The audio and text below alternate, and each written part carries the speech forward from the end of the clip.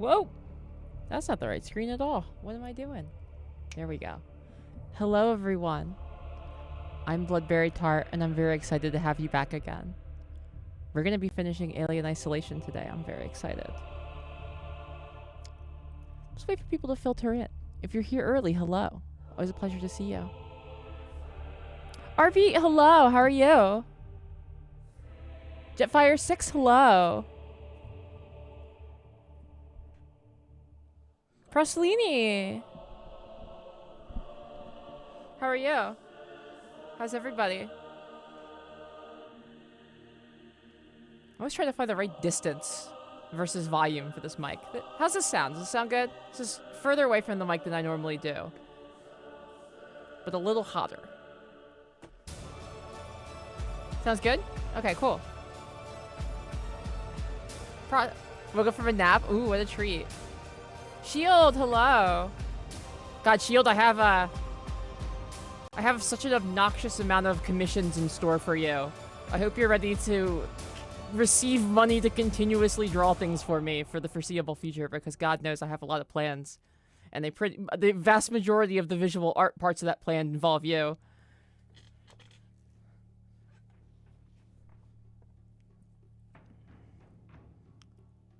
Sabrina, hello.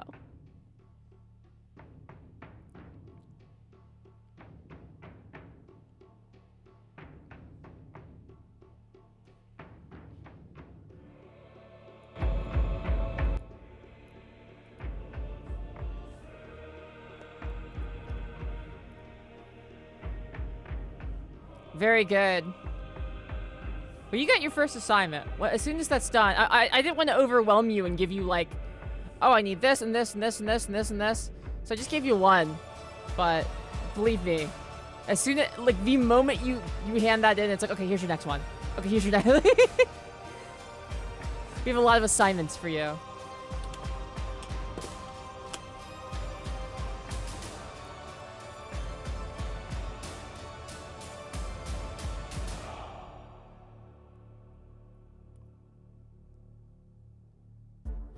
Clear out your calendar. Oh, I love this song. Hell yeah. This is the Warhammer Dark Tide OST playing right now, because I'm obsessed with it.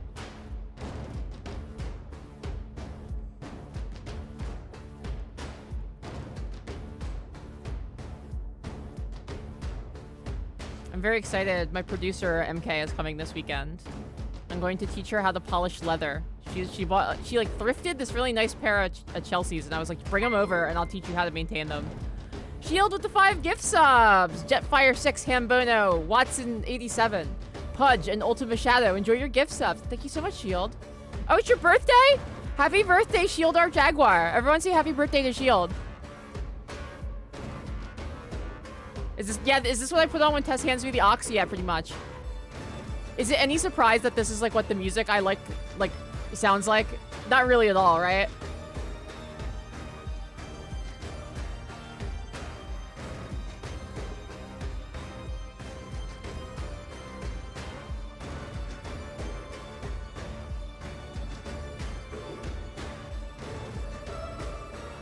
I'm trying out a new lip thing today. I think it looks good on camera.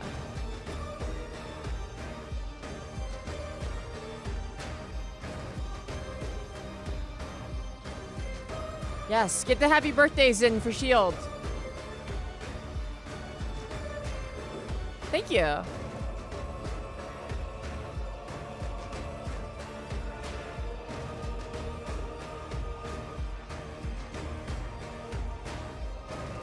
I'd fallen off of bold reds. I get bold reds aren't like super in right now, but I was like, you know, I do a lot of retro throwback. Let's do some retro throwback.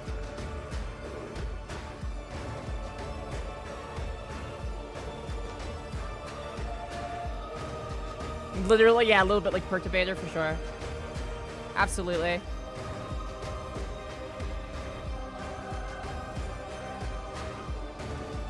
It just goes. Polishing leather, I want to polish it. Yeah, I want to polish something on the alien, that's for sure. The alien does look like it's made of like leather or matte latex or something. Like, I mean, it probably was originally made of some, you know, some kind of weird material, but like, even now the digital ones still look like they're kind of made of like a leather or matte latex or something. Which, you know, fucks. I'm into it.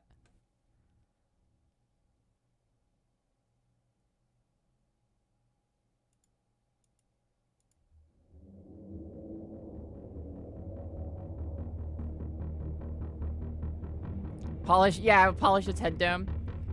Yeah, I saw you, you're really on your TTRPG grind. I saw the channel you made. Love it. I love it. Great job. So much of this project to me is like first and foremost a community. So when I see stuff like that, I just think it's so awesome. I should retweet the tweet about you guys dogpiling on Crustmunk for saying we shouldn't be horny for the alien, which like blew up somehow.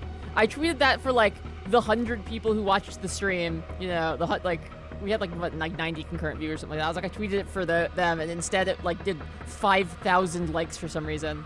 I didn't realize, like, I mean, I guess the alien, if you're gonna want to fuck any kind of monster, it might as well be the alien from Alien. It's like they had an expert come in to design that one.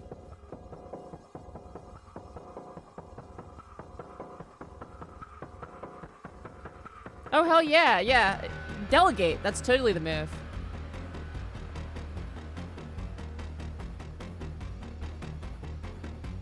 Rbeat made a TTRPG channel and looking for group. A sexpert? Yeah, well, if there's a degree on this wall, I haven't seen it.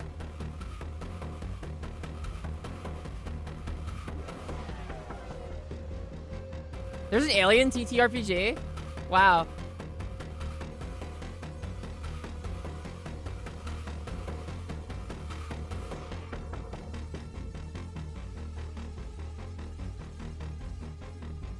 If you catch the Xeno in the right lights, yeah, you can see it has a skull. Like, it's like the dome thing, the long, you know, people always call it the penis head. The, like, dome head thing is actually, like, translucent on the top, and there you can see its skull through the face. It's crazy looking. Hambono, how are you? Hambono, you actually just received a gift sub like 2 minutes ago. Enjoy.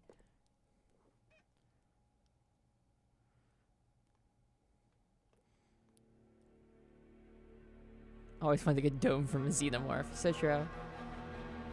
Foxtread, thank you. This is the dress I talked about. I wore this to Magfest. I wore this like exact outfit to Magfest. And the first day I was in like a you know, like a casual outfit, like jeans and a sweater and stuff. And I was like, man, these cosplay girls are eating me up. I gotta wear something sexier. And I wore this the second day. And I gave my friend Taffy a hug. Taffy's like kind of my stream mentor. He is he's been an incredible help to the stream. He's also, I would consider him a friend. I gave him a hug and he said, you know, Barry, I don't want you to take this the wrong way, because, like, he didn't say this at the time. He said this like, later. He was like, I don't want to take this the wrong way, because I am a happily married man. But when you gave me that hug, I did feel it shift from the left pant leg to the right.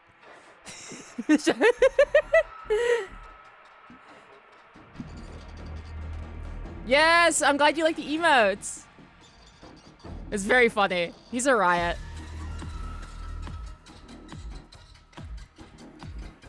I told that story to MK. MK's like, yeah, of course this is the guy who advises you. He's just like you.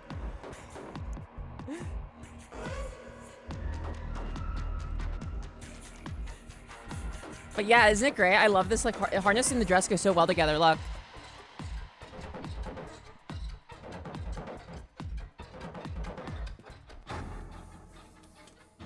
It's so good. I love it. Clockwork Tony, hello. Isn't the test pog so good? I actually just commissioned the artist that did the test pog for more emotes as well.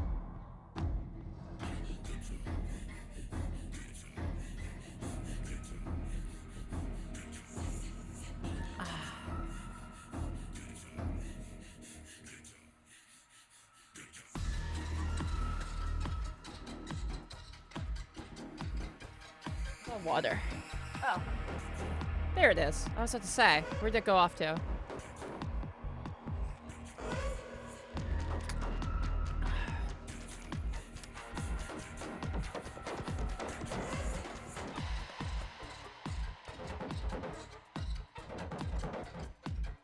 What's new and dark? I don't know. I haven't checked the this week has just been like all work all the time, but not like in a bad way. Not like, oh, I gotta go to work, but like I've come back from MagFest, so like reinvigorate. I think it's the fact that like I recovered from my surgery and then I immediately went to MagFest.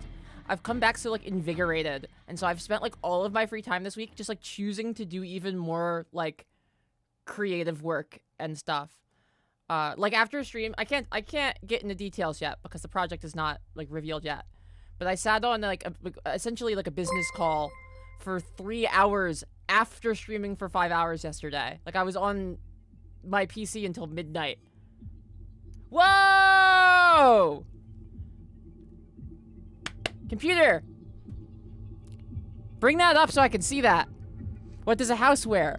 A dress. That's right, Dream. With a $220 tip. Let's go. We're hitting our goal for the day. Mission accomplished. Get that off the screen.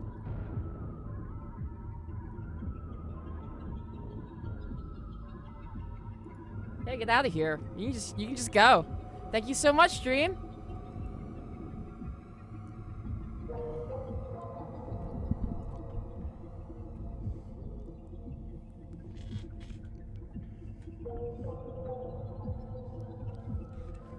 You guys are so good to me. Thank you.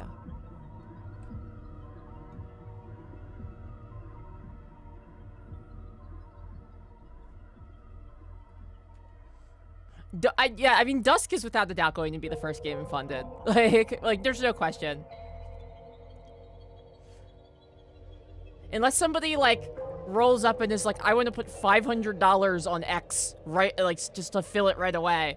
It's almost definitely going to be Dusk.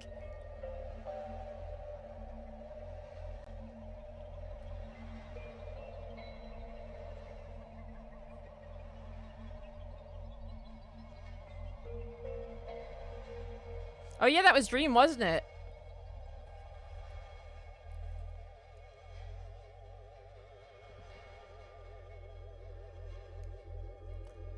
Well, how's it going? Wand, welcome.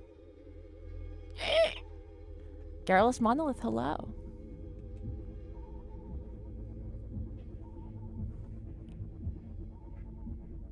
Looking beautiful again. Thank you, Robot Rock. I try.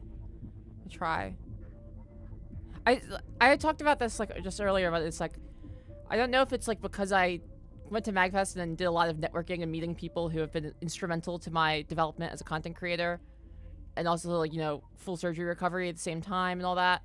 But I felt very reinvigorated in like every aspect, and like have this like absolute clarity as to like what I want the channel to be. And part of what I want the channel to be is that I'm looking sexy like all the time. So I'm getting myself like a full new wardrobe that is just like stream wardrobe that is all like flirty little dresses and stuff, and it's gonna be very fun. Fatal Frame 2, because my favorite kind of horror is the kind that makes me gaslight myself after I turn off the TV. Yeah, for real.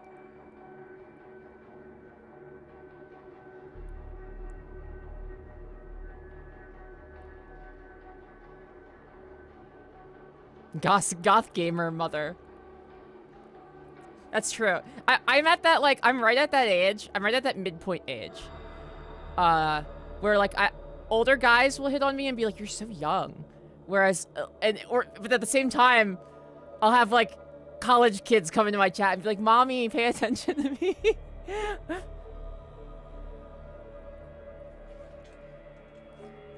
And you know, it works for me. I like it. I think I like it.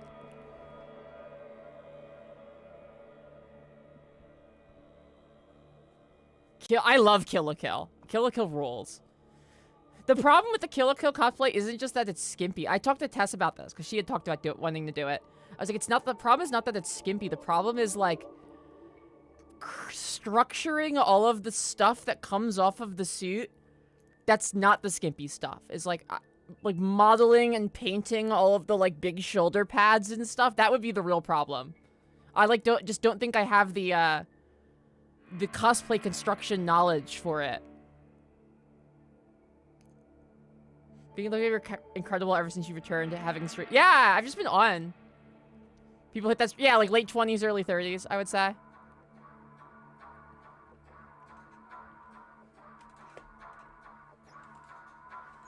Just to say, like, the wire work, like, just, like, the frame would be crazy.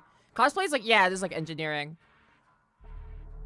I saw a girl when I was hanging out with Ultima. I don't know if Ultima's in the chat. They just got a GIF sub, so they might be. I was hanging out with Ultima at MagFest. He had, some cosplay girl he met up with, and they, like, took a selfie together. And I was, like, looking at her outfit, which, first of all, was great. It was, like, impeccably constructed.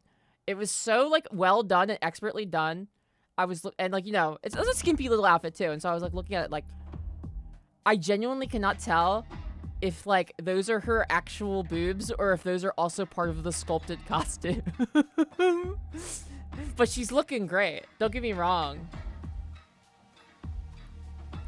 Yeah, cosplay is wild. Cosplay, like, that's the thing about, like, cosplay girls is, like, not only, like, do not get me wrong. I love me cosplay girls. I love to see beautiful women in over-the-top outfits. It's wonderful. But it's, like, not only just that, like, it's not even just eye candy. It's also just, like, wow, you were beautiful and incredibly talented. Which is really, like, both of those work for me, you know? Like, wow, you're so cool. Roxy, thank you. Welcome back.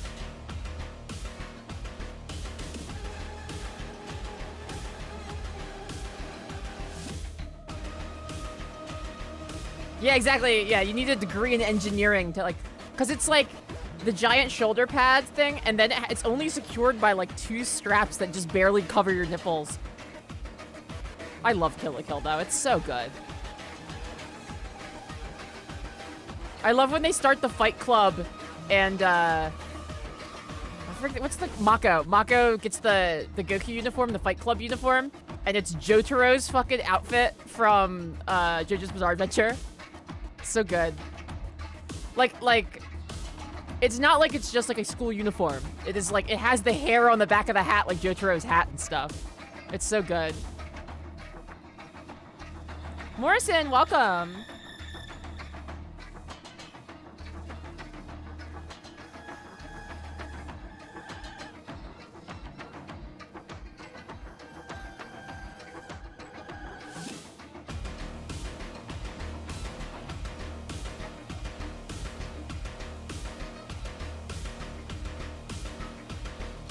I love this soundtrack. If they put me in charge of the world, this is what would play on the radio all the time. Vexer, thank you. This is the OST from Warhammer Darktide. It's so good. It's like they very easily could have just done like a Doom Eternal ripoff soundtrack, or like a bunch of like ripoff Bolt Thrower songs, you know? Because like Bolt Thrower was like the official Warhammer band for a while. And instead he just made like all this like crazy like dark synth with like choral chanting. It rips. Me and Justin both have sicko emotes. No, I didn't know that, but I love it. I love that they're cropped slightly differently too.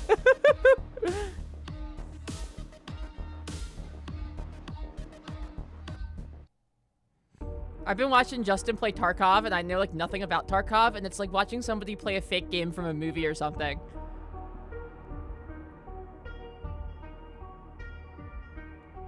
My cat Nutmeg is currently zooming around my living room with a head in a slipper. Aww!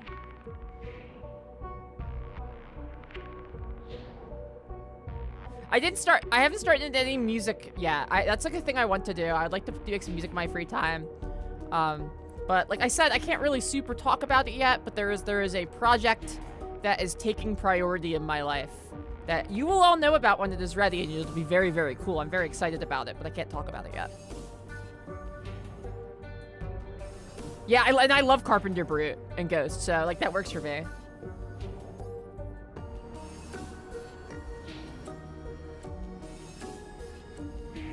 Tarkov is really the most your dad thinks WoW and COD are the same game. Yeah, truly.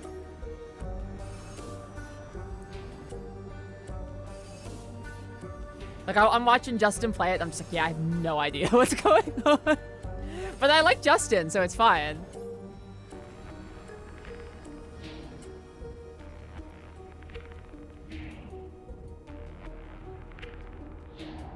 Cat has been dealt with. Very good. Hiding on the computer, my parents are watching misery porn type document. Oh, I hate. That's like not my vibe either. I get some people like that, but like I'm the same way. I'm just like, no, thank you. Not for me.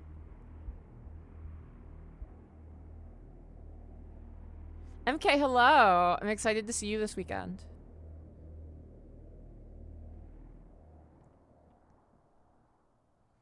I have your Christmas gift, MK. You get to open a gift when you come here.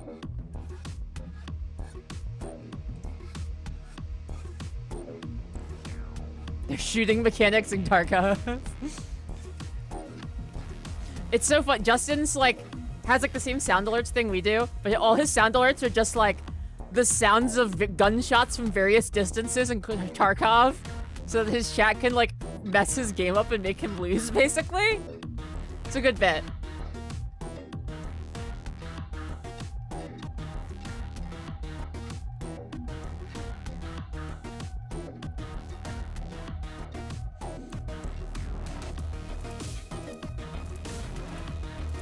It's really quite good. No, it's a good bit. Justin's a great streamer. He's a lot of fun to watch.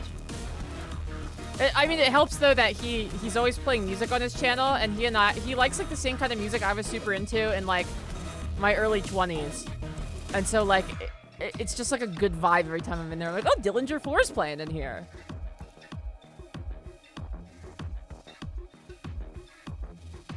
Hey, we respect the flag right here. That's right. The Sparrow's flag. We stand for the flag.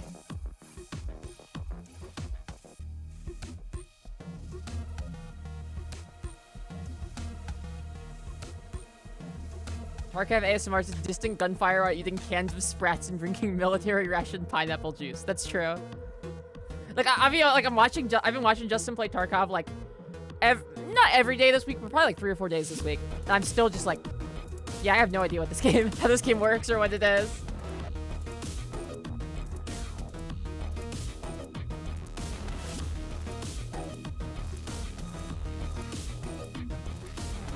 Can someone explain the Sparrow's flag? Sparrow's flag is, our producer on the show, MK, is a New York Italian, and it's a emote I put up as a joke, and the emote stays until she posts a video of herself eating sparrows for us. Like, the emote remains as, and you might notice it's called the MK emote. It stays that way until she posts a video of her eating sparrows. For the low price, 100 bits, you can make a gulp sound that kind of sounds like his guy just got shot. It's a mini jump scare. Oh, that's so good. I love the idea. Yeah, like we have the Stinger one that plays the Stinger from the game Illbleed, which is just like a loud scare sound, like a jump scare sound. And people just use that to terrorize me at tense moments of my games constantly.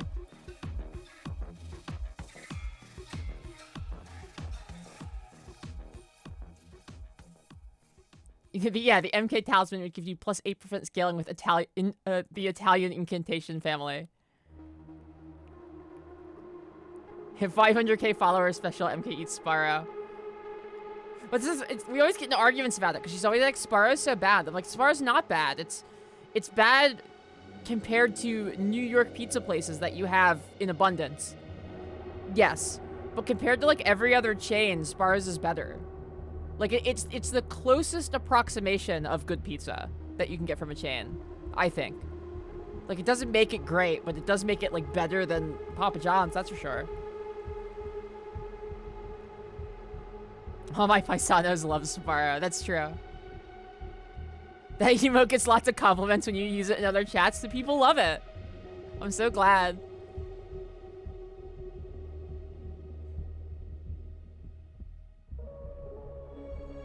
Feels like being sad at the airport to me. That's fair. I had when I got to my Airbnb at MagFest, I got a Domino's deep dish pizza, which is like my favorite shameful thing to eat. And just like I laid in my bed and ate Domino's deep dish pizza. And like, I think I played Dark Tide.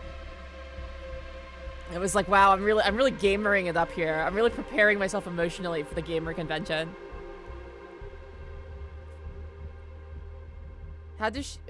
How good does she think pizza is outside of New York? I haven't really asked.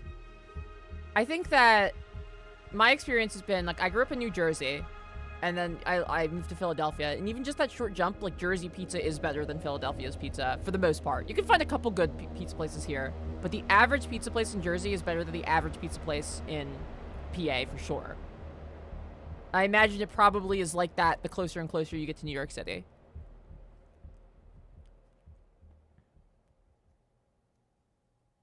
Brooklyn motherfuckers when you don't want to take the L train to Papa Paisan's Pies and would rather walk to the Sparrow around the corner.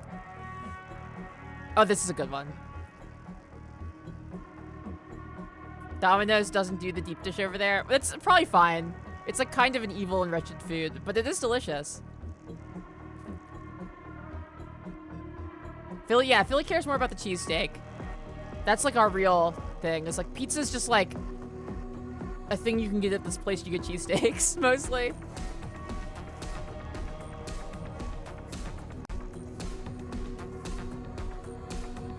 Oh yeah, pizza's good. I mean, don't get me wrong, like the thing about New York pizza being the best pizza is just true. It's like, I'm not gonna, like, I love to butt heads with MK and say things about New York's food and whatnot to make her mad. But the truth is, it's objectively the best place to get pizza.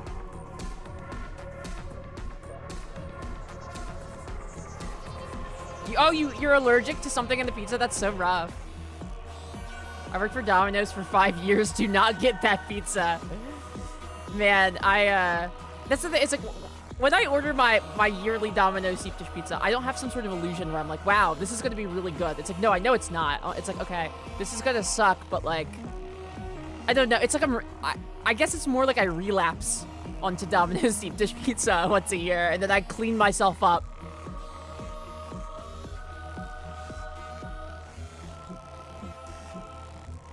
I think I've been to Circles and Squares. It's the one that's like, it's not quite on South Street, but it's like getting pretty close to it. Maybe it's on like Pashunk or something.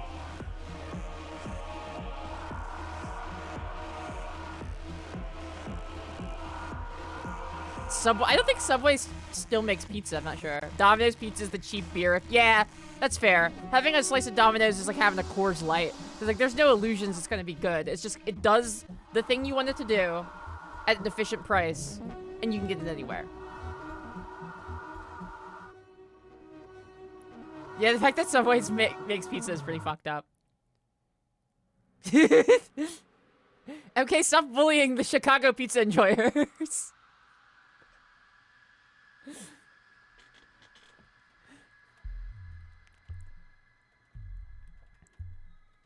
My ex-boyfriend was from Detroit, and he used to swear by Detroit-style pizza, which frankly just sounds like lasagna to me.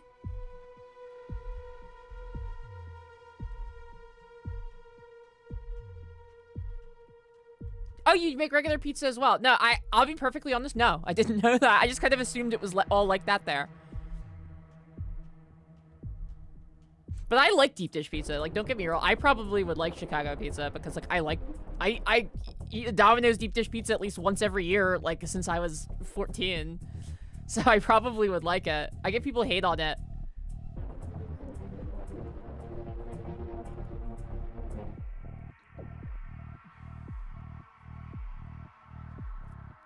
Detroit-style pizza with the yeah, really, it's like a lasagna. Yeah, lasagna's good as hell, much like the Chicago deep dish. That's fair.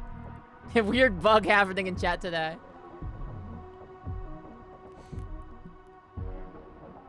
Deep dish is tummy ache pie. Like, yeah, deep dish seems like the perfect food to eat after 6 beers. Like a slice of deep dish pizza is just, it's like it's designed to save you from having drank too much alcohol.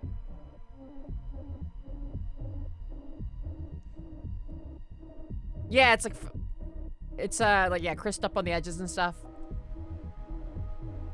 Yeah, no, I like deep dish pizza. They both have their appeal.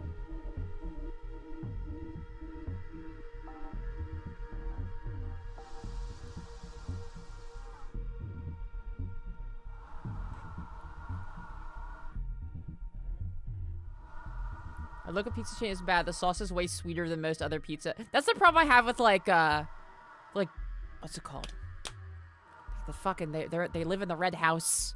They were the world's largest buyer of kale until kale became a popular health food. Pizza Hut. Like Pizza Hut is just too sweet.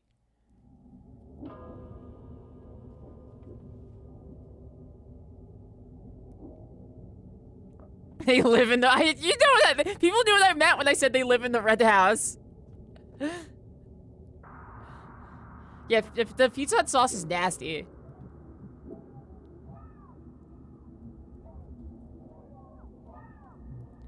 They were the kale thing is true until kale blew up as a health food. The world's largest buyer of kale was Pizza Hut. They were using it as a garnish on the sides of like their salad bars and stuff like that. Like not like for you to eat, like a garnish to sit on the side and make it look pretty.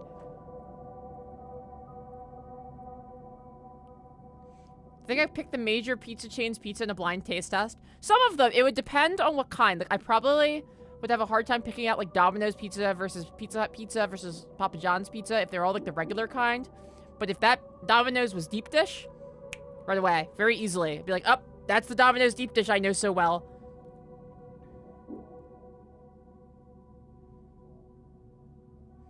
Pizza Hut in the UK got sued a couple years ago because it came out there wasn't a single item on the menu that didn't contain more than your entire daily intake of salt, including the salads. Yeah, I believe it. They do that in, they do that in, like Wendy's and stuff. Like, they have to have warnings in Philly now on your menu. If any of your items on your menu has more than a daily amount of salt, they have to put like a red exclamation point next to it and a warning label. And like the 20 chicken nuggets from Wendy's is that.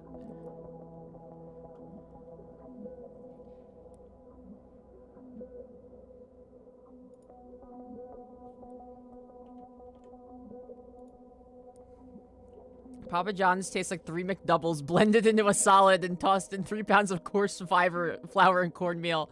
Yeah, that's true. You know Papa John's is bad because they give you that little like garlic dipping sauce. They're just like, they're so not confident in their product that they're like, all right, here's like a thing to make it more, you know, good.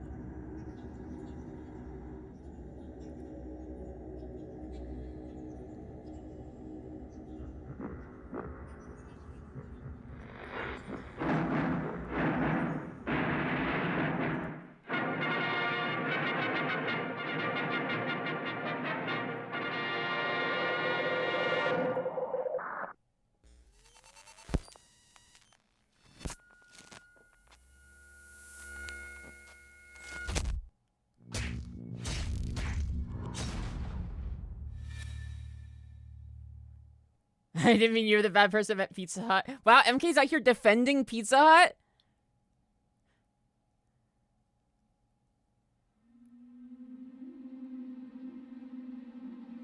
There's like a Papa Gino's in my town that Papa John's was trying to rip them off.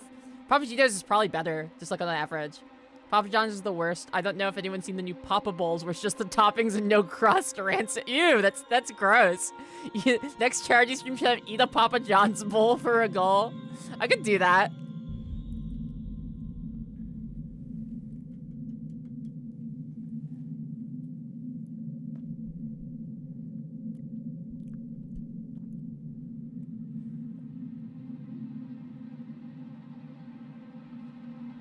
Thank you. I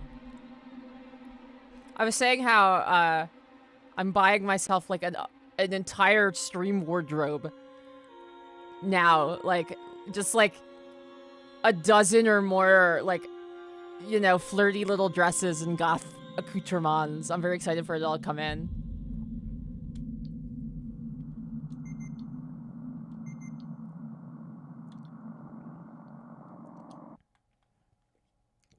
Yeah, let's go meet our date. Hope Shaq buy. You remember when Papa John said the N-word? And then they ran a commercial that was just like a compilation of various people tweeting that Papa John sucks and they're a bunch of bitches. And it was like, we hear you. And then a bunch of messages that were like, yo, fuck Papa John's. Papa John's a bunch of assholes. That shit ruled. That shit was so funny. We're listening and growing.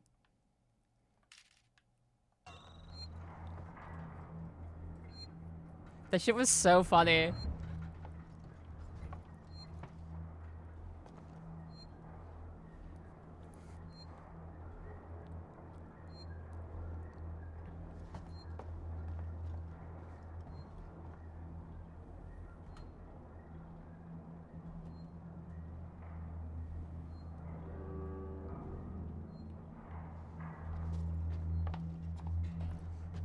Did I tell you guys? I think I mentioned it yesterday. Someone tried to insult me on Twitter by calling me an obvious and open exhibitionist, which is very funny because it's like, yeah, I stream on Twitch.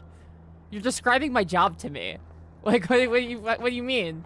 Mr. Mumbles! Thank you so much for the follow. Welcome aboard. I'm Bloodberry Tart. You're Elvira for Retro Modern Horror Gaming. I'm very excited to have you. System misuse and passenger inebriation will be reported to the Colonial Marshal. Oh, is it Domino's that did that? I thought it was Papa John.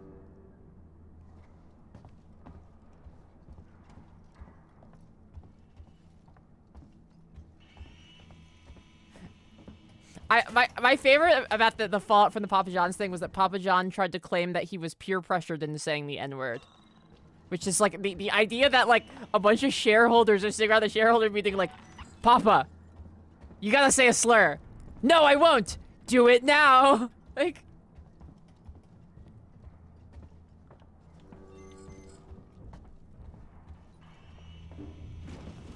People on Twitter, yeah, people on Twitter get mad at me for being hot all the time. That's like just a normal part of being a woman on the internet, honestly.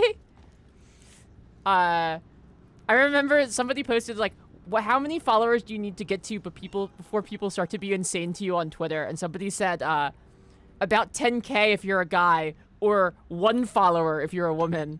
Which I thought was very funny. Very accurate.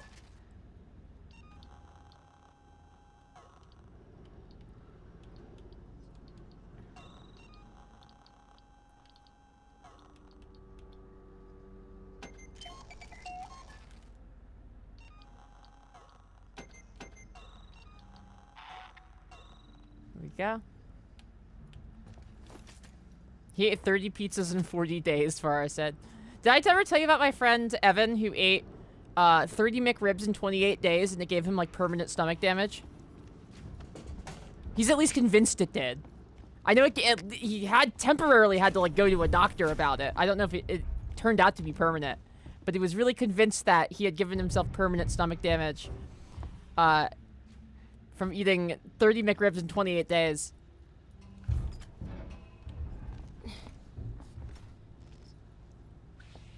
Why did he do like if we're as like a bit?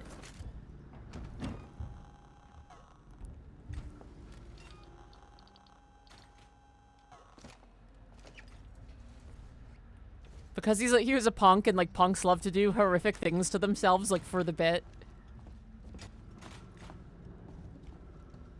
I'm not sure exactly what about it hurt him. Zevulon45 with 813 sub. Hey y'all, glad to catch you the alien stream. Glad to have you here.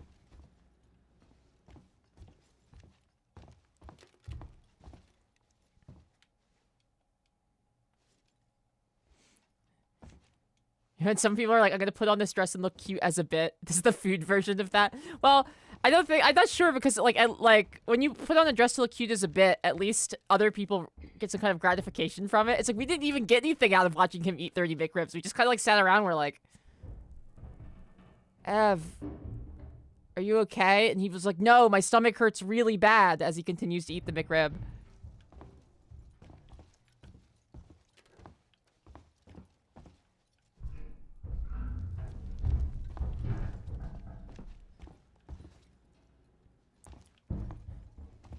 The McRib is transcoded. It is an overproduced flaccid meat, so that checks out.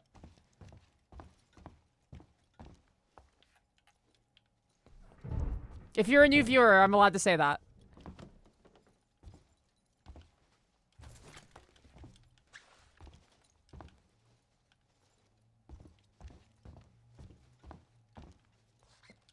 Ooh, let's torch in.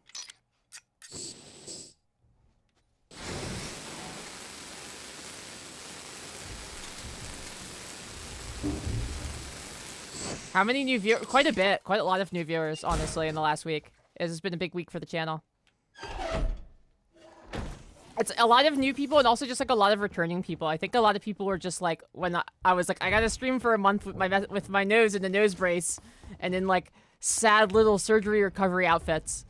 A lot of people were just like, I'm just gonna wait till she's better.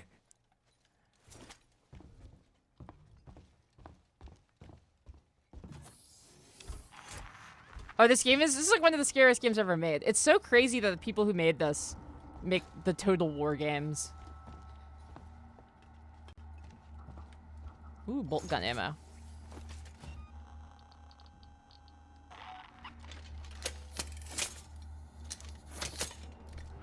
Cool. Access log. It's Ransom. I just got your query. Yes, I have been in our transmission relay archive, and I've done some decrypting. I'm looking for crew logs that passed through Sevastopol a while ago. I know you're concerned, but it's ancient history. There's just some stuff I need to know. A routine company transmission packet sent from the edge of Thetis before a ship started its trip home. Nothing that's gonna break anything. Oh no, synthesizer sounds! Did you know eating with the $1.69 tip? Did you know Ronald had his McRib removed to suck in his own honker? I don't know why I thought that was going to be Ronald Reagan for like, having his McRib removed. My brain was just like, ah, Ronald, you know who that is. You know which guy is named Ronald? Just go ahead and say it. Yeah, Ronald McReagan, precisely. My brain works super good. Oh, the alien's over here. Oh, good, it went out. Okay, cool. It left. Bye!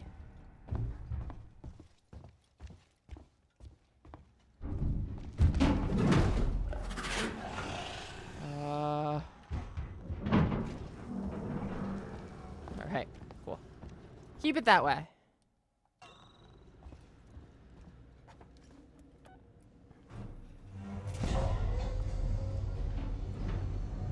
The Xeno is actually killable, but it's not possible without mods. Interesting. I wonder why. Maybe there was a point earlier in development where you were able to fight and kill them.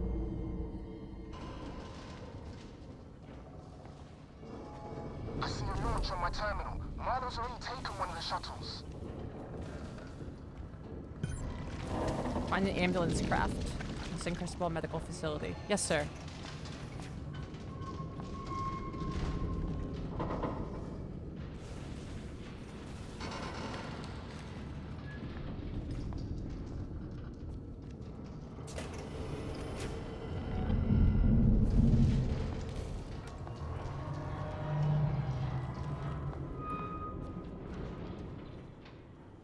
It's all on us. Yeah, it's all on us to start changing the folklore so that it was Ronald Reagan who had his ribs removed to self-suck and not Marilyn Manson.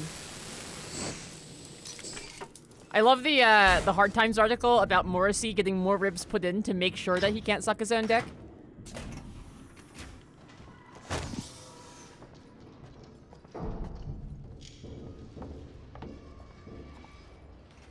Sounds like the system check went okay.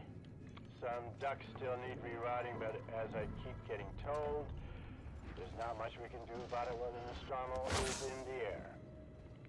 Parker's coming up with the sign-off sheets. But I know Ripley wants to chew his ear about the secondary load. I'm gonna stay out of it for now. They know what they're doing. Dallas, Nostromo Captain. When Morrissey said, "I've never had a job because I'm too shy," that's like one of the funniest lines anyone's ever said in a song. No, no, I've never had a job because I'm too shy. Man, he would kill in the internet era.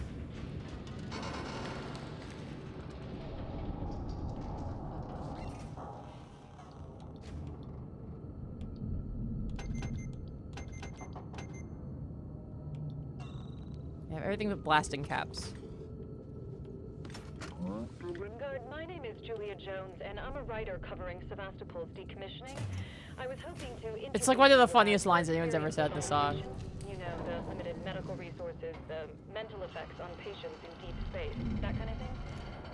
But look, Doctor, I've heard. He really is a proto E-boy, without a doubt. No one seems to know anything. Doctor, if there's a major public health issue here on Sevastopol, people need to know. I'm freelance, unbiased. I don't have any corporate corporate affiliation. Right down to having, like, Be a friend bad to you. opinions. Call me. He really is the proto E-boy.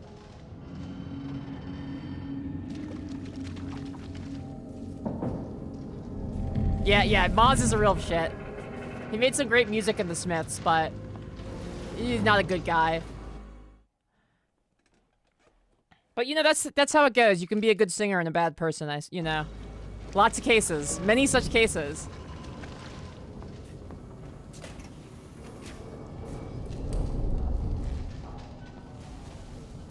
He said he wished somebody would shoot Robert Smith. Well, to be fair, I think most people would want their number one competitor to be not around.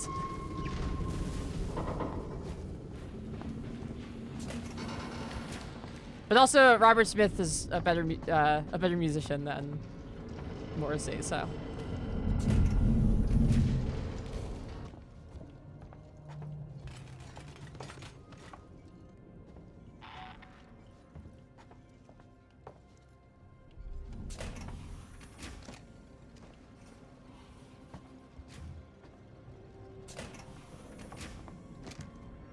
Except for Rob Halford's great. Rob Halford is so cool. He's like one of my idols.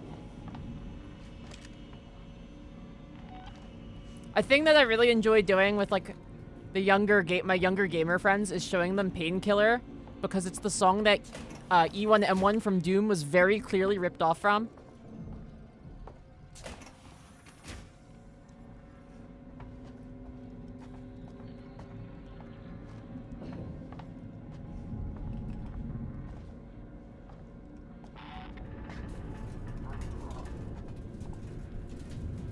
Oh, there's a...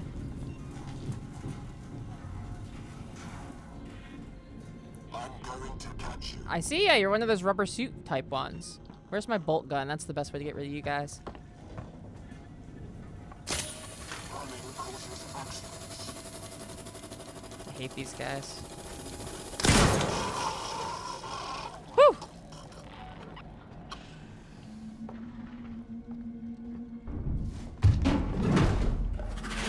Ah!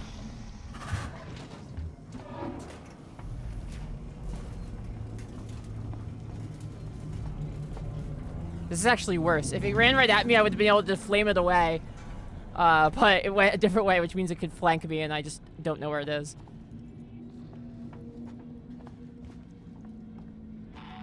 I could have scared it at least. We changed the... Yeah, the cum droid blood. Marxist Turtle, thank you for the follow. Welcome aboard. God, she's so bad. Yeah, get out of here. That's the last of my flamethrower, unfortunately, but...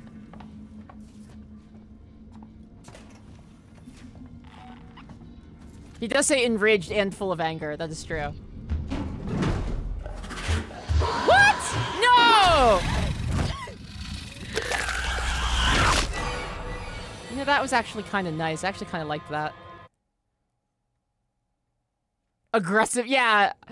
It's like Metal Gear Solid stealth, where you're not so much sneaking as running through and occasionally crouching down. My terminal. Milo's already taken one of the shuttles. Need to really do a number on this place.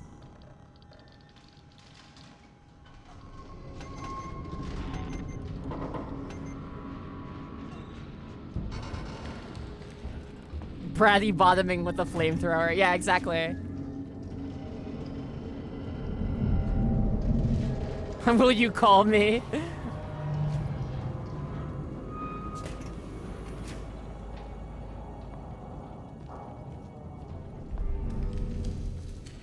There's sometimes the alien jumps down near you and there's just nothing you can do to survive. But, like, I don't know. It doesn't bother me too much. I guess, one, because it doesn't happen that often and save points are pretty plentiful. But it's also just because, like, yeah, that's how it would go if the alien was around. There would be, like, a certain percentage chance that just, like, it drops into the room and you're not ready and that's it.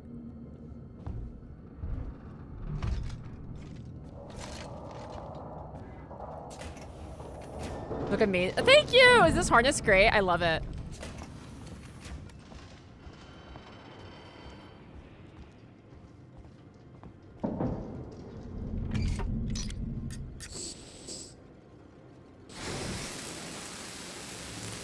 Dome gotten, truly.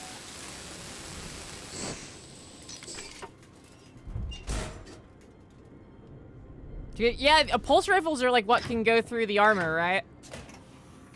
I hope the guy who's been in my chat just like posting obscure alien facts every like 10 to 15 minutes for the last 2 streams shows up again today. Sounds like the system check went okay. That's my favorite gimmick poster in a while. It's my favorite gimmick poster since the Simp Nights. There's not much we can do about it when the Nostromo is in the air. Parker's coming up with the sign-off sheets. But I know Ripley wants to chew his ear about the secondary load. I'm gonna stay out of it for now. They know what they're doing. Dallas, Nostromo Captain. Brat bottom girls. Yeah, truly. We do love MK here. MK's coming over this weekend. I'm excited. I have a Christmas gift for her, and I'm gonna teach her how to polish leather, and we're gonna get Korean barbecue for my wife's birthday. It's gonna be fun.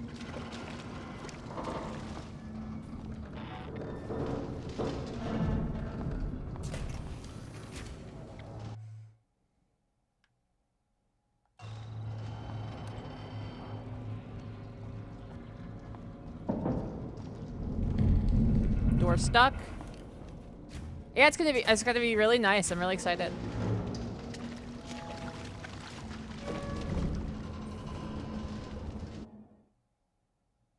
I'll probably make MK play River City Girls with me at some point.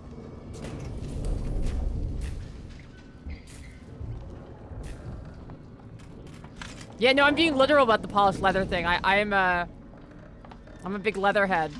She bought a pair of boots that were leather recently. I was like, are they, like, she sent me a picture. I was like, should I get these boots? They're like at the thrift store or whatever. And I was like, are they real leather? She's like, yeah. I was like, buy them then, and I'll show you how to maintain them. But like, M dresses like I do, so it's like, it makes sense for her to learn how to polish and treat leather.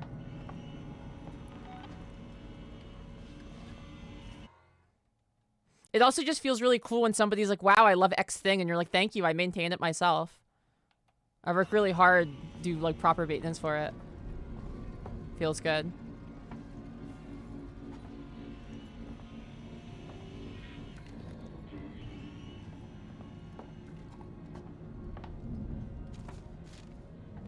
Oh, I love Lilith. She's so good. She's so good. She's so cool. I really hope to run into Lilith at like a con or something sometime soon. I think it would be a fun crossover. I'm sure I want to have her back on the stream too at some point. I was thinking maybe I'll do like Nightmare Creatures or something and have her on.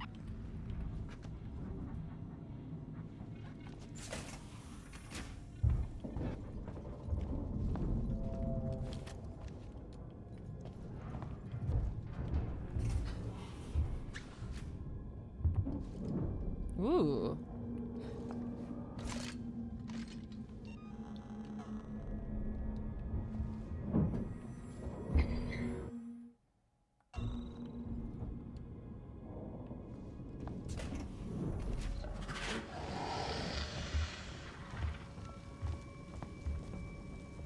Oh, it's on the other side of the wall. Okay, that's fine.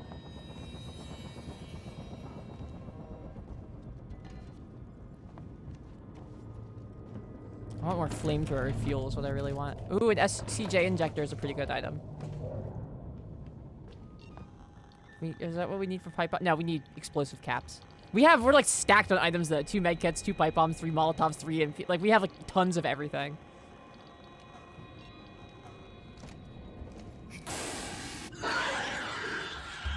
No! Fuck! I didn't get to the right gun! God damn it! Never put away the flamethrower.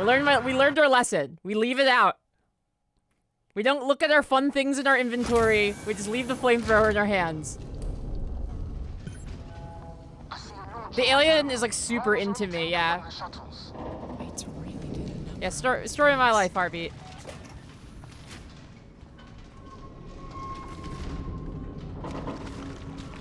My favorite animation is the one where she runs by you and like knocks you flat onto your back and then like walks around in front of you and then like comes down on top of you.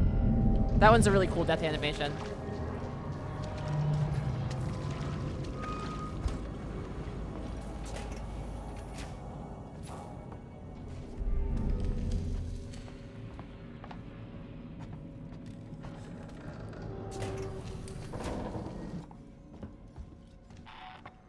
It's probably a popular one for my viewership, though, that animation, frankly.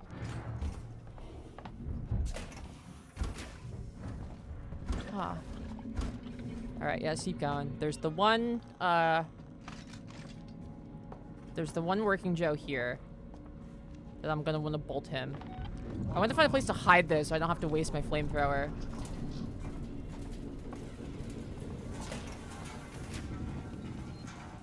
Don't run. Oh, there we go. That thing in the corner on the left will work.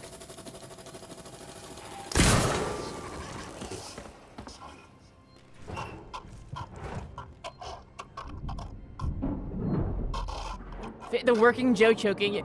When the working Joe start, like, I think honestly one of the scariest things in this game is when the working Joe starts choking you. They're like, you're becoming hysterical, and they're like choking you because it's like they're already manufacturing an excuse for like audio and visual, like audio logs as to why they killed you.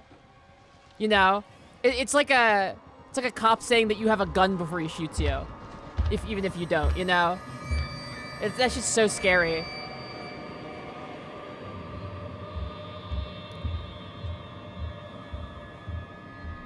Yeah, the working Joes are scary, for real.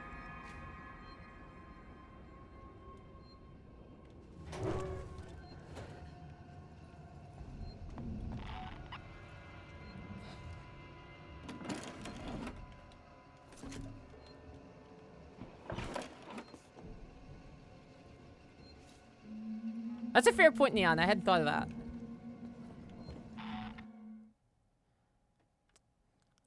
Let's see. I don't really need to be in the staff area like at all. There's not really any items I need. I could probably just go off back the way I came. I'll peek around. Why not? We're here.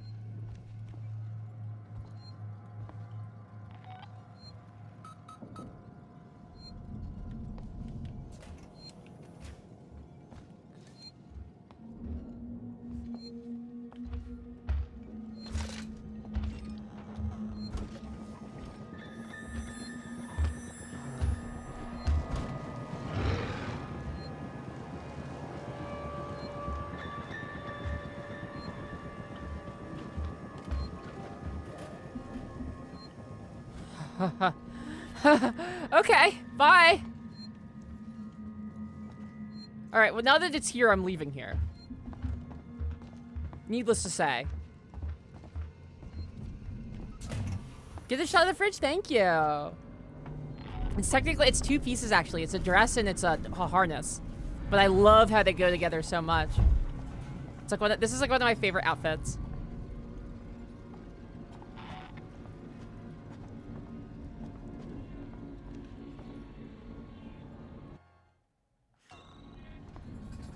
I really like Cameron's interview where he talks about the T-1000.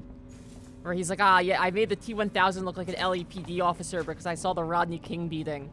And the way in which the Terminators see humans as lesser is reflective of the way in which the police in the state see their subjects as lesser. I was like, wow, damn, man, you went hard.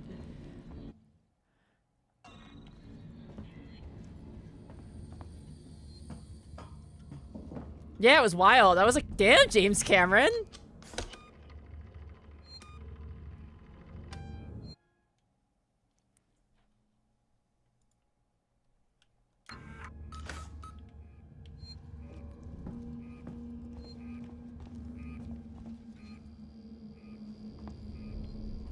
He forgot. I think James Cameron is like his heart is in the right place, but he doesn't really, you know, he's insulated from certain developments over the years. But that could be, I'm not a genius, I don't know a ton about him, but that's been the vibe based on the films I've seen. Like, I get the criticism people might have about Avatar. I do think his heart is in the right place. But I also understand why people would like it.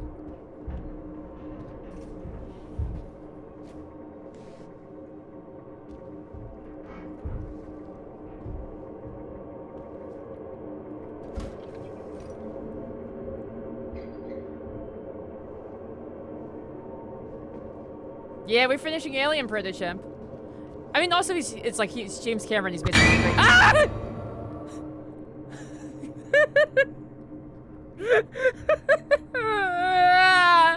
Kotoria, thank you for the 300 bits.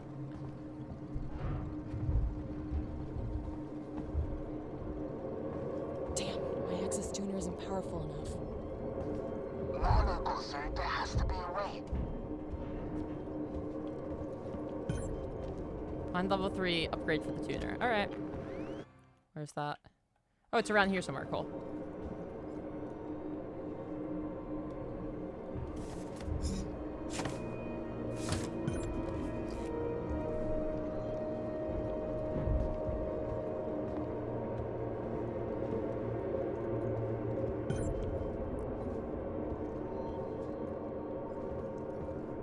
The Illbleed Stinger is like flashbanging the chat. Yeah, truly.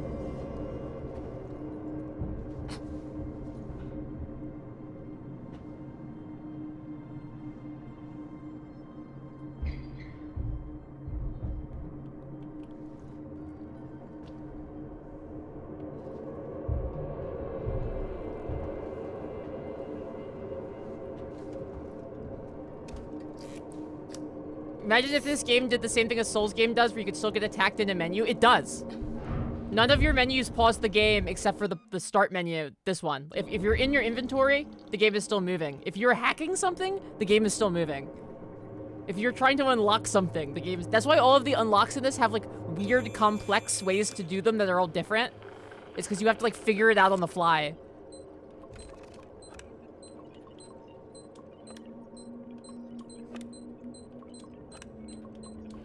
This really is like one of the like mechanic. Oh yeah, the map pauses it. You're right. This really is like mechanically one of the best horror games. What about you?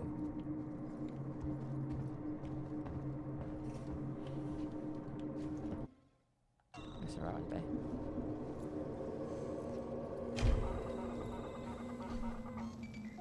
Yeah, Giorgio. I do prefer the controller for this game. I usually stream with a controller. I'm like very new to learning how to play mouse and keyboard, and so I'm not great at it yet.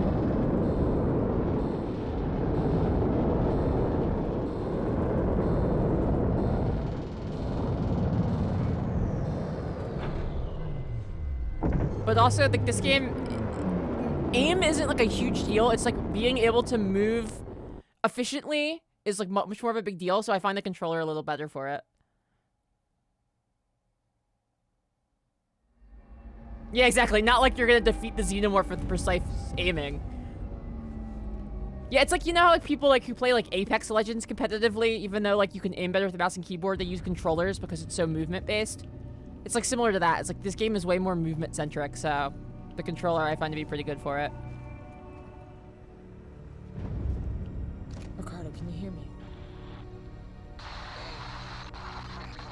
Out of range. Not sure how much longer the link's gonna last. How much longer the link's gonna last. Yeah, it's unlikely that Creative Assembly will revisit this game, sadly, because it's like one of the best horror games in the last 10 years, but apparently a lot of the people who worked on this game left the company shortly after it, so I wonder where they went on to. It'd be worth looking into if someone might want to like track the lineage.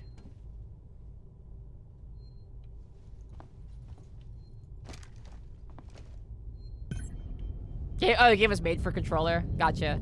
I mean, it feels like it. It feels good on the controller. And this game, like, this game has auto-aim for controllers only. So you can tell that they, like, wanted to make it viable to play with the controller.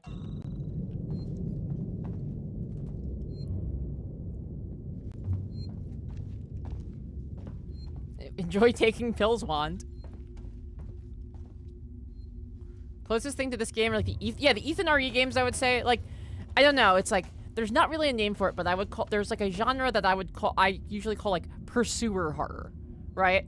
And so, like, pursuer horror is, like, Outlast, Resident Evil 7, and parts of 8, Alien Isolation, stuff like that. Even just, like, Granny. And, like, this is, I think, like, probably, one of the best realized versions of that style of game, which is saying something, because it came out before, like, that genre really blew up. But, I would say like any of those games would probably scratch that itch. Stay Out of the House, Nun Massacre, stuff like that. Ethan is much more powerful. Yeah, but I mean, he's not any more powerful versus like, say, like Jack when he's pursuing you. You know what I'm saying? Like the whole game isn't like as pursuer intense as this.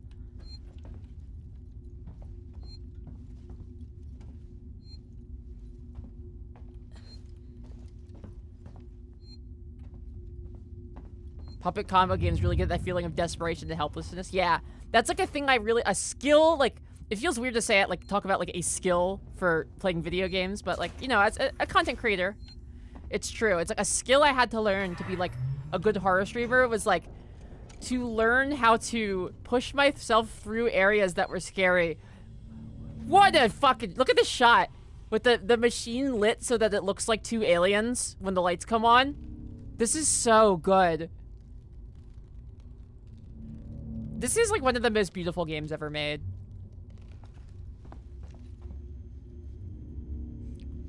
The Vexer, I recommend it. Resident Evil 7 and 8 are both really good. Resident Evil 8 is fun because they have like the 4 villains that are based on like the 4 primal fears. You know, it's like water, dolls, women, Nicolas Cage. And like each of those areas has like their own vibe that goes with that. It's really cool.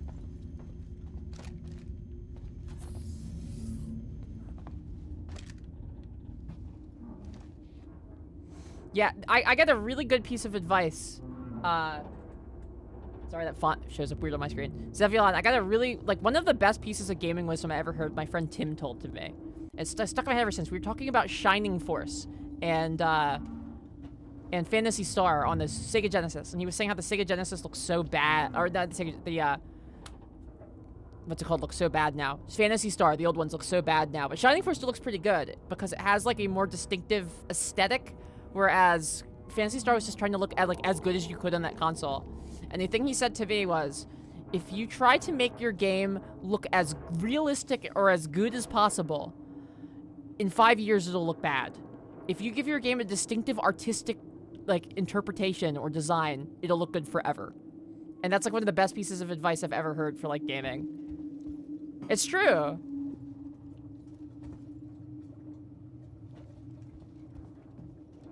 Fear is not the primary emotion Lady D and her daughters instill. My God, when we played the sneak peek of that they put out, the demo, and when you get into the mansion, like, I was in disbelief at, like, the part where, the one daughter knocks you down and she's, like, crawls on top of you, and she, like, smells you, and she goes, man blood. And she, like, hooks you by the leg and drags you down the hallway. I was like, come on!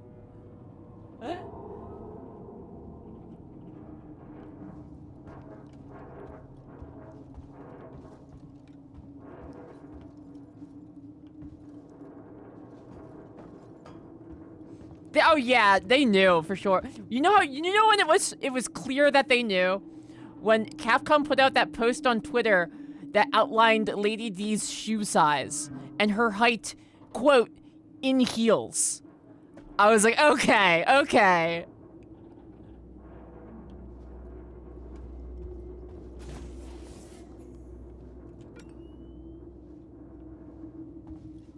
Yeah, the Silent Hill HD collection looks super bad, Protochimp, because Konami lost the original code for the final versions of Silent Hill 2 and 3 and just told the studio, like, yeah, just, like, make it up. And they were like, what do you mean, make it up? Like... Yeah, when they made a full-size replica of her heels, yeah. And they were putting, like cardboard 8-foot-tall cardboard cutouts of her in GameStops and stuff.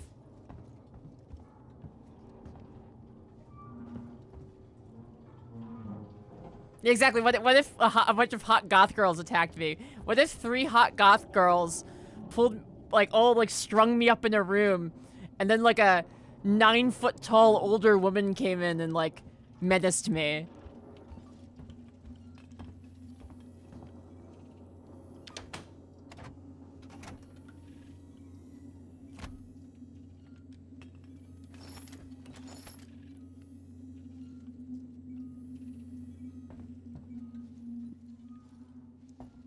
Oh, in terms of, yeah, well, I mean, even at the art style, it's like part of that wasn't preserved because, like, they didn't give them any of the stuff they needed to preserve it if they wanted to. I think that the people who made the Silent Hill HD remaster did the best they could. They were just, like, set up for failure. Door key code is 4510. We're outside Sevastopol. Marlowe and Foster woke up first. She looked terrible. Meeks and me are about to take a shuttle to the station. But well, this has got to break quarantine procedures, right? It's Marlowe's ship. She's Marlowe's wife. And things got heated. And Meeks got a bloody nose. So... What if I got topped by 3 goth ladies and a giant with foot-long tits? Yeah, really. But if they sniff it out when we get on board, I don't want any part of it. Marlowe doesn't pay nearly enough for that kind of noise.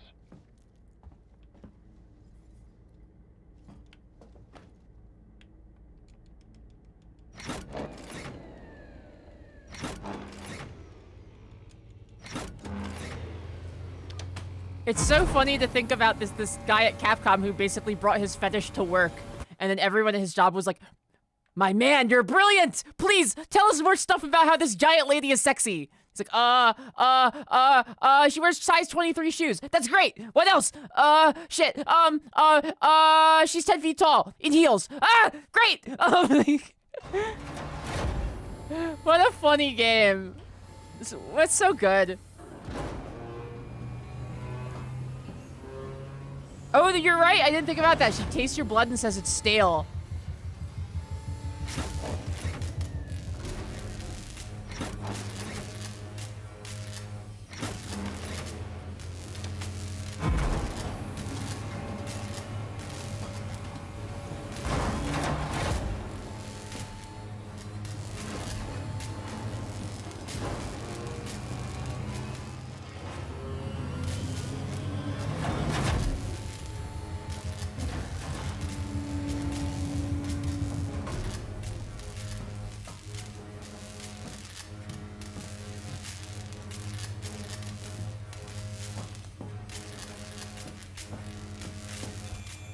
Also, she calls you man-thing.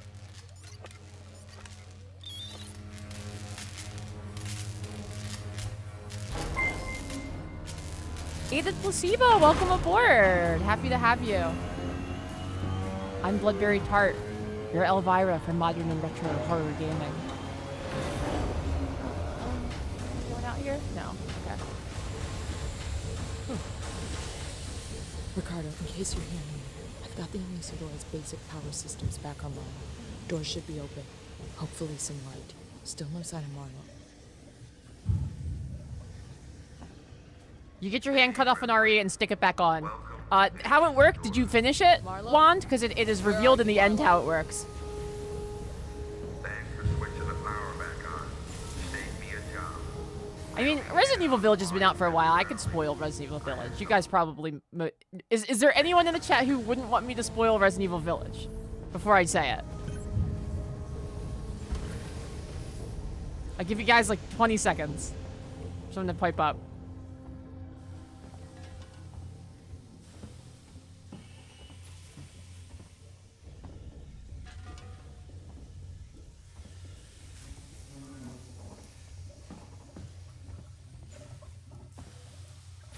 So the reveal at the end is that when Jack Baker took you in the very beginning of Resident Evil 7, that he killed Ethan.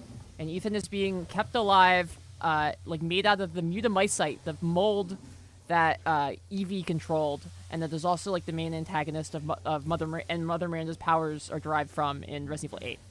So the reason that you can put yourself back together is because you don't have like a real organs or anything. You just like you're like a mass of fungus, and it can just grow back together. And that's what, yeah, that's why his blood is stale, precisely, because he's already dead.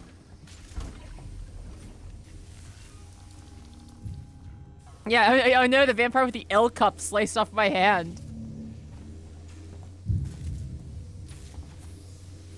Do you think they always planned that, or is it... I think they always planned it, because you get your hand cut off and wake up with it reattached and go like, what the hell?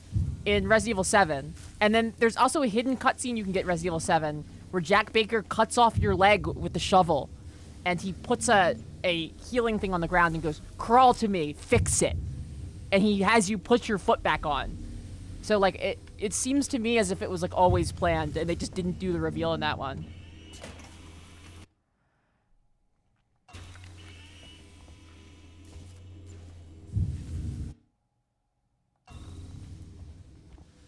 Yeah, I think the healing potions were just really good. That's like what Ethan did, basically. He's just like, yeah, I got my hand cut off and I stuck it back on, it was fine. Which I guess is normal, and then just goes on with his life. I guess this is just how it goes.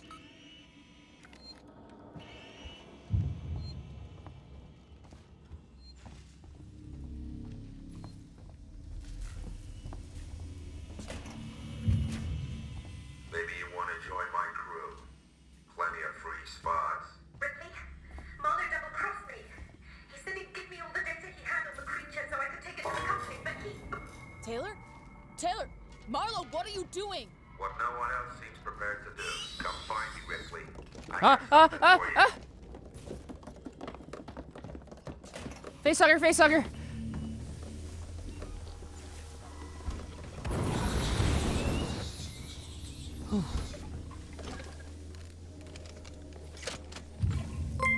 Reset 13 before Friday 13. Oh no. Oh, it is Friday 13th tomorrow. Whoa. I'll have to watch the movies.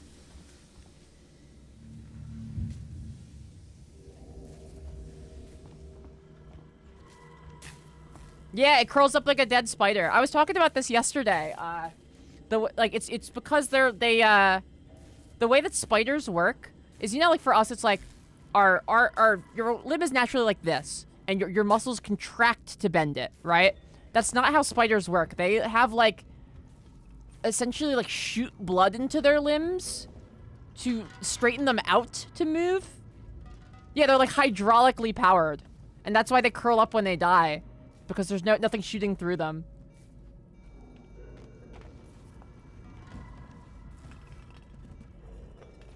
It's Friday the 13th for you already? Woo! Time flies.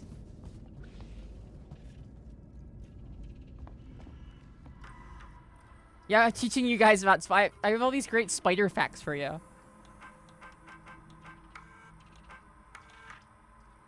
Anisadora. This is Marshal Waits of Sevastopol. Officially, I should deny your request to dock. Sevastopol That's is Friday the currently 13th being movie. decommissioned. My favorite's probably like 2 or 3. For That's hard to say. unscheduled vessels. Ani Bravo 1! Thank In you so the much for light the of follow and property welcome you aboard. found, I I'm will Bloodberry allow Tart. a small number of your crew I'm so to happy to dock have you here. via a short-range shuttle. Alright, let's see. I must remind you that Sevastopol is entitled to a cut of any reward for return of said property once it's on station. Let me know your decision. Waits up. There we go. They're showing Friday in the theater near you? Oh, hell yeah. The first Friday is great. It's like a weird vibe because Jason isn't in it, really. So it's not quite what you think of when most people think of Friday the 13th, but it's a great movie.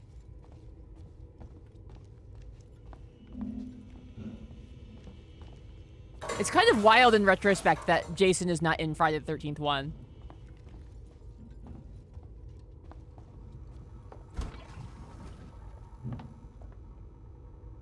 So why spiders periodically stop while running? They have to wait for the pressure to build back up? Oh, I love that. Toronto's not the capital of Canada?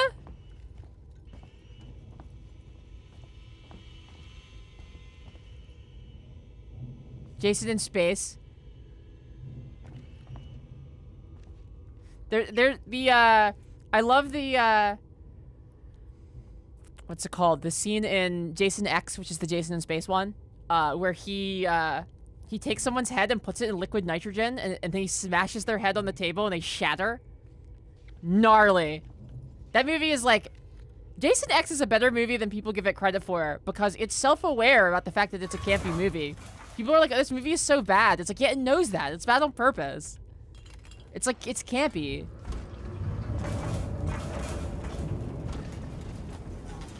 I tried to save you, Foster. Yeah, it's like a Mortal Kombat fatality or something. Broke all the rules, getting to the shore. That was stupid, Edmund. Stupid. You know engage. You gotta wipe out every trace, destroy any clue, stop its infection from spreading. Make sure there's no chance of the human race ever making contact with it again. Because the moment it makes contact, it's won. The company's never gonna know what happened here. Nobody is. I won't allow it. I thought that these were all game cubes when I walked into this room.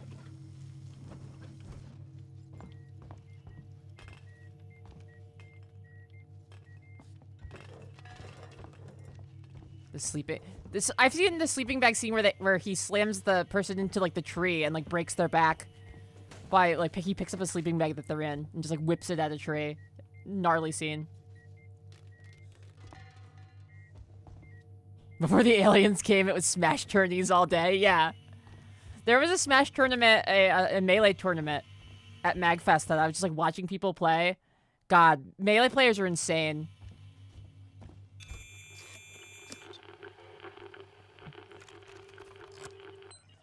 Fox versus Fox Final Destination.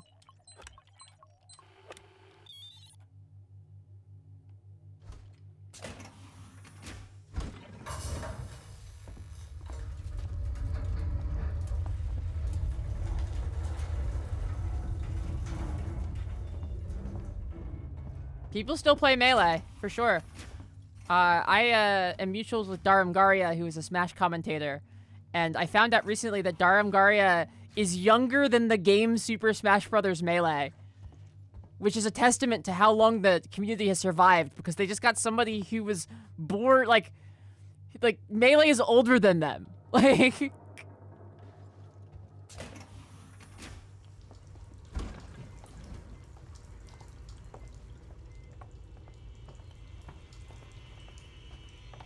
Yeah, Melee could legally drink in America, precisely.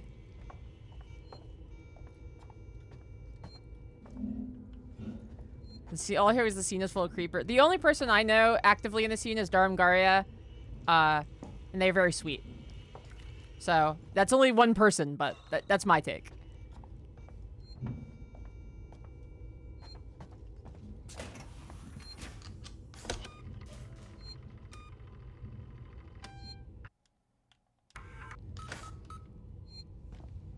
Yeah, it's crazy that it's still going, isn't it?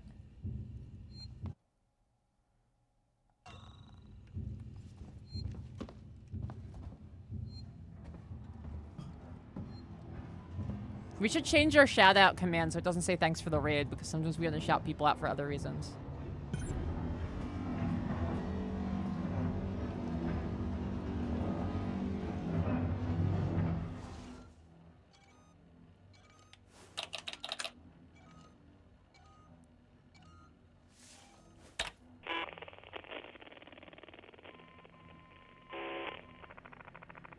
Added report. Personal message. This is for my daughter. Hi, Amanda. I'm recording this for you, my sweetheart, and I hope you get to hear it one day. Sigourney Weaver! You see, I got into trouble. My ship... There was an accident, sweetheart, and, we found an alien creature. It was very dangerous. He has such a great voice. And the only way we could stop it was to destroy the ship. I'm okay. I'm stuck on this lifeboat, long way out. But we had to destroy the ship. We had to destroy the Nostromo. We just couldn't risk bringing that thing home with us. I needed to protect you. Don't worry. Don't worry about me. I'm sure I'll see you very soon. I love you, sweetheart. Aww. Obviously, if you've seen Aliens, you know that she stays in stasis so long that they never see each other again. Sadly. But that's... God, this game is so good. So good! Spaceosaurus save. I have had a crush on Sigourney Weaver since I was a child, and still up until now, it is no less intense.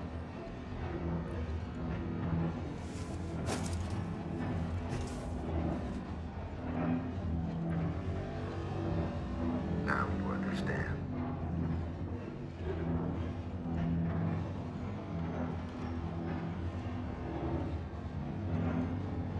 will overload the fusion reactor. That'll turn the reactor into a goddamn nuke.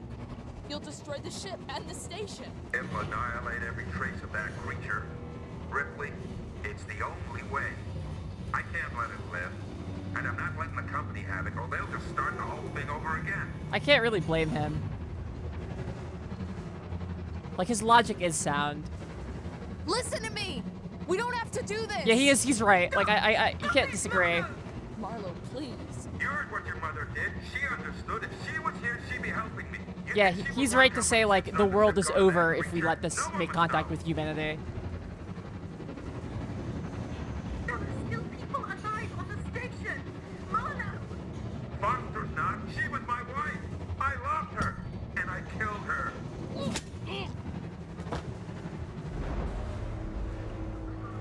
I think I was too late. He set it going. He set it going. Taylor, I'll stop the overload. You have to help me. Go to that console. Warning. Fusion reactor overload in progress. Open the fusion system so I can work on them. What? I need power sent to the auxiliary generator. Look for the letters AUX. I found it.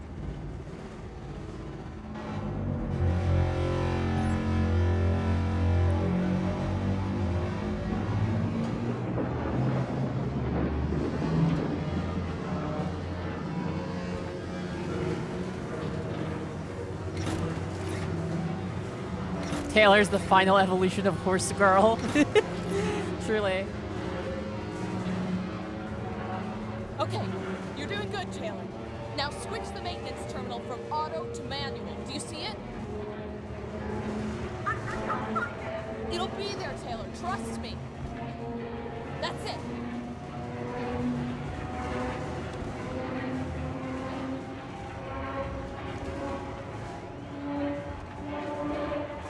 Come on. It's getting pretty bad. We might want to move this process along.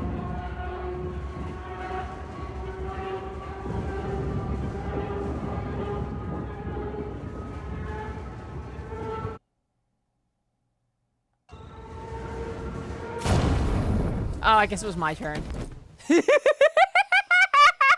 Whoops! Oopsie! Uh-oh! Whoops! Oh no!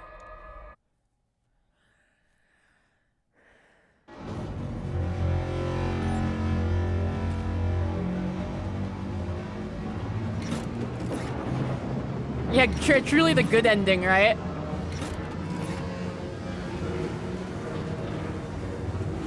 Okay, you're doing good, Taylor. Now switch the maintenance terminal from auto to manual. Do you see it? I can't find it. It'll be there, Taylor. Trust me. That's it. No, I agree. The right thing to actually do would just be to let the station blow up. Like, I get human beings put in that situation do not want to die. Like, I understand why they would be saving themselves here. But as someone not involved, I totally understand the guy's rationale where he's like, we gotta blow the ship up. Yeah, like, you're right, man. We probably should.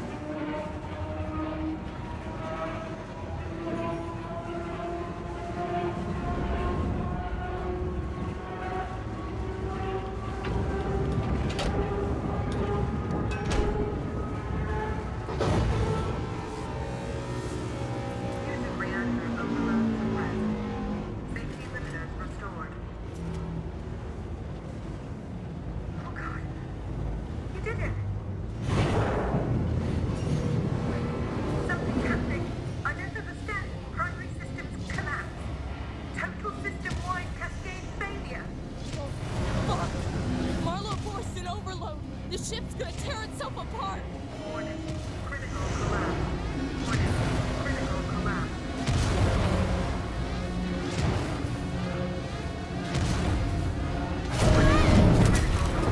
Oh! Critical collapse. Escape. All right, well, here we go. Warning. Huh? Critical collapse. Huh? Warning. Oh, Critical good. collapse. Huh? Huh? Warning. Critical collapse. Warning. Critical collapse.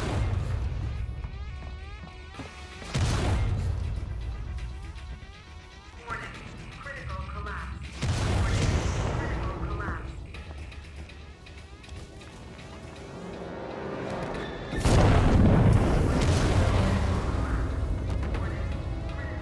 bring the sound down just a little bit because the explosions are very loud. I can see it on my mixer. There we go. That's better. Ah!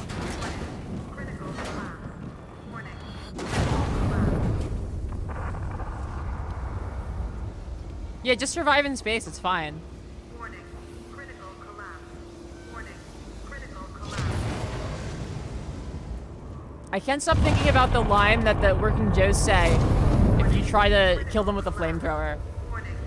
I found out yesterday that if you attack a working Joe with the flamethrower, they say like one of the hardest lines known to humankind, which is that you light them on fire and they say, only wild animals are afraid of fire, as they continue to like walk unerring through the fire at you. It's like one of the hardest things like, you can possibly say. It's so raw. I died here because I got distracted. But yeah, it's like one of the rawest things you could say, right?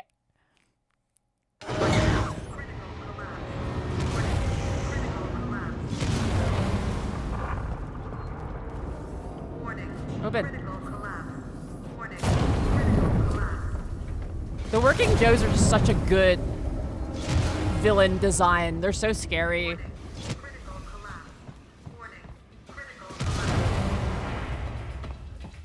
They're like just mundane enough to be extra terrifying, at least if you ask me.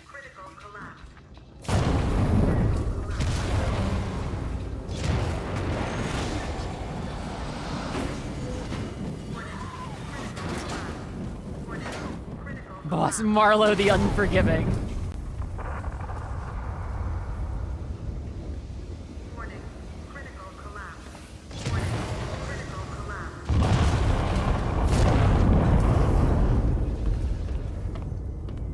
Warning.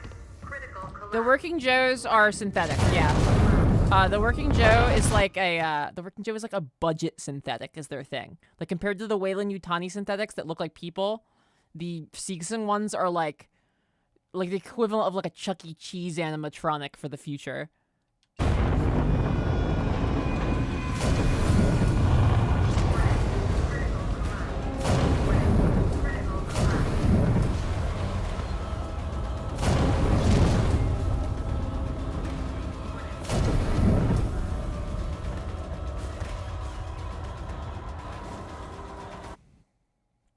5 Nights at Freddy's Joe Edition. I love 5 Nights at Freddy's. 5 Nights at Freddy's is one of those games that I think it gets too much hate because they put out too many of them too fast. The first 5 Nights at Freddy's is such a good game, though. Ricardo. They designed the ultimate anxiety attack simulator. Took out the orbital stabilizers. We're about to fall from the sky. I'm trying to contact the Torrens, but the comms are still locked. The ambulance you just docked is screwed. The Torrens is our only way off this.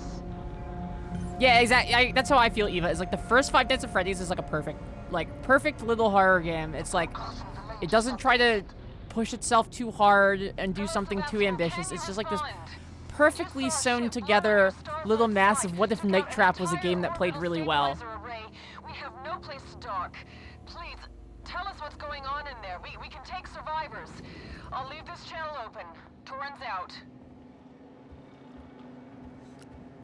I think 5 Nights at Freddy's 2 isn't bad either. I think that it maybe has too many animatronics, but I think that it still kind of hit it. Like I enjoyed watching it. I found it a little bit frustrating to play, but after that they kind of fell off.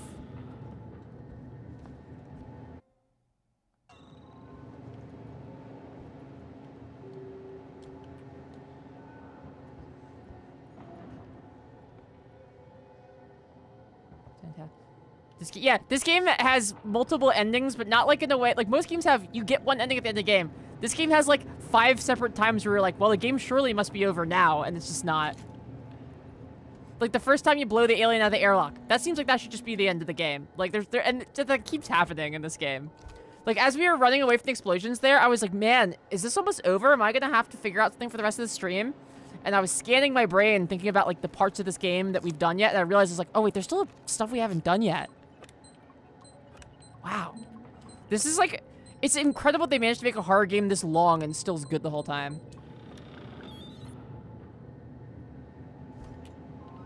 And they did it without the normal thing. They did it without the whole, like, turning it into an action game in the second half, like Resident Evil has always done.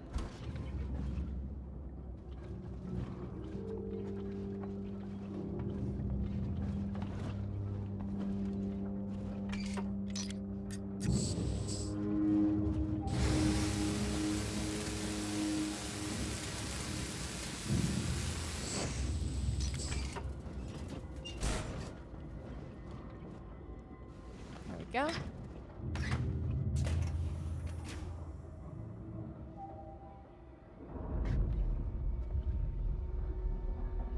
Welcome to Seegson Communications. Game volume must be... Yeah, game volume is turned down a little bit, so it's not... I like... It's not a thing that you might not realize, like, just playing games at home, but, like, the audio in games is really, really hot. It comes out really, really loud, and it's like, mastered really loud. So, like, I pretty much always have to do some kind of, audio cutting on my end, be it in the game or in OBS, to make it so that it's not, like, blowing your guys' speakers up.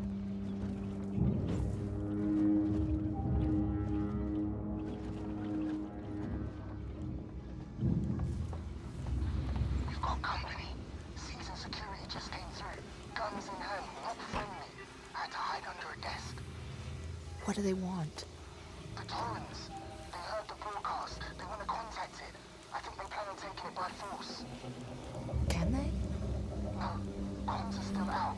Stay clear of them though. They're dangerous and desperate.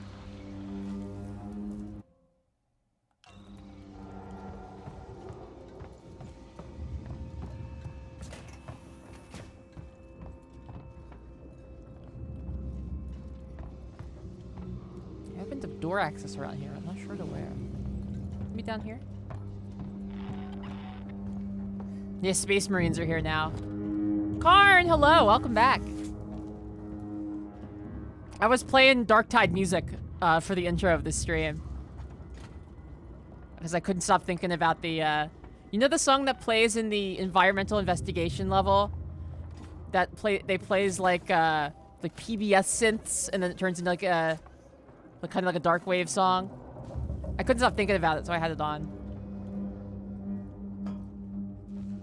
Yeah, the loudness wore a super effective video games for sure. I just love the soundtrack from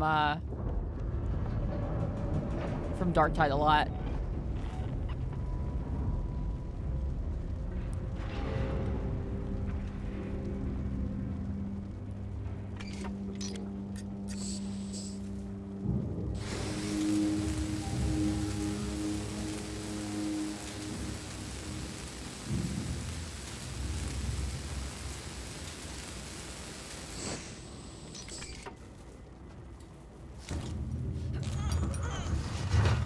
Sense memory of my Ogren using the little computer with his giant paws. I love the Ogrens so much. They're so cute. The Ogrens are just adorable. They're so cute. I love them. You think Emperor proud of me? Of course, big man. Of course the Emperor is proud of you. I love them. Yeah, I have a level 30 Ogren and a level 30 Zealot. And then I have a level, like, 9 Marksman. But I usually play with, like, people... The main two people I play with are both, like, pretty cracked shots. So there's, like, no point for me playing a Marksman. I just, like, let them handle that. I'm seeing a tweet from me about black metal. What are some black metal bands I like? I liked Oathbreaker. Before, I think they broke up. I like Oathbreaker. Wiersdad is a cool band. Skeleton Witch is a cool band. What else do I like?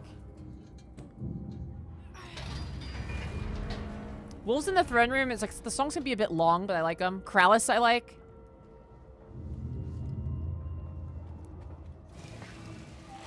Here we go. Blackfast is like a combination of like a thrash metal band and a black metal band that's cool.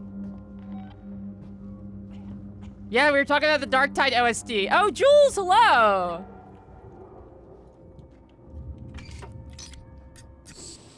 Nice to have you in the chat. I was listening to your Persona album today, Jules. Yeah, where's Dodd? It's like the word for like sudden infant death syndrome in the whatever language they're from. Oh shit! I'm getting shot with a shotgun during this animation. Stop it!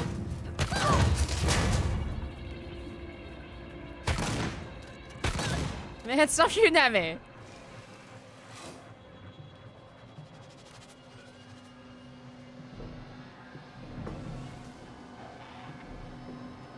Yeah, your Persona album is great.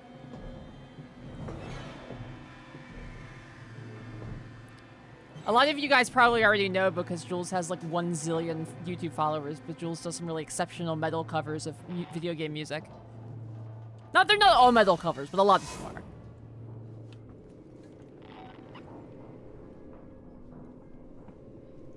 Orbital stabilizers operating at 80% and falling.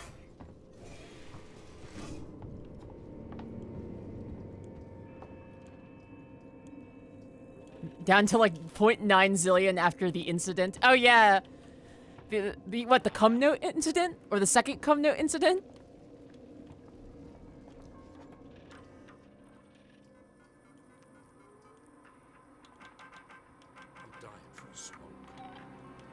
Oh shit, there's like humans around here. Ah! Alright.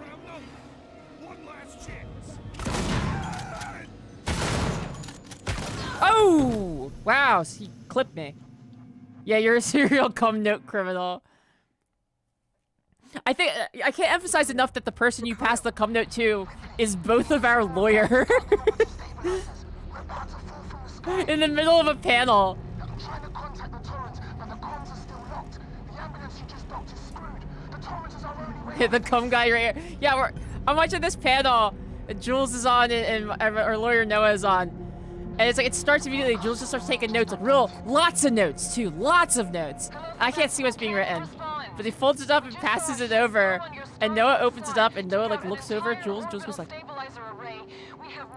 I find out afterward that it's a note that just has the word cum written on it like 200 times and nothing else.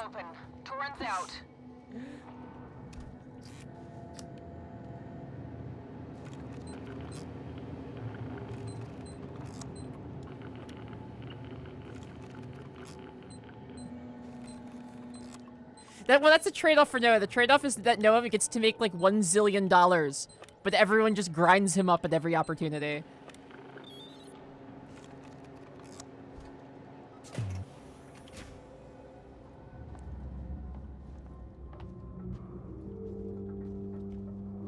Doesn't believe in client loyal cop. Oh no! I found out about the cum note because I was like, hey Jules, great panel, and he goes, yo, check this out, and immediately flips his phone open and shows me the cum note.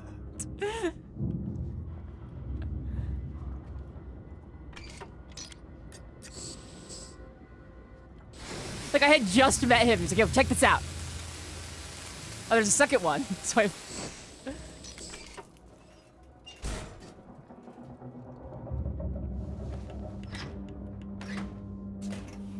Yes, the sequel to Death Note, cum note. Welcome to Seeks and Communications. Please sign in at reception. You write their name in the book and it gives them a hands-free orgasm within 30 days. It's not really as useful as the Death Note. We've got company. Seeks and security just came through. Guns in hand, not friendly. Can't believe our lawyer will not sign the cum papers. What do they want? The Torrens. They heard the broadcast. They want to contact. I'm so sick of the cut of my cum that Noah's always taking. Can they? I gotta give 8 to 15% of all the cum I earn to Noah. They're dangerous and desperate. I'm having a self-realization moment. That's how I introduce myself. Hey, I mean, it was a pleasure. It worked. I was like, oh yeah, me and this guy are gonna get along just fine.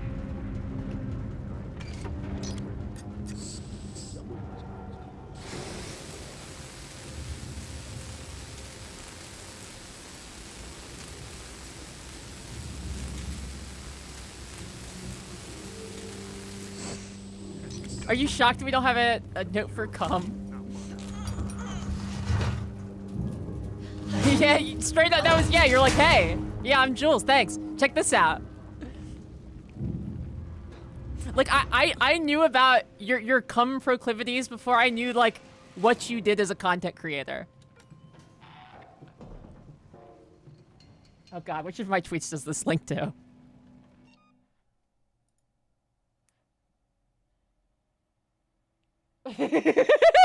Yeah.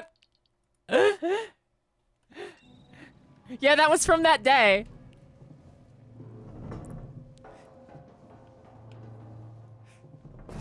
Well, because I had, not only, like, did 3 different people say they were the cum guy that weekend? 2 of those cum guys were on that panel together. The other one was HC Justin. Oh god, no!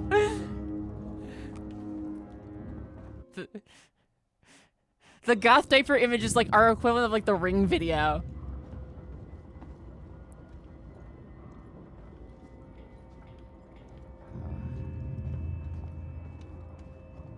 Here for the terror. Oh, Ultima, hello!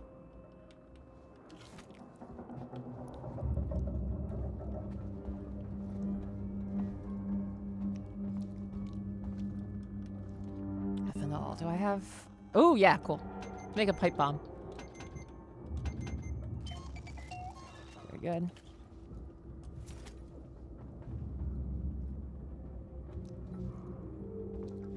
The true detective VHS of the Berry Dome. Yeah, truly.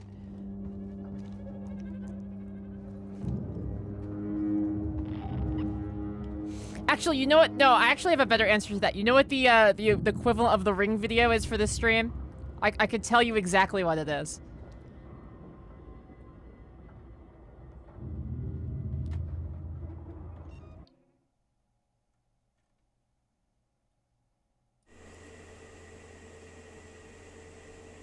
Oh, shit, I'm sorry. Sorry for what? Our daddy taught us not to be ashamed of Fortnite, especially since it's such a good game and all. Yeah, I see that. Your daddy gave you good advice. It's a fun game to play with your friends. Sometimes, I play so hard, I pay for skins. Well, my daddy taught me how to unlock skins and other cosmetics by completing quests instead of paying for them. Want to play no build mode? I'd be right happy to. That's like our version of that.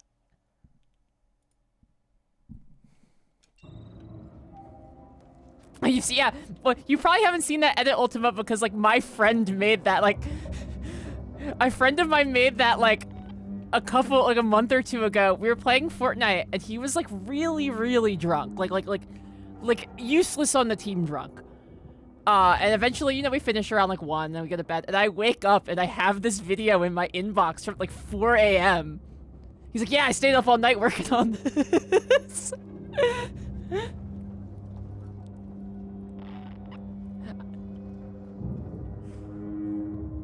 It's so good.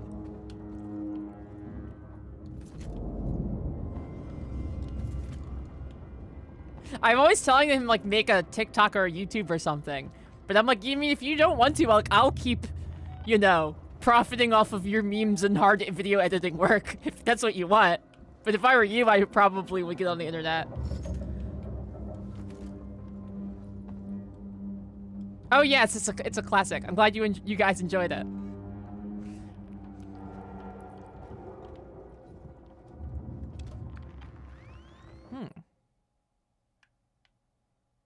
Oh, I have to get over there.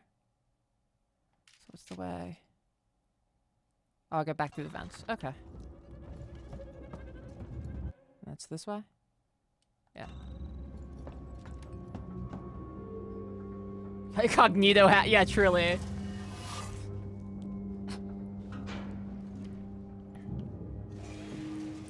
My mod team is always saying it's a fun game to play with your friends now. Every time there's a new multiplayer game, it's like, hey, you guys want to play, you know, recently it's Dark Tide. It's like, hey, you guys want to play Dark Tide? It's a fun game to play with your friends. This is also, for the people who follow my Twitter might remember, this is the same guy who owns the Long Weed Room, which is a room in his house that's like approximately like 5 feet wide and like, I don't know, 15 yards long. So it's like really long and really narrow, and it's got outdoor housing paneling on the inside. And it has a single light bulb in the room that is like neon green. And there's like no chairs and no furniture in the room. And it's the room you like sit on the ground in there to smoke weed. Yeah, it's like a loading zone room. Yeah, yes. Remind me why I agreed to this contract. Solved my problem pretty quickly. to avoid. No, it's not really even to avoid the smell. It's just like strictly for the bit. Like there's not like a good reason that he lives this way. You meet some unique people. Yeah, truly.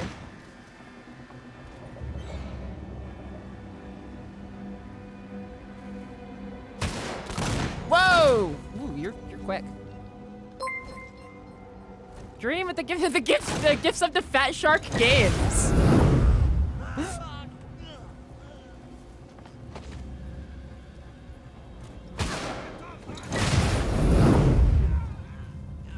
Solve my problems.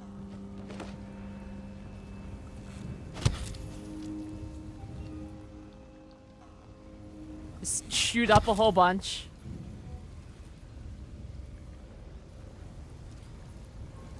I love Tekken. All I know about Tekken is that the fit that King wears in Tekken 3 is like one of the hardest fits of all time. About as hard as you can go.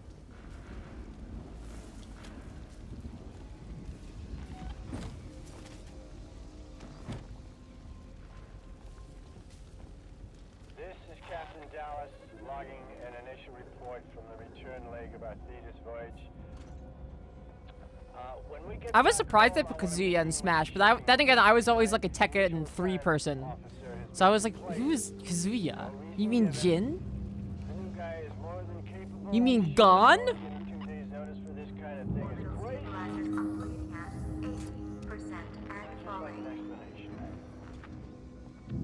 be ready for our load when we get the call. Dallas, Nostromo Captain, signing off. Hey man, this is for you. Oh hey, there's you too. Ah, you missed. That's for you. Gon was my favorite person to play in that game. I was so disappointed to find out that he was a guest character and would not be appearing again.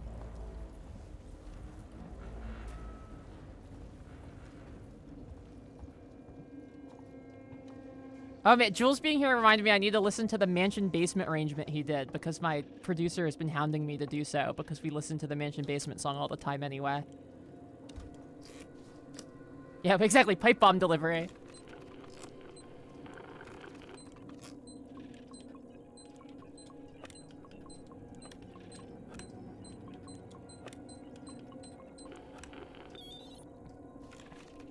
Almost for...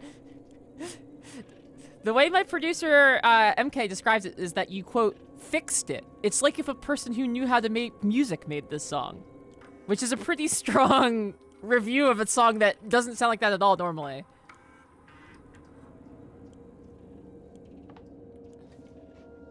You're welcome. Yeah, I'm happy to traumatize you again, Jules.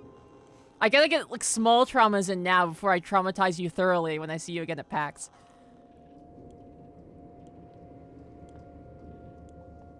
Experiencing the heightened condition of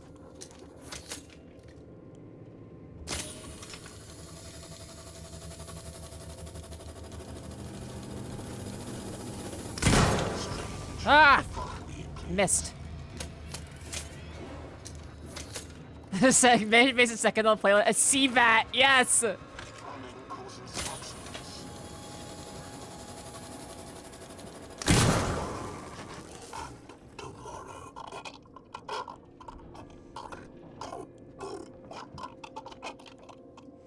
I used to be a person who had a soundtrack for sex, and then the girl I was dating told me to stop putting on Swan's Filth.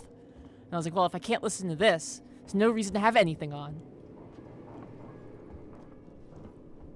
She's like, all these songs sound like trash cans falling down the stairs. I was like, I know, it's what makes it good.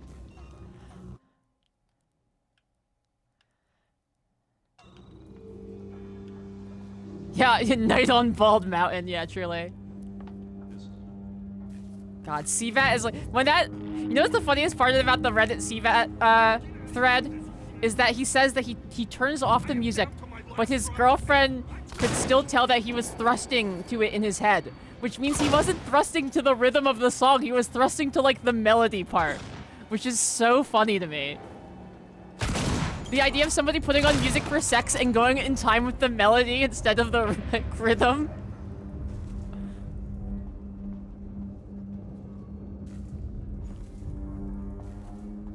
Ideal coffee, exactly that one. Max 300 a repeat or no sex. I just put on like the Earthbound OST.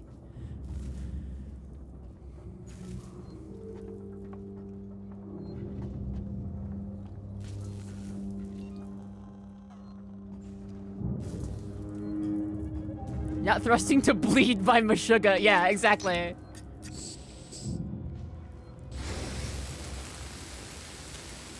Putting on Calculating Infinity by Dillinger Escape Plan. I think you know. Hey baby, you want some mixed measure tonight?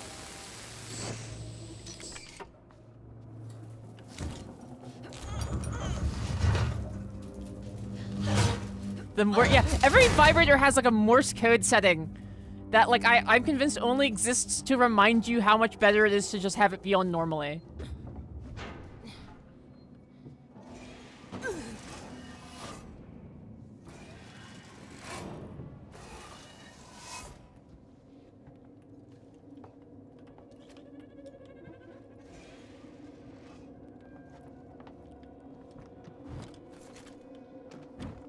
Yeah, exactly. Yeah, 3 normal settings and 8 comedy ones. Being the guy that works at like Vibratex, like, hey, let's do a silly one now.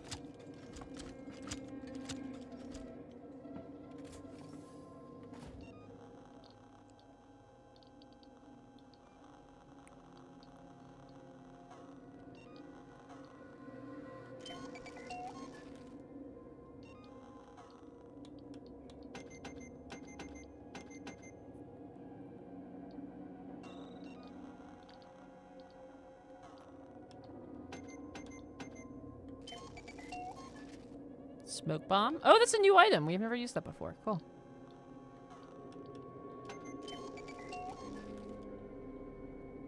So that guy cheated the yeah, I heard about the chest horny guy with the anal bead vibrator. They were claiming that a guy was cheating in chess by having a vibrator in that was like remote controlled, and somebody was, I don't know, using Morse code to. I guess you could use Morse code to send chess instructions because you could just send like E2 to E4 or whatever, like chess notation.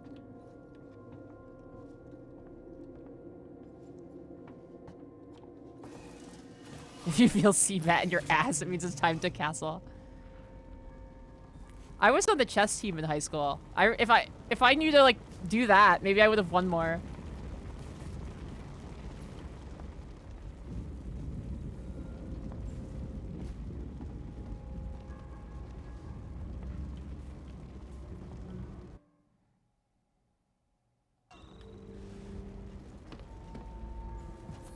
Yeah, no one accused him. Yeah, it was like somebody said the anal bead thing, and everybody was just like, yeah, that's pretty funny. Let's just believe that now. Which, like, I really respect, honestly. In life, you have 2 choices. You can search for truth, and it's a never-ending search for the rest of your life, and you might never achieve it. Or you can just choose to believe the funniest thing, and I think that's better.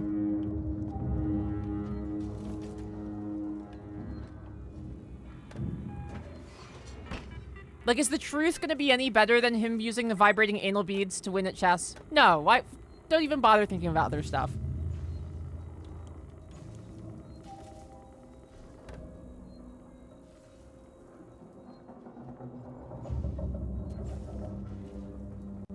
Yeah, exactly. You just like instantly canonize it in your brain, Jules. That's the plan. Wasn't there an episode of Yu-Gi-Oh where the player was cheating with an anal vibrator? I don't think there's any episodes of the children's anime Yu-Gi-Oh in which anyone uses an anal vibrator. I could be wrong, though. It is anime, after all. The anal bead chess training montage. Yeah, like, I like to imagine it's like, hey man, we got the vibrating plug for you at chess tournament. I got good news and bad news. The good news is it works perfectly. The bad news is it's this size. So it's gonna take a bit of work.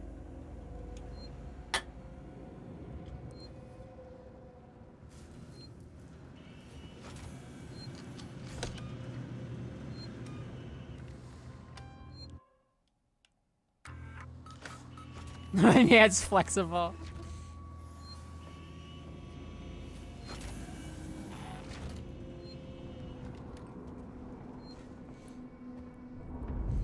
I didn't use a vibrating plug to win at chess. Sir, would you like to explain why you're wearing a collar that says baby girl right now?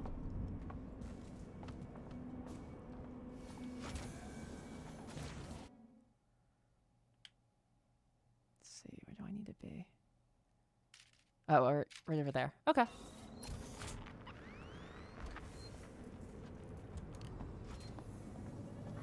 It needs room for a large... With the antenna, like, what comes out?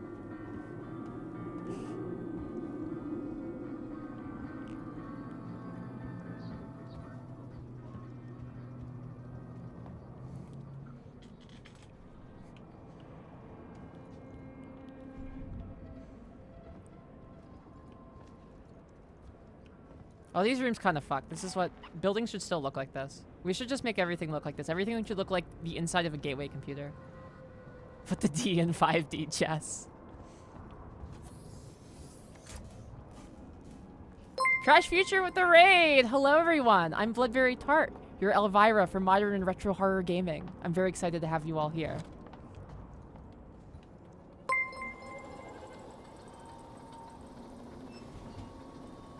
Welcome, everyone. Yes, Your Highness. Oh, this is nice. I like this. Saracen1 and Mad Glenn with the follows. I like my normal chatters are just starting to say it now too. If we had the coordinates for the torrents, we could align the transmitter dishes manually, bypass Apollo completely. There's an observatory near the comms array, right? Yeah. You should be able to find the torrent's coordinates using that. I'll get the door for you.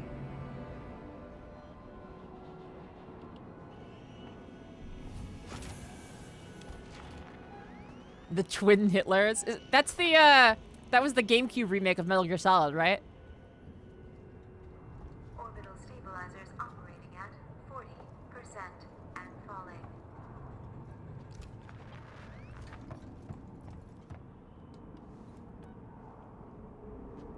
Take me down.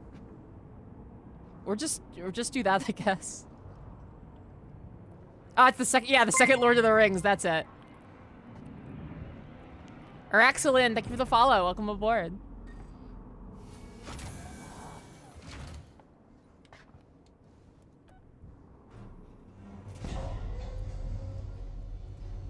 Can you mod in Hitler mustaches for the Xenomorphs? No, but we can mod them in for Wayland Yutani employees. The Xenomorph isn't a bad guy. He doesn't know that you're not supposed to eat people. Not your red shirt. Thank you for the follow.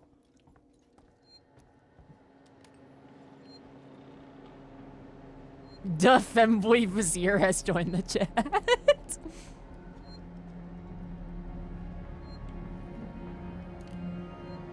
Yeah, the king's favorite eunuch. Where are they? Damn it. I can't get past the lockdown. Ah! That's a lot of people. Apollo won't let me in. Try your codes again. Down here. Okay.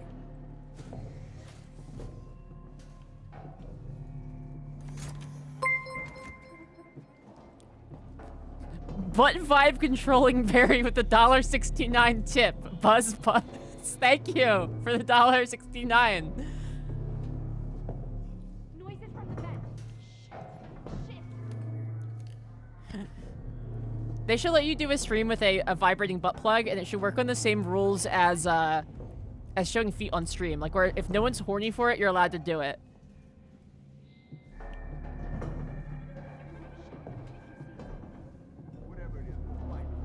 For those of you who don't know, the official rules on Twitch for showing feet is that you cannot show feet, quote, in a sexualized manner. Meaning that it's like, basically as long as no one is horny for it, it's allowed. But if somebody gets horny, it's immediately against TOS.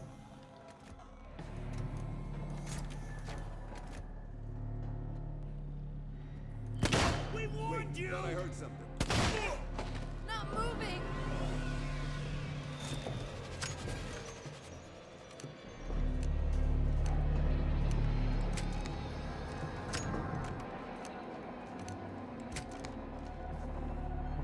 Yeah, Schrodinger's feet pics, exactly. Death by Andy with a 10-month resub. Thank you.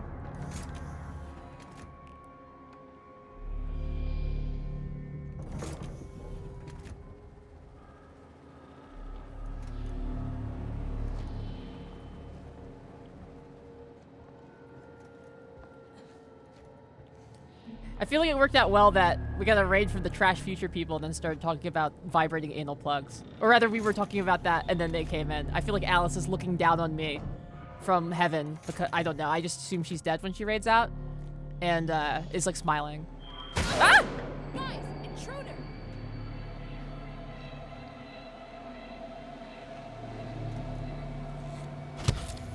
Yeah, James, exactly. You could be horny for the feet, you just can't say it.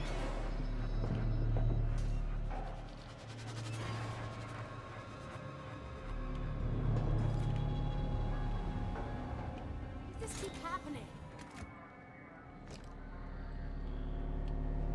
Oh, they're watching the other hole. Oh, Hey! oh, they saw me. Over there! Let him have it!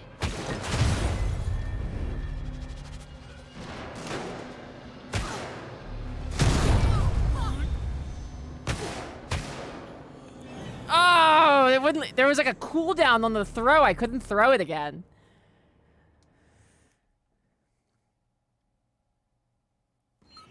Can't linger too long at lower portions of character creation screens. You can show stuff from games as long as the stream isn't exclusively about that, which is why you could have like, you can play Dante's Inferno where the last boss is the devil and his dong is hanging out, knocking between his knees, and that's not against TOS. A good system, if you ask me. Scorns, yeah, Scorn, a game that is only buttholes, is perfectly legal as well.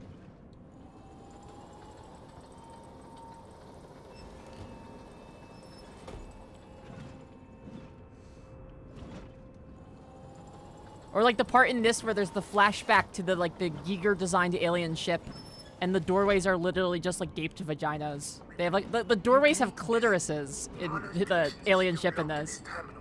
If we had the coordinates for the turrets, we could align the transmitter dishes manually, bypass Apollo completely. There's an observatory near the comms array, right? Yeah. You should be Yeah, able to Giger's find the vision, turret precisely. coordinates. I'll get the door for you.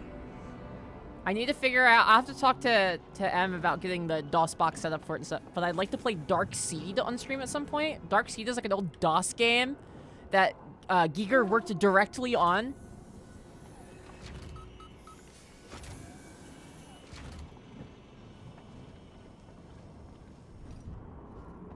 Orbital stabilizers operating at. It starts out with like you having a nightmare that like your skull has been gaped open and like a weird big phallic launcher is pushing like a fetus, like a disgusting fetus into your brain, and then you wake up.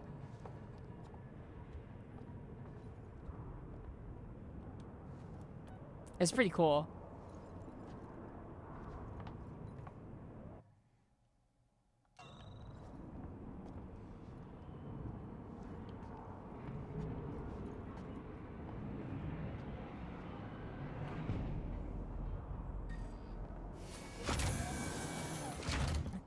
Yeah, look, you can't blame me. I address the needs of the audience. One of the most popular games I played last year was Harvester, which is like the like I looked at my top games and it was like game, you know, okay, Bloodborne, Elden Ring, Harvester? Like, and so now I'm just like, okay, you guys want that gross stuff. All right, I understand. Oh, you absolutely should when I play it. Ultima, I'll let you know when we play it.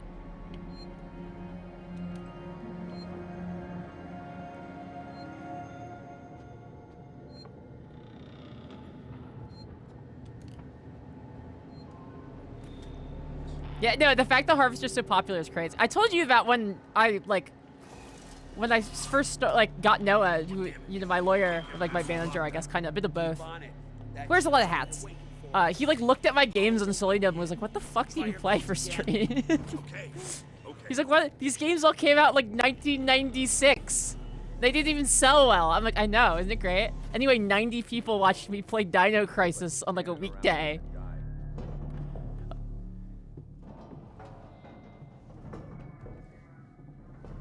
Yes, Harvester, the edgy point and click. The point and click where they address the question, do video games make you violent? And the answer is yes, and that's cool. It's great. It's like, yeah, video games make you violent, and that's sick.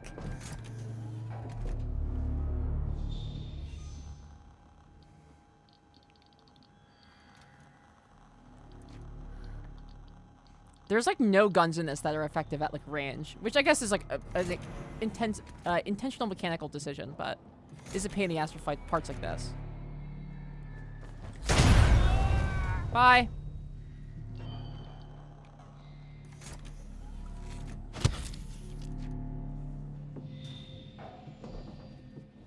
Yeah, the Game Grumps magic for the worse the game, the more I want to watch. Good, that's what I want.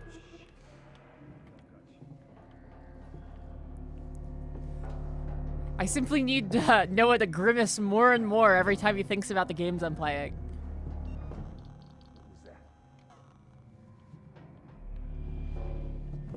I want looking at my Selenium to be like a cognito hazard for people who care about metrics. Because the metrics are good, but they shouldn't be. Shit. Beautiful. And more people are playing this.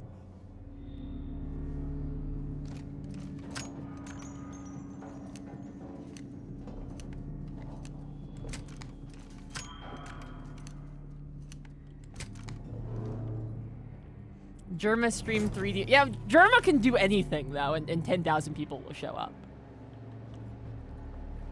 That's the strength of building a good, good brand though, is like, you can really get into the weeds then.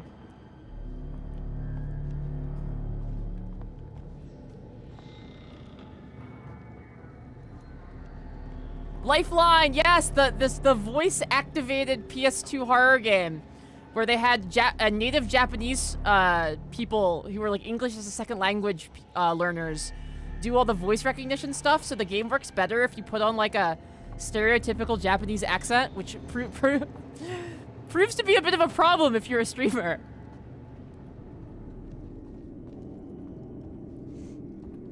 It probably still works well enough though that I would play it on stream.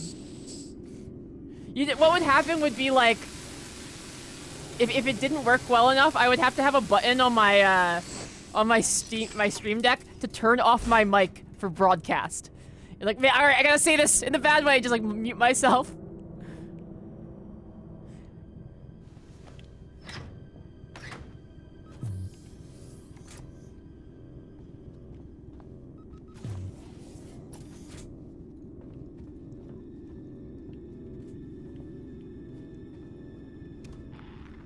That? Oh, he's fine. Sometimes people's chests just do that.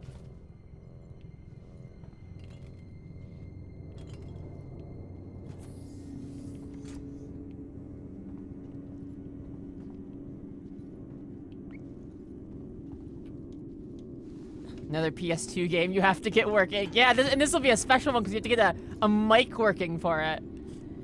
It's like the only PS2 game with mic recognition.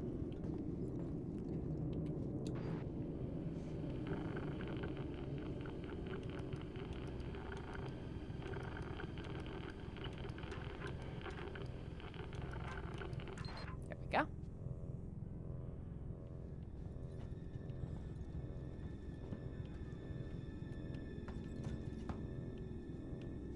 This all looks fine. People have been trying to make like voice command games. It's like VR. It's like every 10 years, some Silicon Valley guy's like, oh yeah, it's time for VR now. We're finally technologically ready for it. And the answer is like, no, we're usually just not. We're usually just not ready for it at all yet. Manhunt had mic support? What?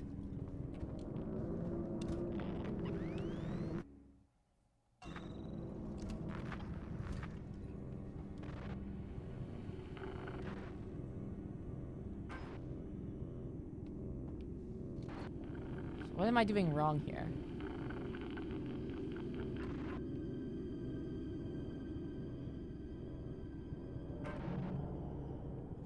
Huh.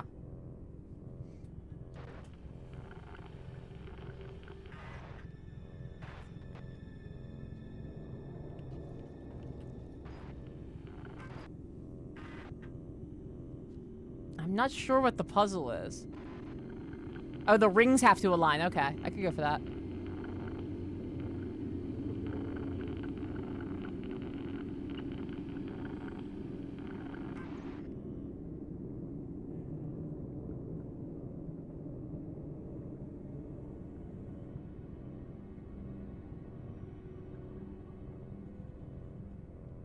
There we go. Yeah. It's so fun. Yeah, VR is like... There's some games that use VR well, but I feel like so much VR is like, yeah, like Metaverse, where it's like, you can go to the store. It's like, okay. I could do that. Like, the thing, the problem is with VR is like, I don't need a VR headset to do stuff I can do in real life. I can just be in real life. I can just go somewhere in real life.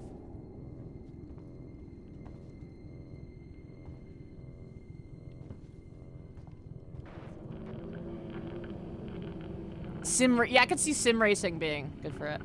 Yeah, it's like Second Life, but there's not like, it's not populated by like a zillion furry perverts. Which is why Second Life was funny. Thank God. Ricardo, I found them. Now you've got to align the dishes to the Torrens position manually.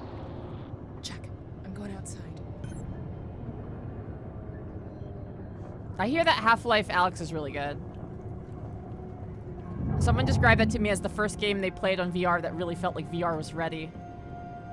Brizzy said that to me, and I was like, oh, that's pretty strong praise.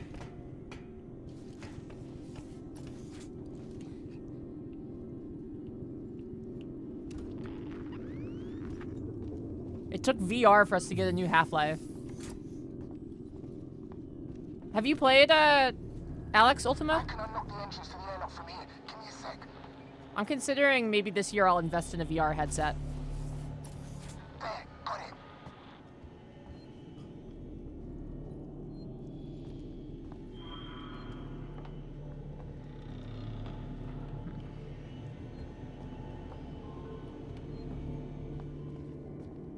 You get motion sick in VR. I'll keep my eye out for it.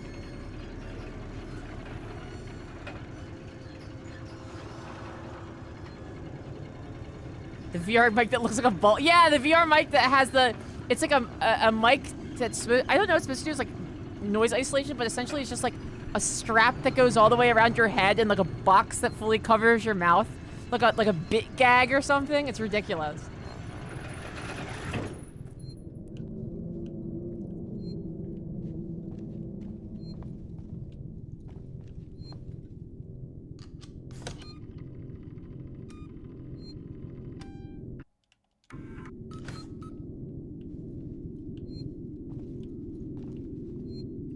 Crack it open. Yes, the muzzle. It's like a muzzle.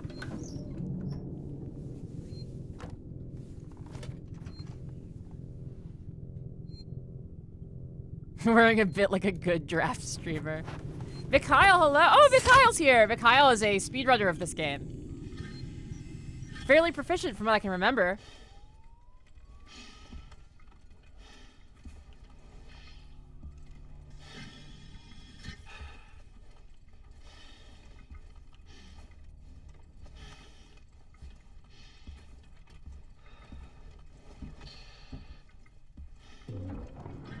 Yeah.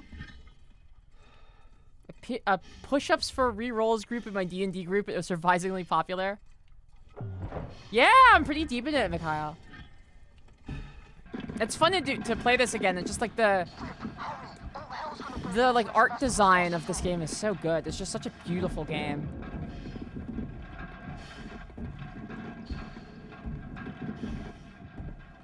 The cell trap that like what pulls your mouth open from the first movie.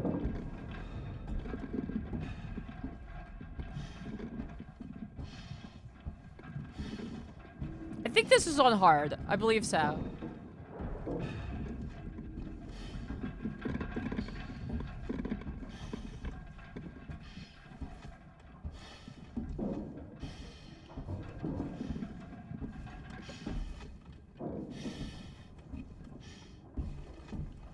Down here. I like the idea of the push-ups for rerolls. It's a good idea. It's like my system where I had a system going for a while where I was playing Elden Ring all day because that's what you did. And so I gave the rule I gave myself was every time I died in Elden Ring, I had to clean my house for 5 minutes. It worked great. My house was like spotless.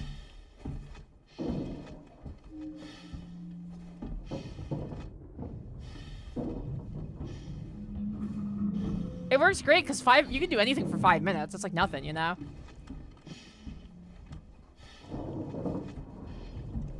But it was like my house was immaculate while I was playing Elden Ring because it was like my dishes are always completely done because it was just like, oh, 5 minutes. I'll do that. It's, you know, it's important to have a system.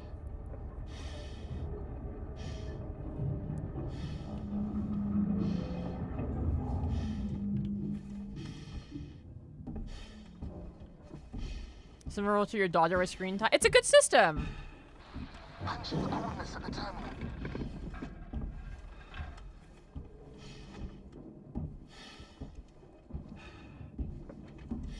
Yeah, and it lets you collect yourself as well, so you don't get too mad.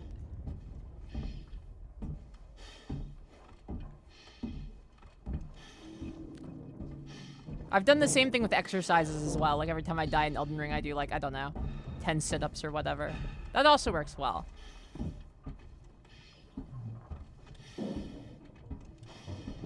Crowbot Rock with the 5 gift subs!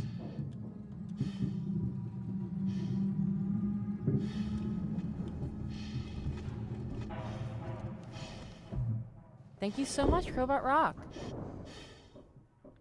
Stony Yanni. Not That Ant, Nilpson Abstract, Venom Cosmos, and DIY etc. Enjoy your gift subs. I've done the Hive, yep.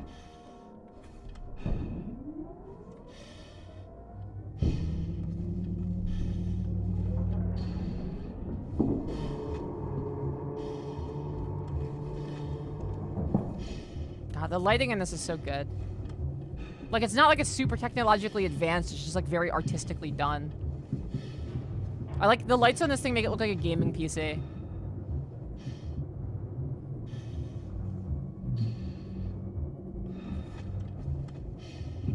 Huh.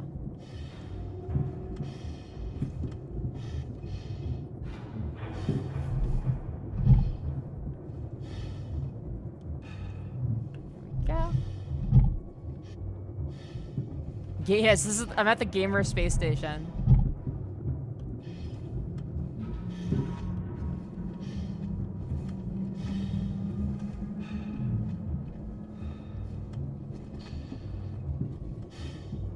Is this a button I hit, or is this just a display light? Just a display light. Alright. Got more levers for me to pull? Maybe like some stupid buttons to press? Oh, it's outside, the stupid button I need to press. God, it's just like the retro futurist design of all the tech in this is so cool. Like, it's like, as if we aesthetically never really moved past the 70s. It's like, technologically we did, but aesthetically, everything still looks like it was made in, like, 1979.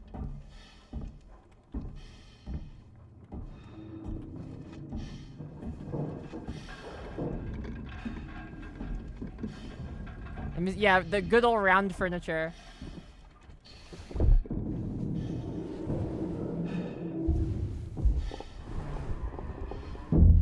Ooh, cylinder. Servo lock on. Parabolic antenna in fixed position. Damn it! It's okay, Ripley. There's an override console by the transmitters.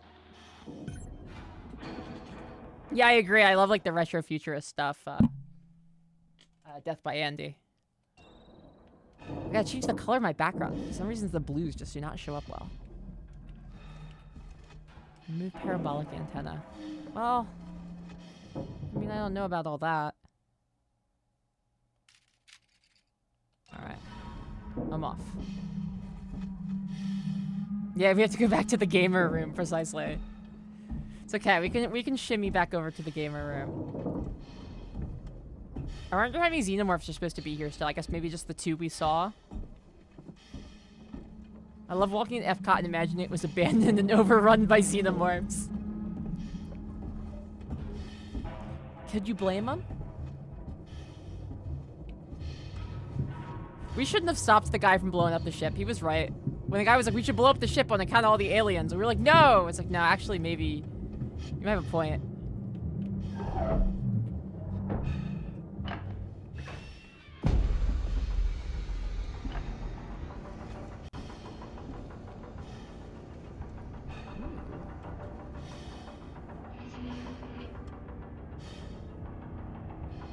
There's 3, let's say. I'd love to play Guild Wars 2005 in this room.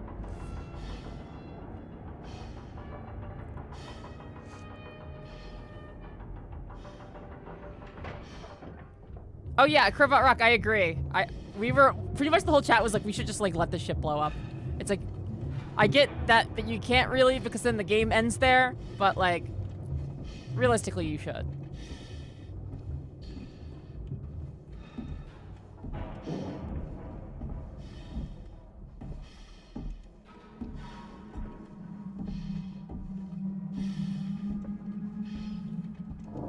God, I love this. Was like one of the parts where I was like, is the game almost over? And I remembered this part specifically and was like, no, we have to do this still.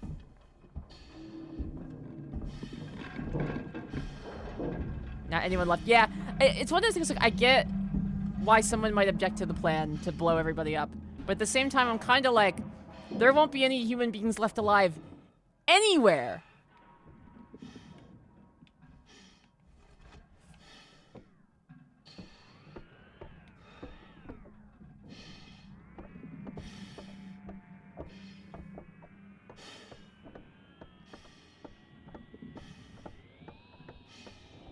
I'm not gonna lie to you guys, I have no idea what I'm doing right now. I'm just turning knobs.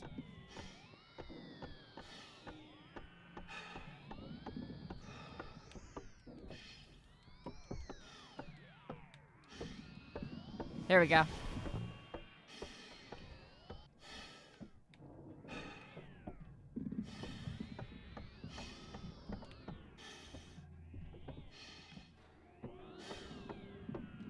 What am I doing exactly?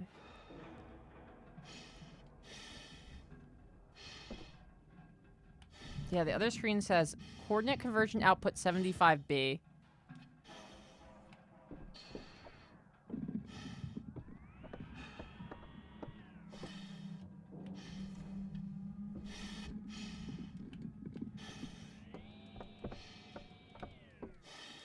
Huh.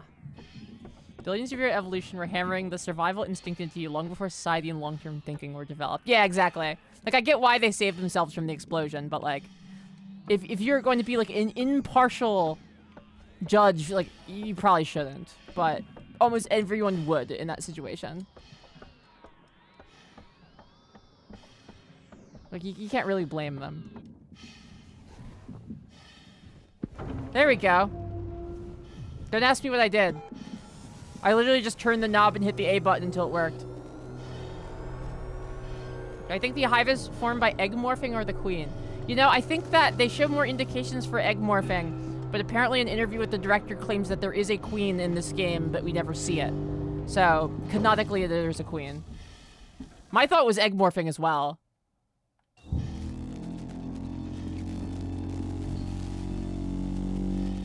Yeah, all aliens are queens. Torrance, this is Ripley on the station. Are you reading me, Verlaine? Ripley, what the hell is going on over there? Bad things, Torrance. There's an alien organism here. It's deadly. We need urgent extraction. A what? There's no time to explain. Please, Verlaine. There's nowhere for us to dock, Ripley. The station's tearing free from its gravity mooring. I've seen a towing platform below the spaceflight terminal, but the Torrens umbilical isn't built for it. You'll need to extend the tow platform clamp station side. Just get into position.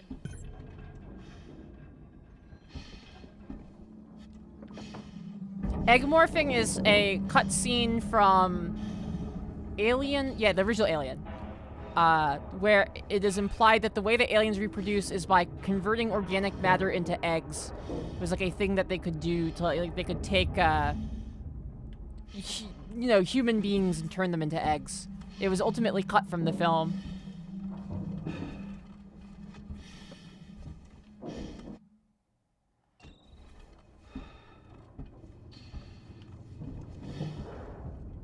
What's my objective right now? On the way to Solomon's habitation tab? Okay, just return then. Alright. But yeah, egg morphing was like a concept explored in the early concept stages of Alien that was made it far enough to be recorded but did not make it past the editing room. But because you don't ever see the queen in this, it certainly seems like this is based on the egg morphing theory. until the person involved with making it said otherwise. And morphing sounds like a kink. I mean, so does a lot of the alien stuff. The queen is a better way for them to reproduce because she is big and cool. That makes sense.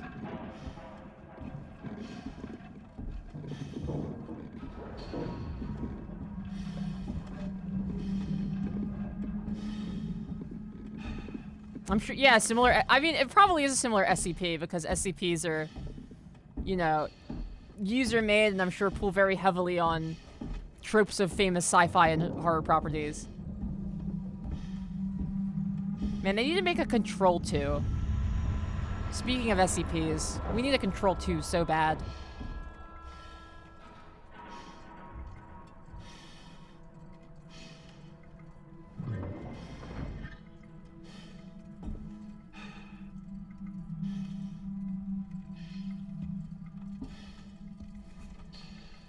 Yeah, redundant reproductive systems.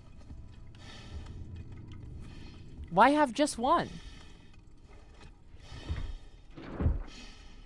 They're working on Control sequel? Let's go. Control rules. What a cool game.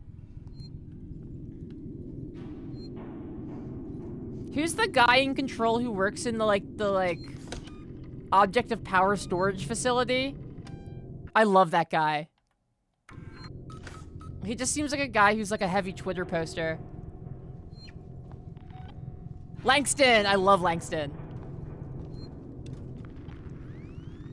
Langston's such a great character. Ricardo, get ready to move. We're leaving. Ricardo? Ricardo, do you copy? Ricardo, come in. Wait, Control wasn't... It didn't actually feel like the world was in danger of end... I mean, the end of Control feels like the world is ending. But at the end of the day, Control isn't really a horror game. No, it's like it's an action... It's a sci-fi action game.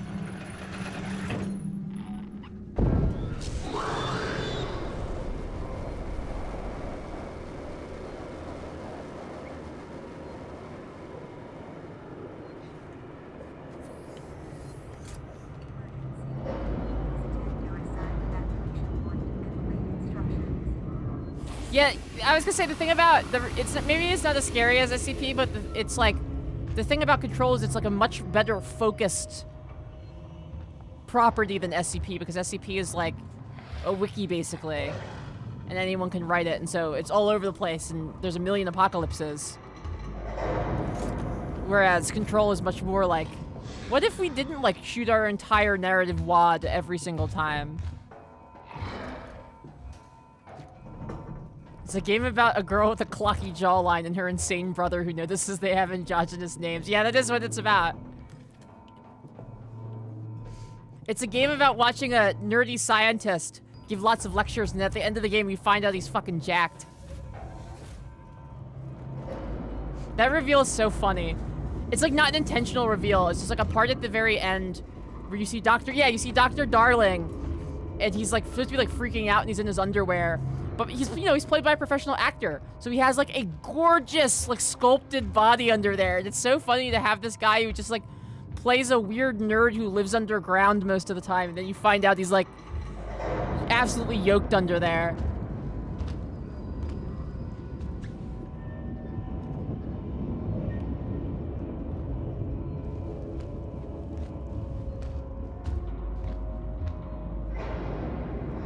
The rich man's John Hodgman. Yeah, truly.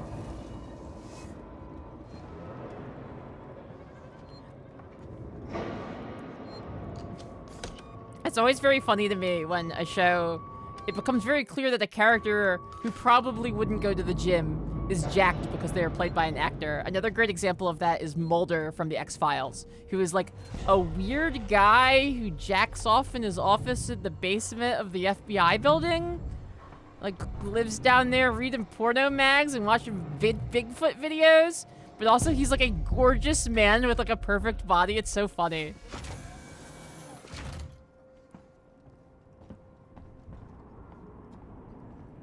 Yeah, Dr. Darling is the same as Alan Wake. The same actor. I love Mulder so much.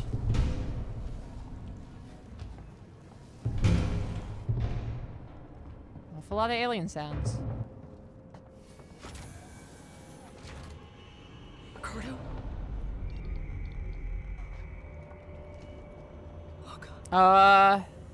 Is that good? Oh no. It's okay, right? That happens. It's not a big deal.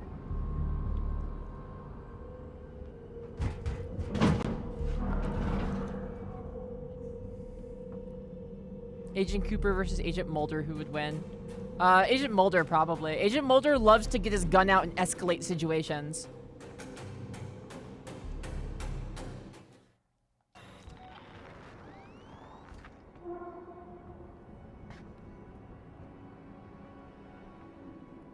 Seen the guy's the face model for Alan Wake on Finnish TV adverts? Oh, that's so wild. I am Pete with the raid. Hello, everyone. I'm Bloodberry Tart, your Elvira for modern and retro horror gaming. I'm so excited to have you guys here. Raid, let's go. From the Pete Slayer. Thank you so much. We're playing Alien Isolation.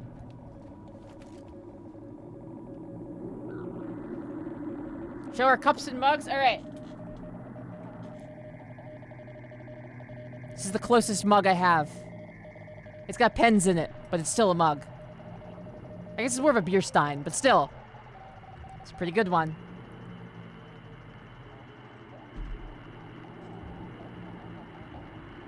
Thank you. I'm glad I was managed to impress the... Oh, yes! And the follow for my good mug. That's what we like to hear. Taxi T and I am Pete, thank you both for the follow. Far away. 100 bits, I'm darkness, I'm evil, I'm easily... Hey, look, shiny thing.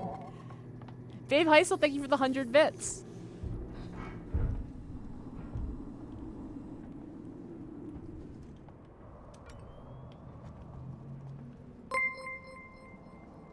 Bev Heisel, thank you for the follow.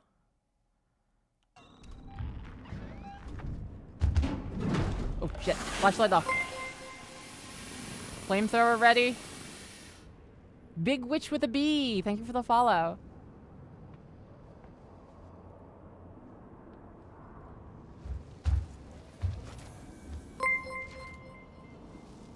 Femurland, thank you for the follow.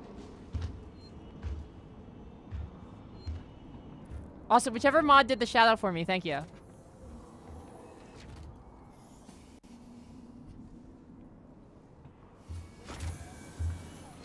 Ah!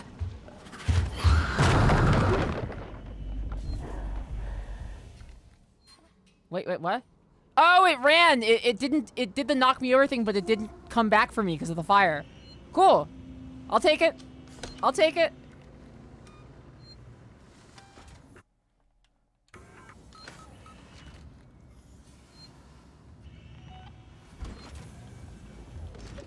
I thought I was dead there, so, like, to me, I'm like, okay, cool. I thought I was dying right before the save point.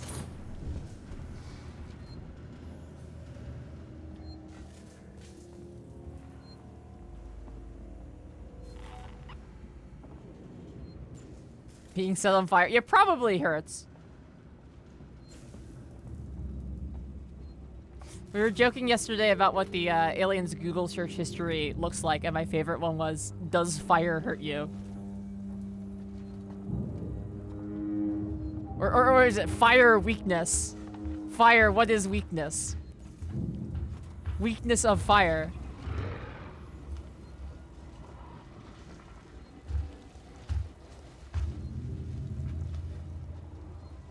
Only wild animals are scared of... What a hard line. When you try to write the working Joes on fire in this, which are like the robot enemies, they walk through the fire as if you're not hurting them, and they say, only wild animals are scared of fire. Which is like, goes super hard.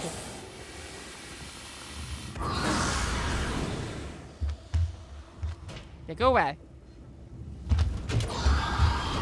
Yeah, leave. That's right, get out of here.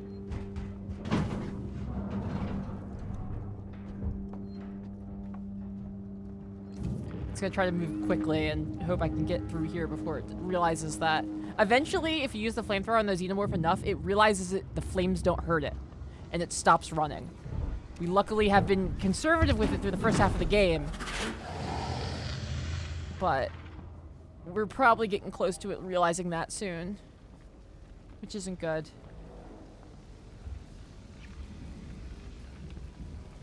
How is egg formed? How human get pregnant?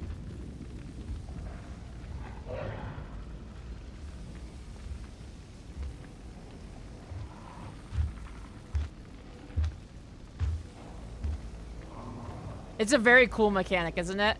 This game has like some of the best AI of like any pursuer horror game ever.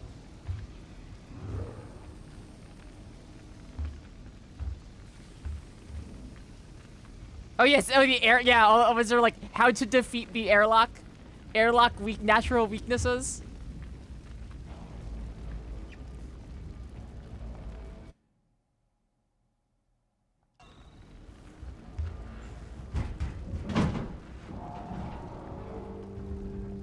All right, let's go.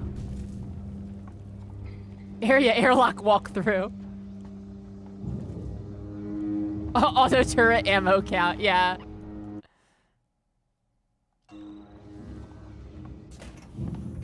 James Cameron weaknesses.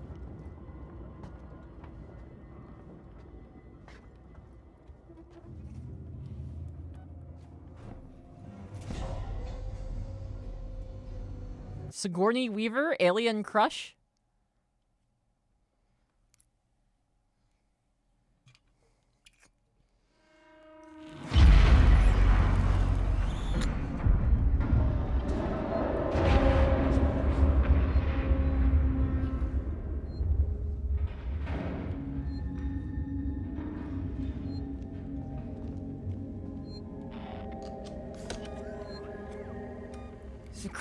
Alien Crush video. Oh no, I made a mistake. I forgot what I was talking about. Oh, it was Primus, and I said that Primus sounds like a Crush video for guys who subscribe to Bass Player magazine, and then I got forced to explain what a Crush video was. It was the worst day of my life.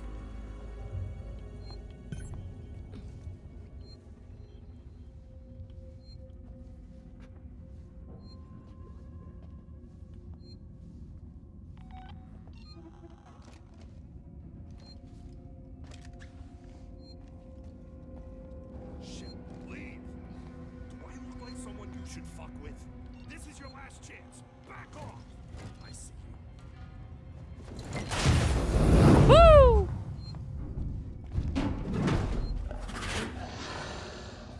Well, that was a complication I didn't think about. That the alien will just show up. You know, I probably wouldn't have thrown the Molotov if I realized that. I probably would have just thrown a noisemaker or something.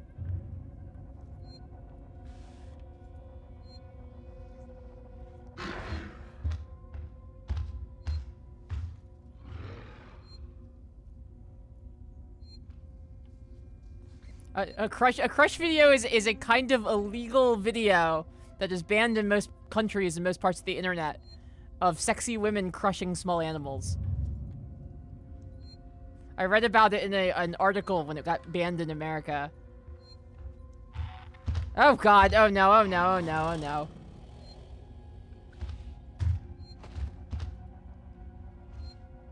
I'm trying to make out with the Xenomorph right now, but I'm scared.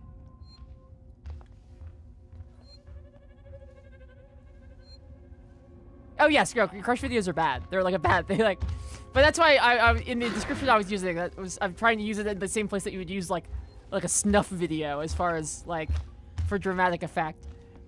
Password required. We don't have it. Oh, maybe the password is in the computer in here. It's got it. You know, it feels like there must be an easier way than.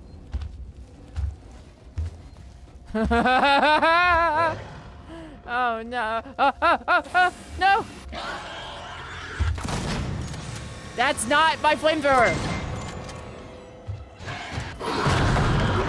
Woohoo! That was the most narrow save possible. Minerva Rose, thank you for the follow. Mute for restore power, shit.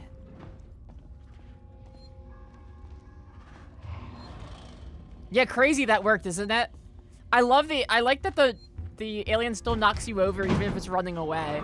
That's a good touch. Because it looks just like the animation when they knock you over. And, like, because there's one where he knocks you over and that stalks around in front of you and, like, comes down on top of you. Which is, like, probably my favorite death animation from this. And it looks just like it. So it's like, when you get knocked over like that, you don't know if you're dead or not at first.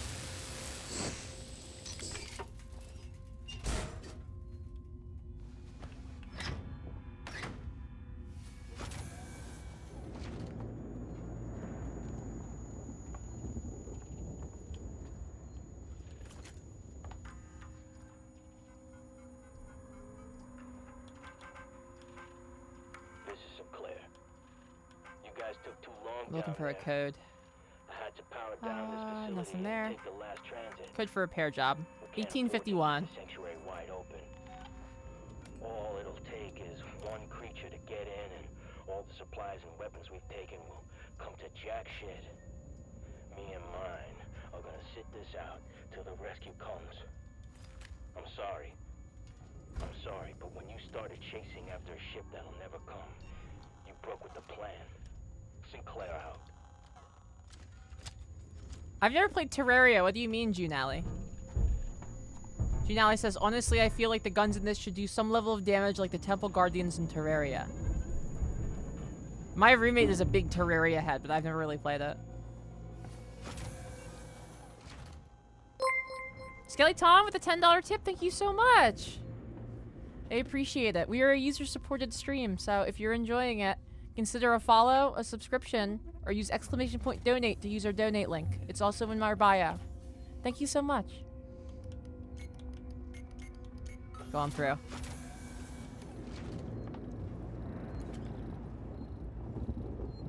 Thank you so much, Skelly Tom. God, see, this is what I want my stream room to look like. Honestly, my stream room doesn't look super different than this. But even more so.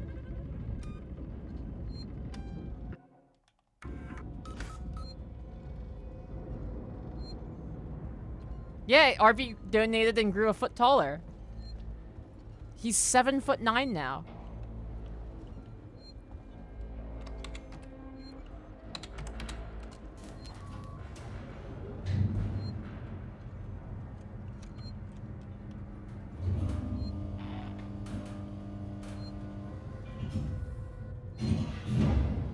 Power on? Power on. We love it. Huh? What's the sound? That's the door, Jesus Christ. It sounded like it was like right behind my head. The aesthetics in this game are so good. The reason this game looks so good is because when they were working on it, the studio that made Alien sent them 8 terabytes of high-def scans of every single frame of the original movie, as well as high-def scans of all of Giger's original concept art and everything like that. And so it just looks impeccably retro future. They did an incredible job. Large man syndrome. Enemy in Terraria can't beat without endgame weapons. It's meant to be invincible and lock it off the area until you beat a boss. If you are doing damage to it, you get something if you beat it. That's fair. The thing is, canonically, the alien is bulletproof. Like, bullets ricochet off of its body. Which is why we can't hurt it. Like, there are guns that can hurt the alien. Like, armor, like, what we would consider, like, an armor-piercing round. Like, something that could punch through a tank hole, can punch through the alien. But since we're on a ship and nobody wants to be shooting a weapon that could put a hole in the ship and kill everyone, there aren't any here, really. We'd have to, like, come in with them. But I think that if they were to do another one of these, they could totally add that. Oh, you saw me! This is the animation I like. Oh, no, it's a new one! Ooh, I like that one, too. God, the alien is so fine.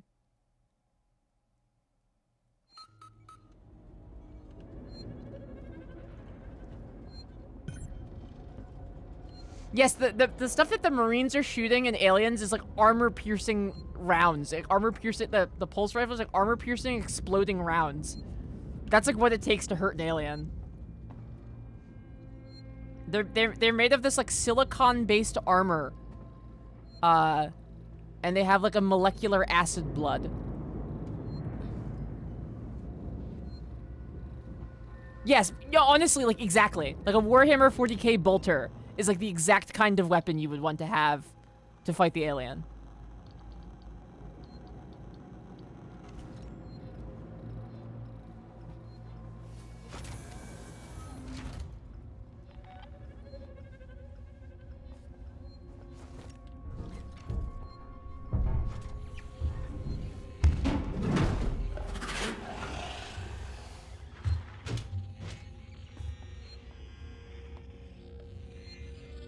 I restored the power. Huh. Oh no, maybe it's down where... It's probably down where I threw the noisemaker. Cool. There's another one over here.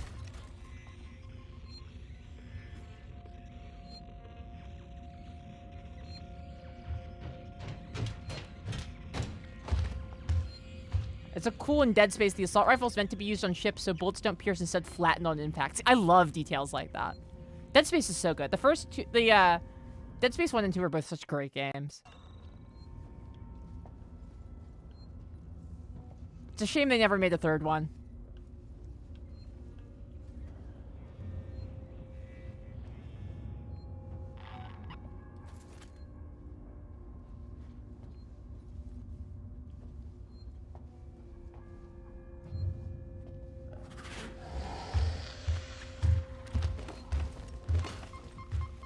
Go look over there.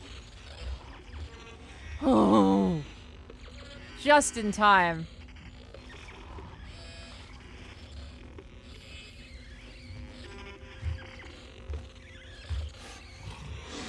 Ah! Crowbar Rock with the Eel Bleed Stinger.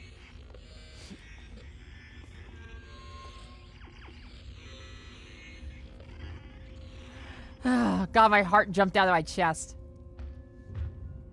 Yeah, the thing is starting to learn what a noisemaker is, I'm guessing.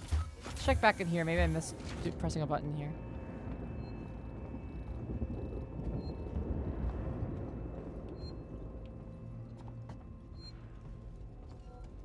Yeah, there we go. I missed hitting this button. My mistake.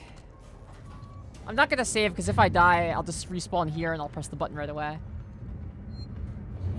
But I'm not just gonna let myself die either. I'll take my lumps.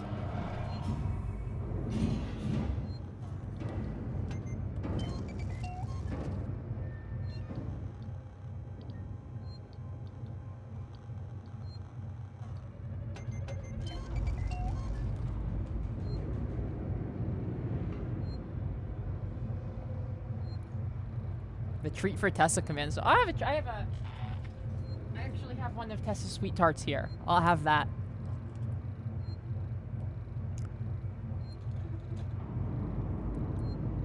Luckily, I had one sweet tart, Arby, so it works out.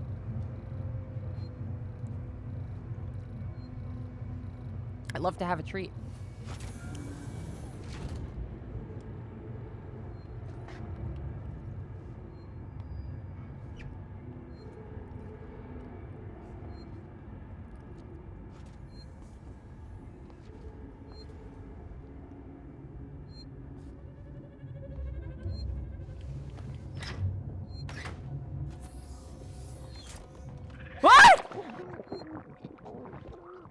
That was a dirty trick. What a dirty trick. It was under the cardboard boxes. Yeah, I got bad ended. Story of my life.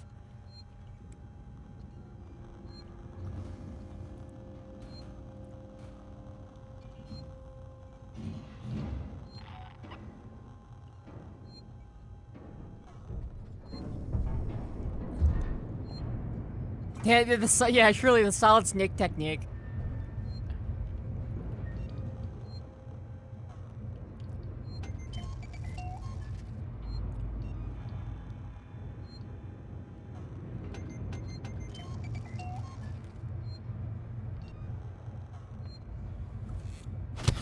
All right, heal up.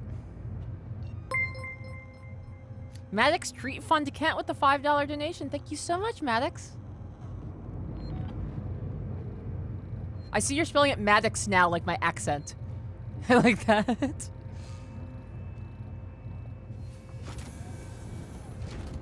My unstoppable Philadelphia accent.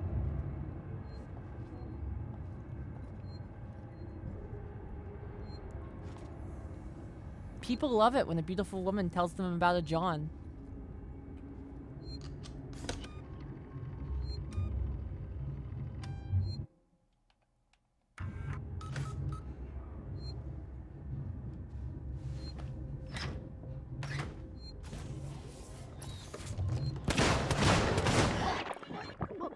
Alright, forget it. Flamethrower next time. Not messing around anymore. I learned my lesson. I tried to be conservative.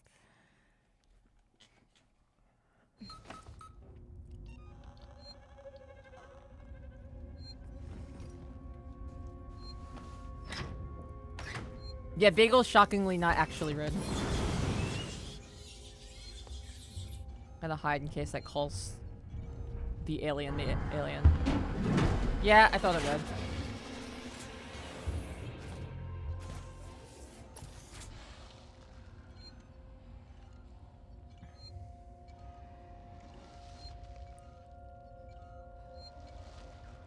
Facehugger has to be the worst ways to die. Yeah, totally.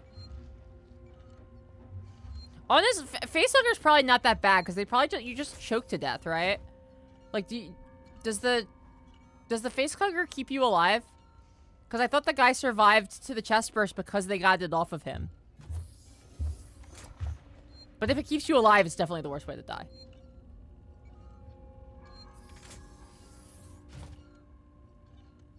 The facehugger breathes for you. Oh no. Oh no. Okay, so yeah, it is like the worst way to go.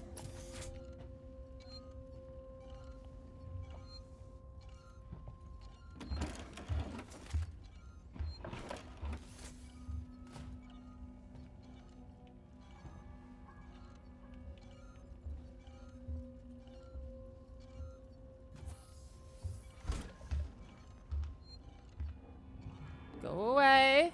Please just go away. Thank you.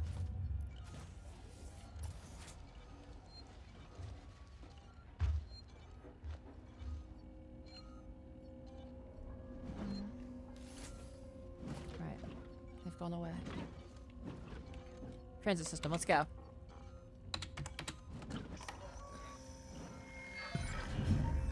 Access spaceflight terminal through habitation area. Okay. Jesus is one of those sexy blue alien men and it's canon. Are you talking about the Avatar Navis? Or is there another kind of sexy blue alien man?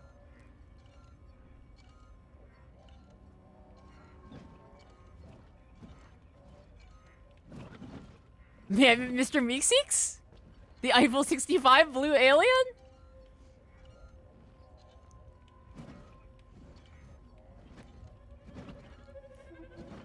The sexy lady aliens that are blue from Mass Effect, that if you have sex with them, they kill you?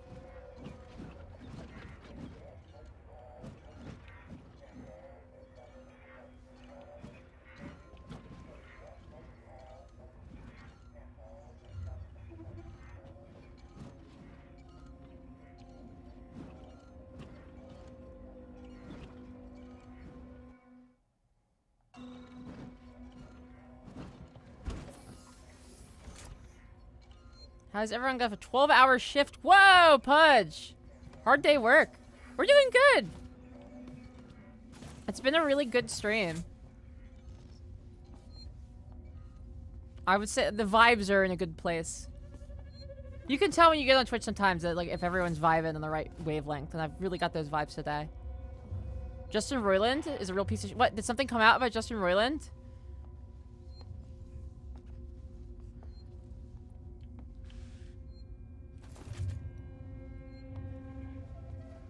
I just know he made that game that everybody, like, made fun of. Whoa! Wow, Christopher. Okay. I'll have to look into that. Felony? Whoa! Okay. So, like, charged and convicted. Wow, crazy. Well, When they make High on Life 2, they can just have Tim Robinson do all the voices instead. Oh, did it like just happen? Whoa, okay. An hour ago, wow. Okay, so like, yeah, like while we've been live.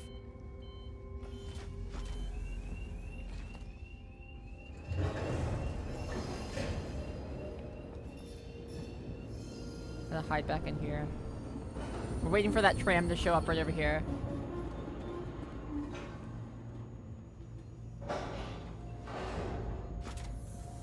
Fairy heroes fall off and die after you get exit. Okay, I see. I love Tim Robinson so much. He's so funny. He's truly one of the funniest people, like, on the planet. Just let him, instead of Justin Roiland, just let him write High on Life 2. For now, there's now multiple reasons that's a good idea, not just he's a better writer.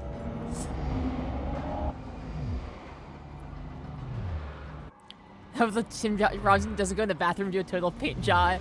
Well, well, well.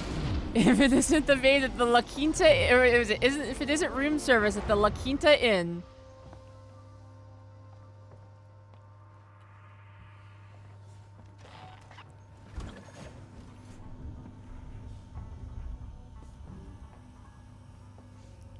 Yeah, getting a gun in high off. Oh, I like that gun. You know I'd like that gun. I can't wait to shoot that fucker. We'll be dark on comms until we've matched the decaying orbit of the station and are in position. We're just waiting on you to extend the towing platform clamps. I don't know how you sweet-talked me into this. There's like certain things that like my everyone I play Dark Tide with is also big Tim Robinson heads, and there's certain things that like if anyone says it that come up often, we all like end up quoting I think you should leave, and one of the most common ones is the Detective Craftsman, like, oh, I like that gun. If someone says I like that gun, they always front this, you know I'd like that gun. I can't wait to shoot that fucker.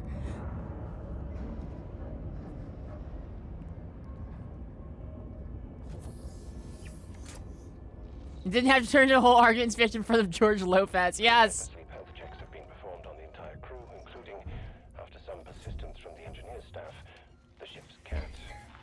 Everyone regular, present, and correct. As set out in the report I've just logged with Mother. I have a little more work to do setting up my equipment and initializing systems, but otherwise, we're ready to go.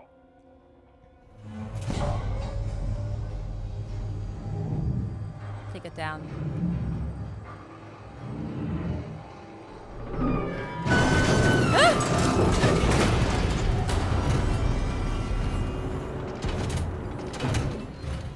That's fine. That's like a sound elevator's supposed to make.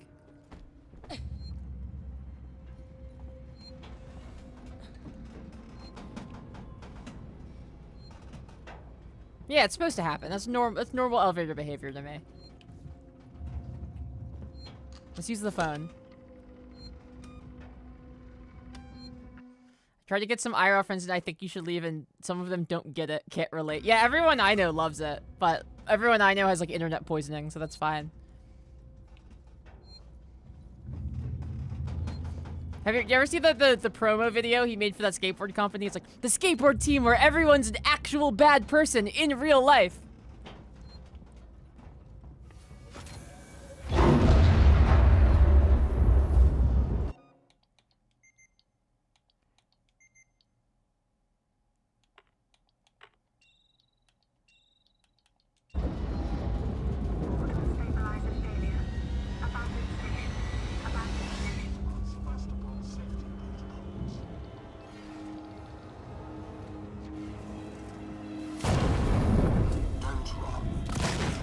Whoa, you're, oh god, you're like tough.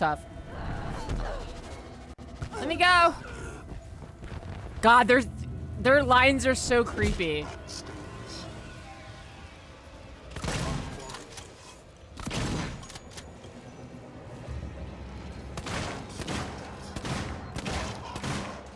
Whew, God.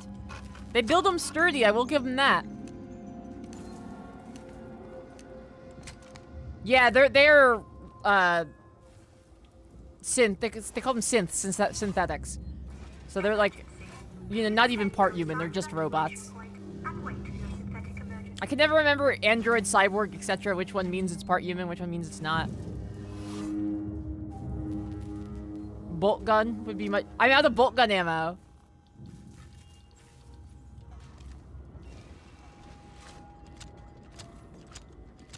Yeah, the bolt gun works like a charm on those guys. But unfortunately... cyborgs are part human, got it. The one that's from Teen Titans is part... Wow, that's actually a really good way to remember it.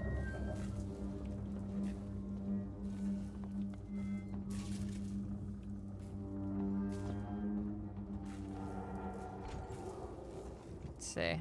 Yeah, I got 4 shotgun shells left.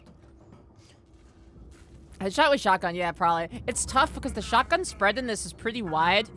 And when those guys get close to you, like, they don't even get stunned by attacks.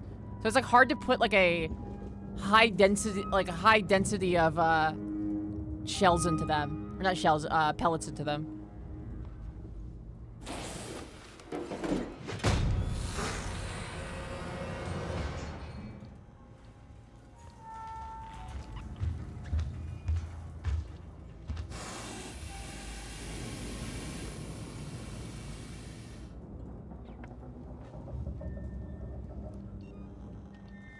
The first time I played this was the very first room I used a noisemaker in. And it made me realize I should have been using them the entire game.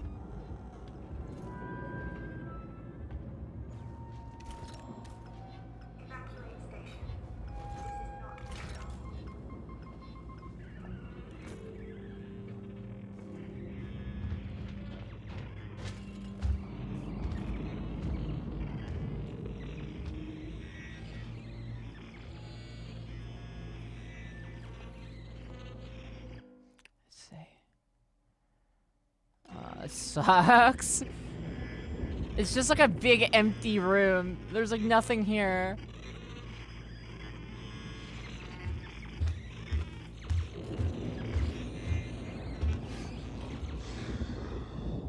Okay, let's go. Let's go. Ooh, oh, good, it left. Move. The computer. Go, go, go, go, go. After evacuation, do not re-enter the station until advised to do so by the orbital emergency convener. Code is 1984 is a code coming up.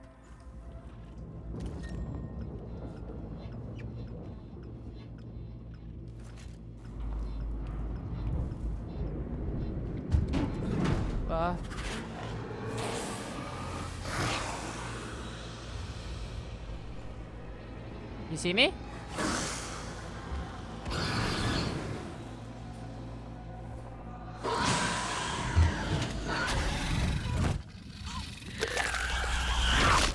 Well, it knows the flamethrower doesn't hurt it now. Yeah, look what it learned. It's so smart. Surely that won't pose any problems for us.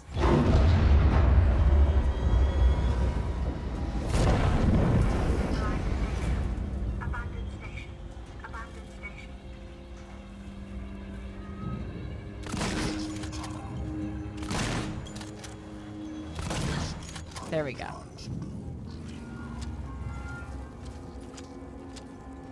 Good Xeno, here have a treat of a goth babe. You're gonna feed me to the Xenomorph to encourage it? Like a dog treat?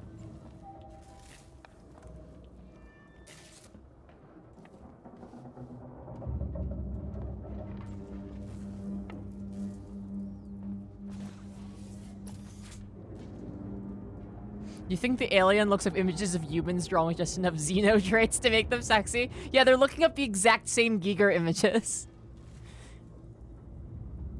I wouldn't say no. Please attend your assigned evacuation point and wait for your synthetic emergency warden.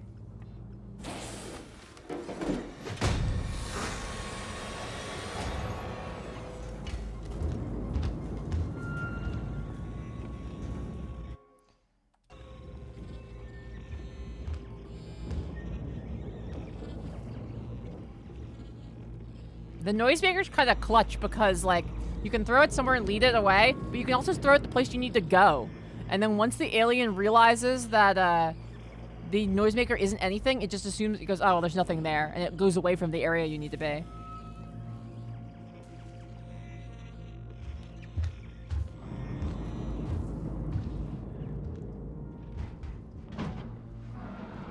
Can't believe you guys would feed me to the Xenomorph. It's actually, nah, I'm kidding. It's actually not hard to believe that you guys would do that to me at all.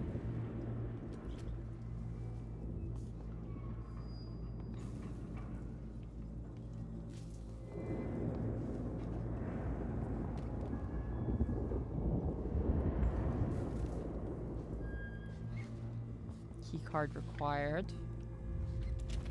Alright, well. Start looking for the key card.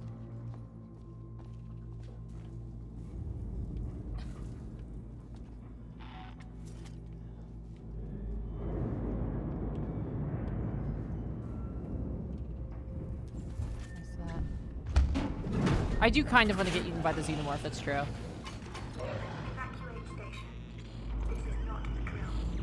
I can't get away, so hopefully... Yeah! Oh, thank God. Alright. That worked at least. There's gotta be a key card around here somewhere.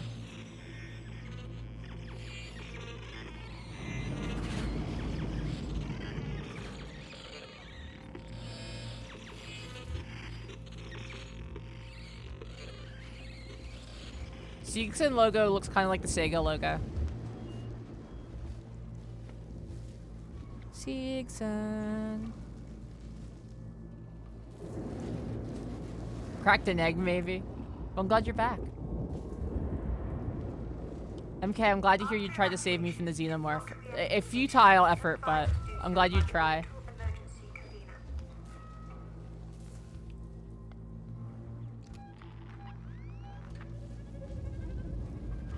I like don't love this.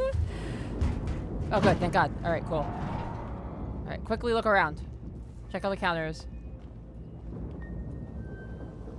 Maybe back over here?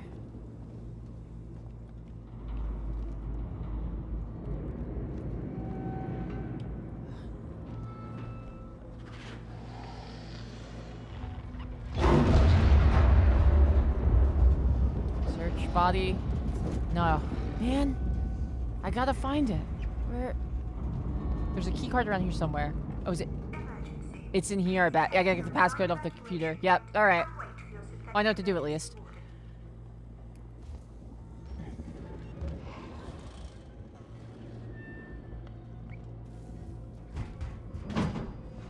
What music does the alien like? I like the ska. I like the idea of ska.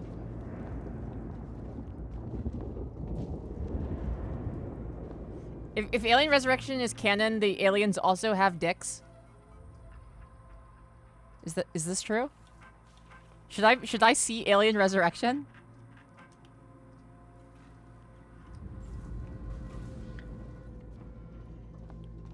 Do you get to see the alien hang dong in Alien Resurrection?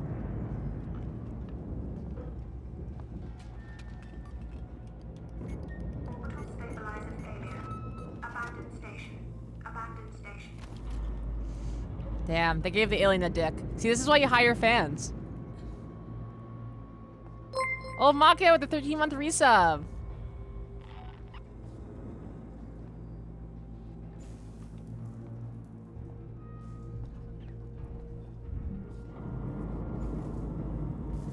Still recovering from COVID? I'm sorry to hear that. I hope you feel better. We're glad to have you here at least. I hope it at least eases a little bit of your suffering. Oh, it's not that. I need to go up to here. And Sigourney Weaver's jacked in that one? Man, they really give you a lot.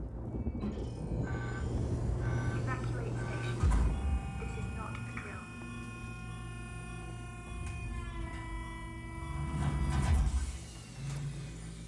Alright. Originally, the Xeno hybrid was supposed to have visible genitals, but they didn't go with it. That's wild. I can see why. It certainly, and this is probably just because I'm a filthy human, but it certainly seems inelegant to just have, like, your genitals flapping around in the wind.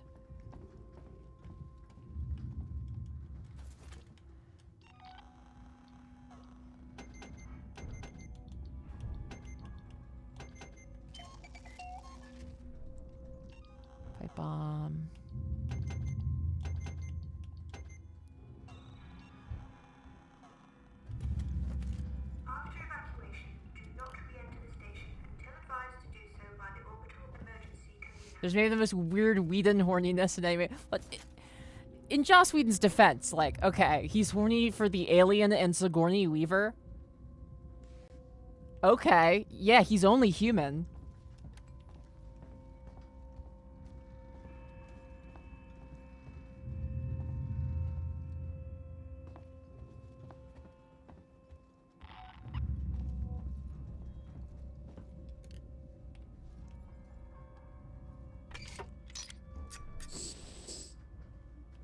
Joss Whedon isn't human. Well, that just happened.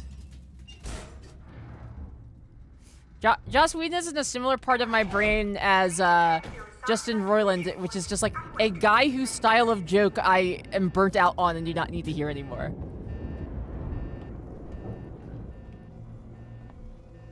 Like, don't get me wrong, when I saw Buffy as a kid, I loved it. I was a huge Angel fan as well. But man, I've had enough Whedon writing in my life. Yeah, we heard old Maka. Crazy.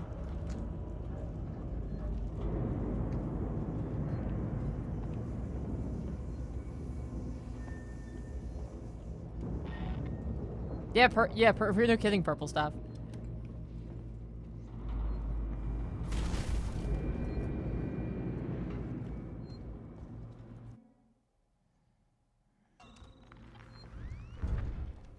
Oh man, look how cool these computers are.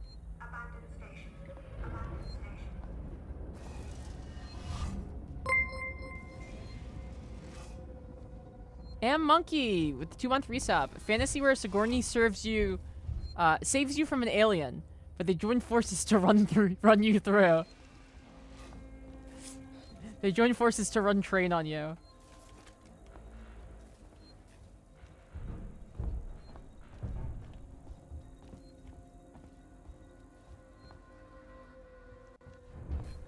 Oh, there's a save point. Good eye, Arby.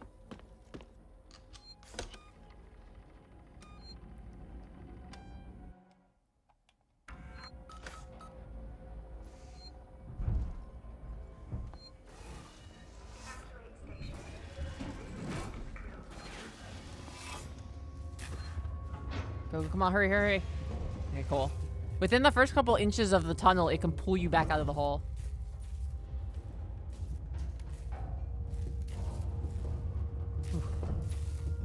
There we go. What's my favorite cheese? Real cheese or like American cheese? Because I actually have an opinion for both. There is a local American cheese called Cooper Sharp that is made in PA that is really, really good. And I think if you're going to have a cheesesteak, if you can get one with Cooper, it's just about the best cheesesteak you can get, unless you're like a whiz guy, which I think is a little perverted. But if not that, I think my favorite is probably Pepper Jack. But no, I take that back. My favorite real cheese is Oaxaca. Oaxaca is a kind of Mexican cheese that has a consistency like mozzarella, but like a flavor profile that fits in with Mexican food. It's awesome.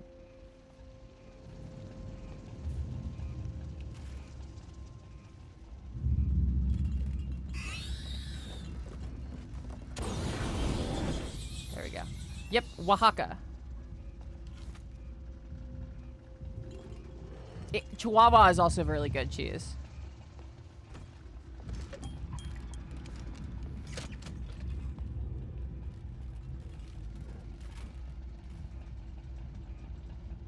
Try Whiz once, it's weird. Yeah, Cheese Whiz is kind of gross. I don't understand why. Like, I am, you know, I'm Philly area born and raised, and I don't understand the Whiz thing. To me, a good cheesesteak's got American on it.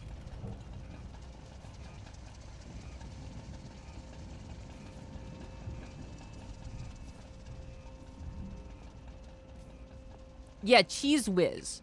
So some people, the debate in Philly is what kind of cheese do you put on a cheesesteak? And there's two schools.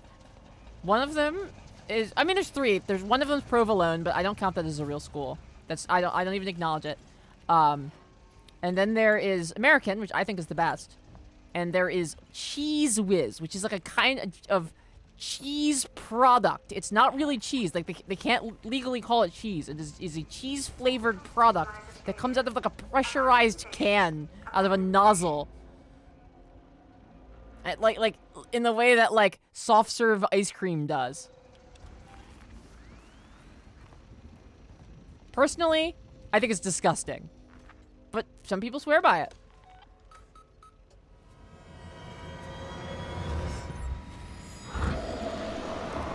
Oh no.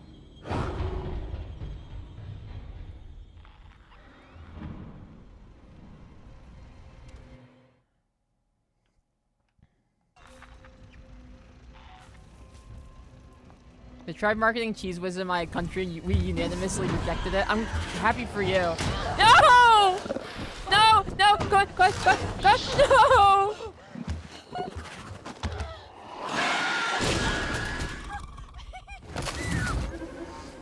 Sweetest caramel Cheese Whiz.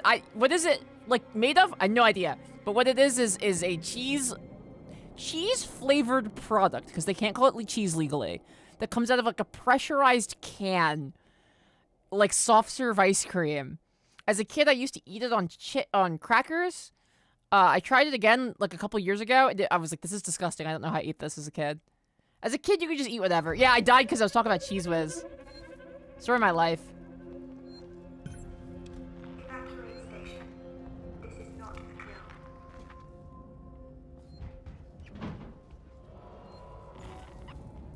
Yeah, it's like a grosser, worse nacho cheese.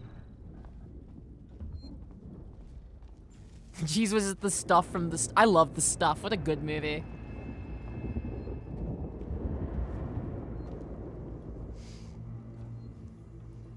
Once again, another story about my family that makes it unsurprising that I do this for a living. One of my mom's favorite movies is The Stuff.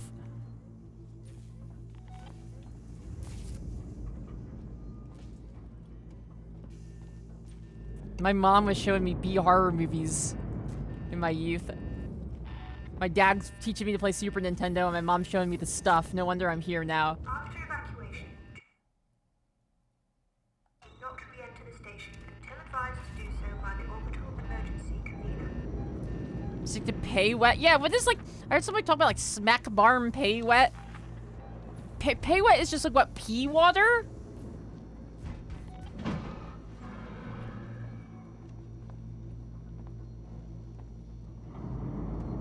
Provet. I haven't tried that. It'd probably be good though. The thing about my dad does watch Japanese TV. Tess came into my house and my dad was watching an interview with the Live Live girls, like voice actors on Japanese news.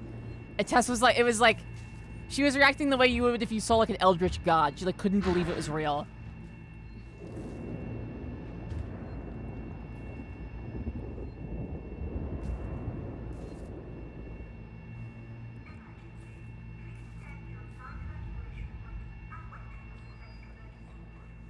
I'm playing B-rated horror movies. Oh, that's so good. I love that Pudge. What a perfect addition to your drinking. If you ask me.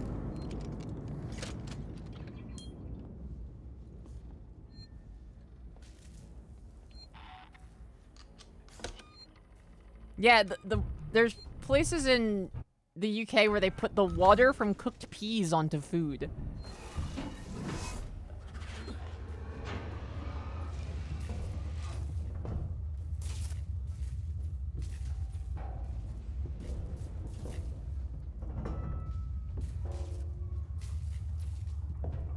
Be nice to our British viewers, MK. Their bits are worth just as much as everyone else's.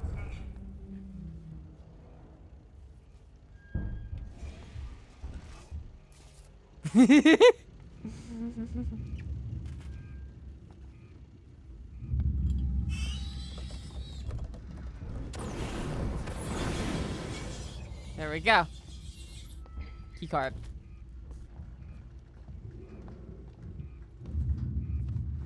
See, we Brits like hot goths too. I mean, you guys kind of invented it, right? Susie Sue is British.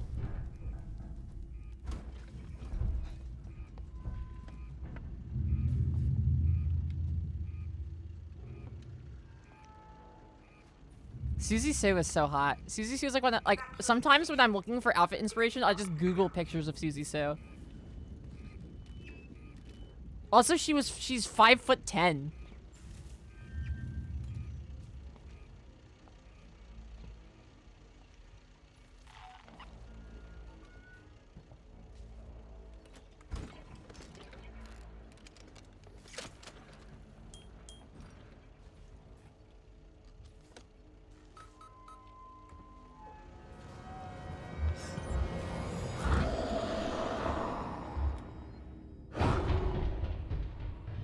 It's gonna pop in there now. Thankfully, I was able to get out in time.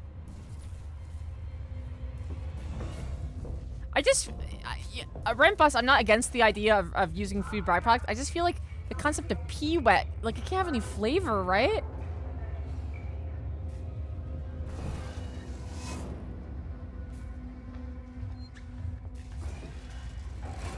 Not really. Have you seen the exchange? Oh, is the exchange rate bad right now? You guys have to understand, I just don't learn or know anything. Ever, unless it's about my hyperfixations.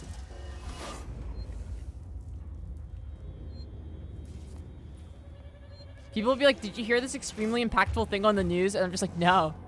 No, I actually have no idea what's going on ever at any time.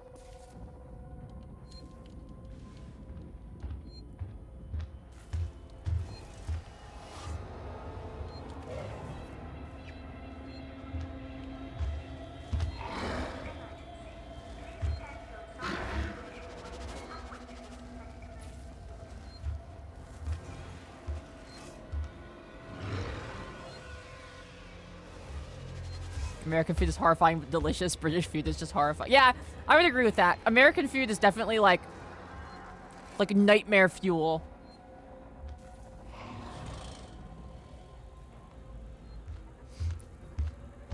Someone in the chat the other day who was, I don't know where they're from, probably, they might have been British, said that American food portions scare them, and I was kind of like, well, that is a reasonable way to feel.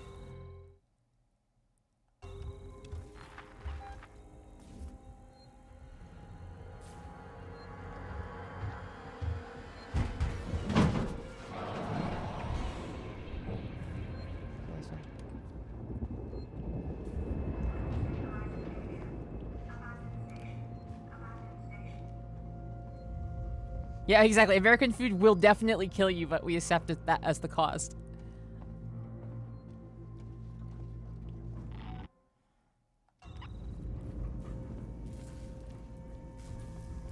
Did you hear that they might ban gas stoves because they're, like, bad for you to be burning gasoline in your house, basically? Which, like, you know, or whatever they shoot out. Interesting. It's a pain. It sucks because it's nice to cook with them. But, like, if we're dying because of it, what can you say?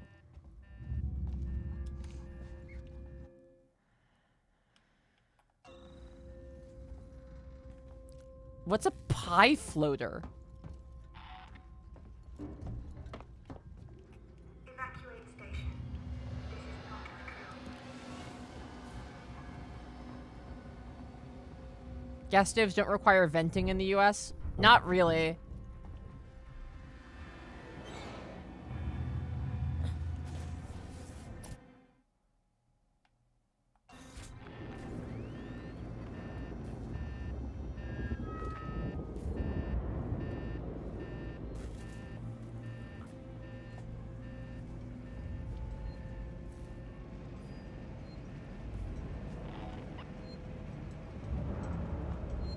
Go.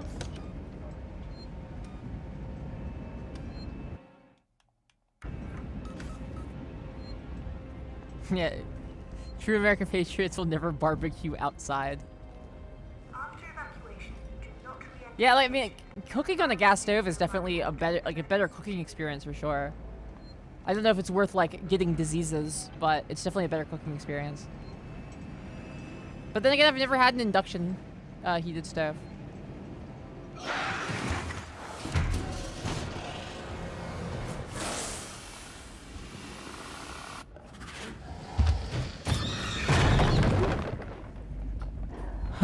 Oh, that was wow, that was a different animation than the other one.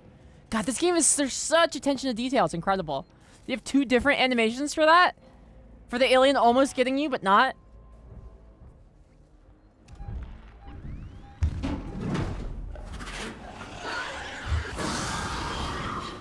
Man, I don't even know where to go yet. Leave me alone. Ah, you... Oh, it ran into the hole behind me. Okay, cool.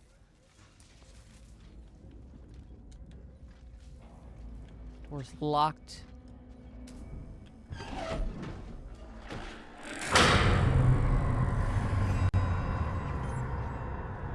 Start the... Ah! Restart the generator. The alien did do a cool slide there, I have to say.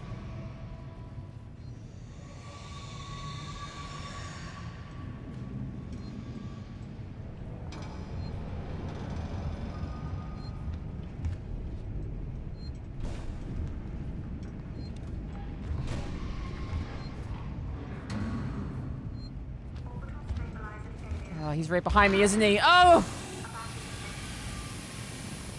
They got xenomorphs now? Ah! He got me there. That was me getting got. Yep. He was in fact right behind me.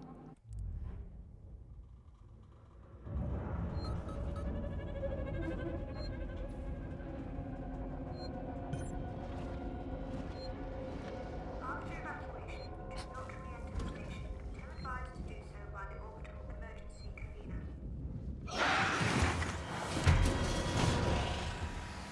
Compared to the predators we consider primitive, is that true?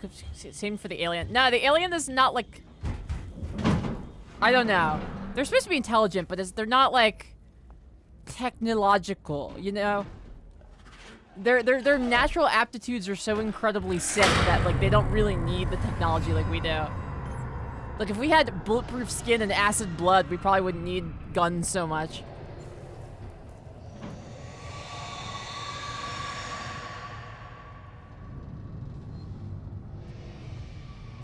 Yeah, they're kind of like a bulletproof big cat. Yeah, they're like a cat bug that's 9 feet tall and also sexy.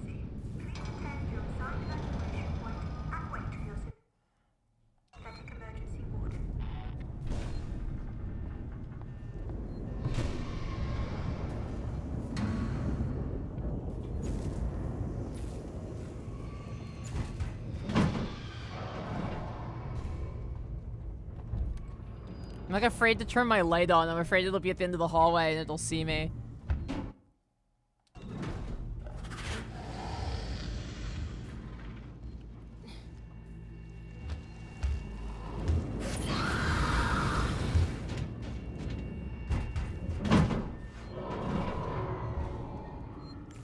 Oh.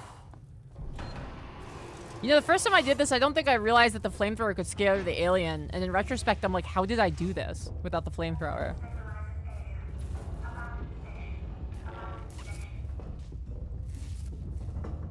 We have like one more shot, I think, with the flamethrower. Check.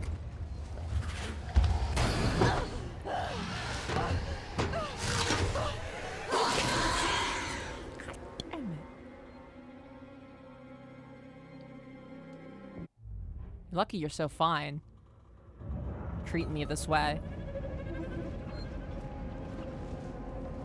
Yeah, really, it was waiting for me, J-Mac. No kidding.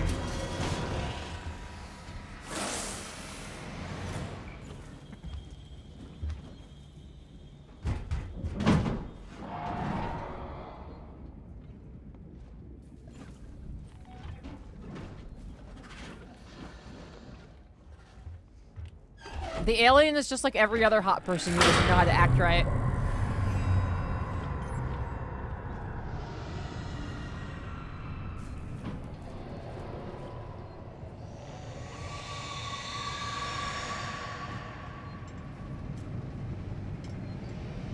Yeah, air hockey protect us indeed.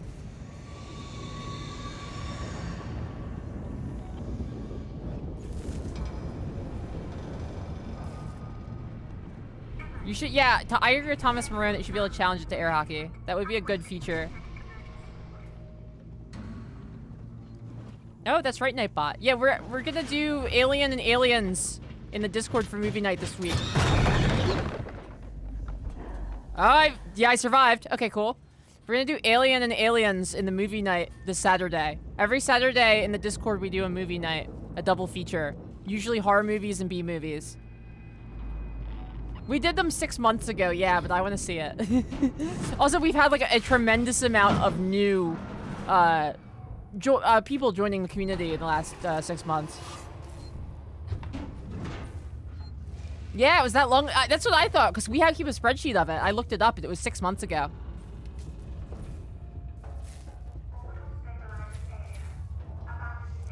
People are horny for the alien because it lets them experience what it's like to be desired by a sexy person. Yeah.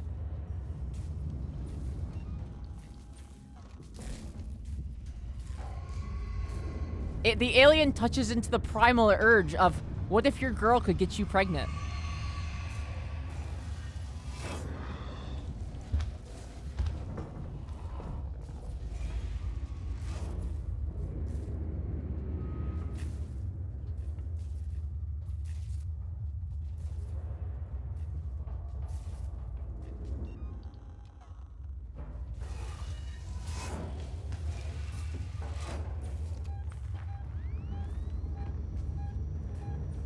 Yeah, we're gonna have to run multiple X-Files movie nights because we simply couldn't decide on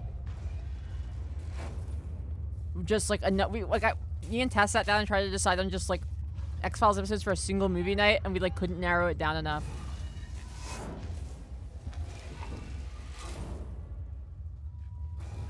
Please just go anywhere else. Ah, so you know how to get into the vents now. You've learned that. You're really learning, like, a lot of stuff within the last hour.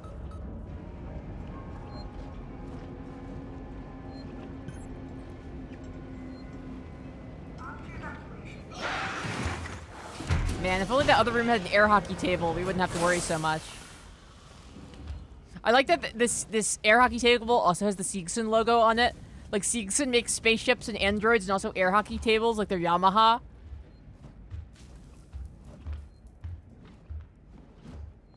Yeah, exactly. The primal urge of wanting to be killed by a beautiful woman that you're scared of.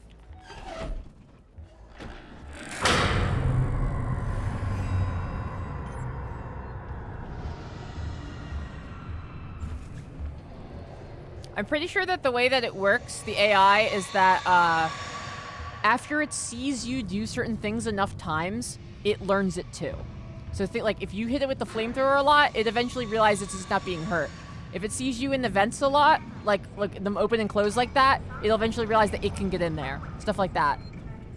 It's like, it doesn't truly learn, but the way that it gates off its AI's individual functions gives it like a really good illusion of it learning.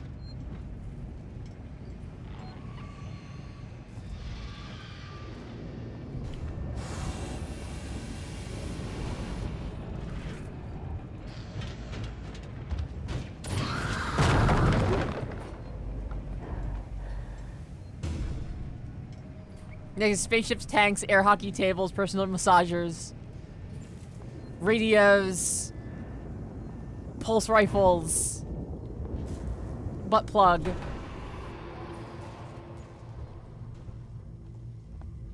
Yes, the exact the Hitachi of the future.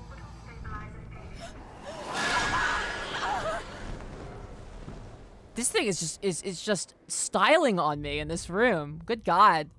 This must be like one of the last rooms of the game, because it is just fucking... I guess I need to crawl under those so it can't snatch me up. It can like, yeah, it can post up at holes like that too. The alien has like a lot of things it can do.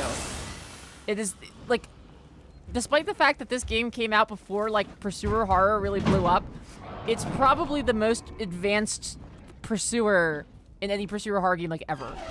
It has like an incredible amount of different things it can do and ways it can learn. It's really, honestly, really cool. And I think the fact that there's so many different animations and so many different things that can happen, it makes it less frustrating. Like, I don't mind as much dying to the alien compared to like, I don't know, the guy from Stay Out of the House. Because it's like the same thing every time with Stay Out of the House. This time it's like this thing has killed me in like a completely different way every single time.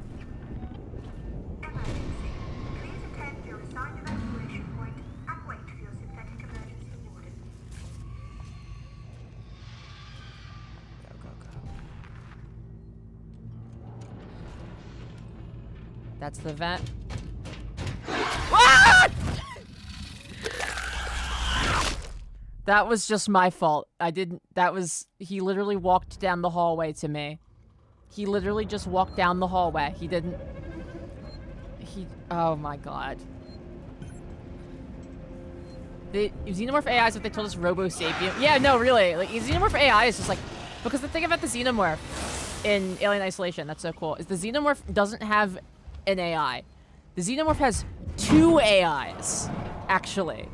One of the AIs cannot communicate directly with moving the model, but it always knows where you are and can communicate in hints to the second AI that doesn't know where you are, but does control the alien.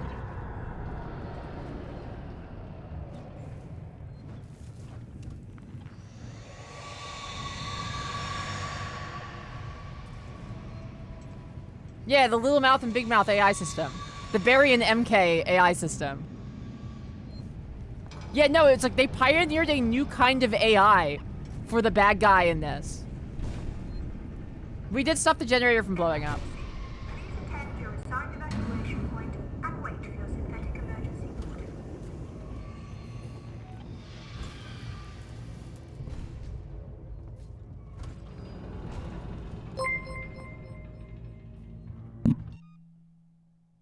Encarnacion 47, thank you for the follow. Also, sorry for the sound there as my mic accidentally clipped the dang, Yeah,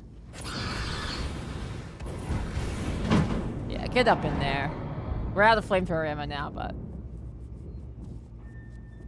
Yeah, that's what I'm saying, like, despite the fact this game came out so early compared to, like, Pursuer Horror, which really took off in, like, the Steam era, it's the best made one, like, ever.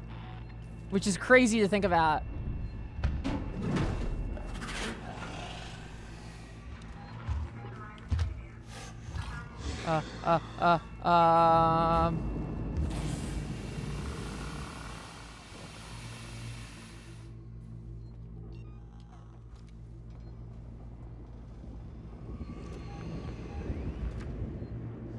The synths are so scary in this, yeah. That you're being hysterical. Well, it's not even just like they're gaslighting you. They're doing the thing that, like, you know when, like, you hear about, like, a cop who, like, turns his body cam off and then claims somebody has, like, a gun or that they attacked them? It's like that. It's like they're manufacturing a reason for the audio logs for why they killed you. It's so scary. Terrifying. And it makes sense as you learn that the Seegsons are, like, there on purpose to hurt people, yeah. It's so scary.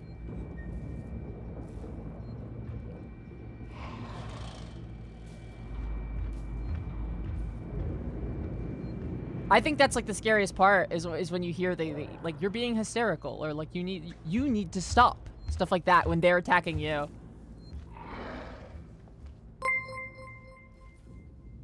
Useless return policy, thank you for the follow. Welcome aboard. I am Bloodberry Tart, and I'm hiding from the alien right now. Usually I have a cute little thing I say when there's new followers, but I don't know if I can afford to.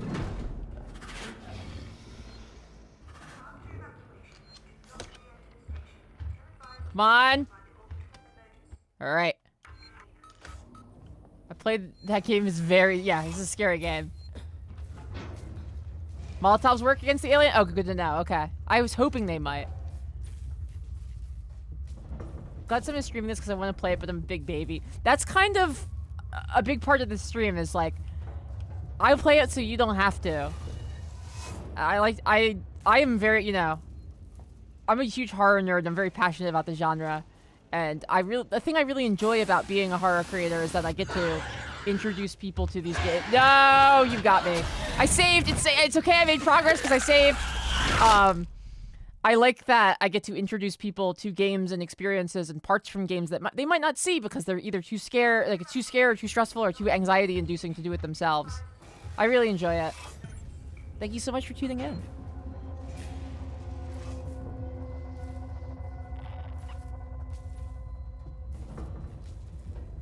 The alien is great. Yeah, the synths are so bad.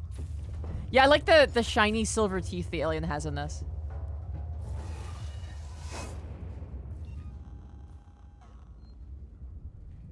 They look nice.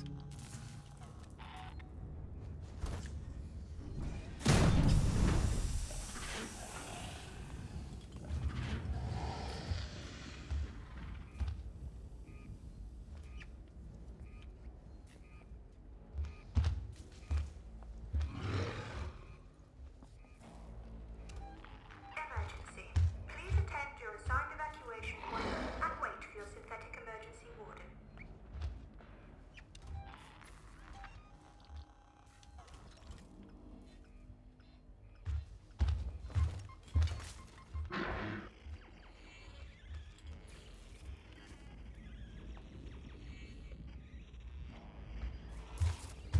Yes, check out the noisemaker in the smoke.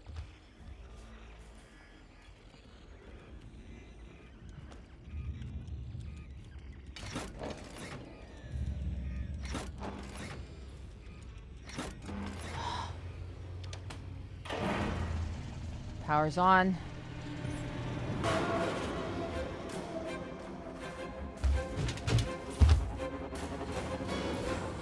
Fingers crossed, fingers crossed. Yes! Woo! There we go. I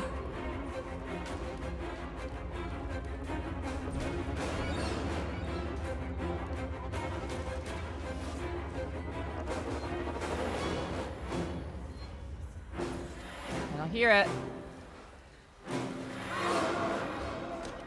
Come on. Come on, come on, come on, come on. Yes, all right, cool. That's good. Go, go, go. All we got left is one Molotov. Yeah, all that we have left that will stop the alien, I mean. It's... Wow. Oh, Nutmeg is here! Hello, Nutmeg! I've heard so much about you.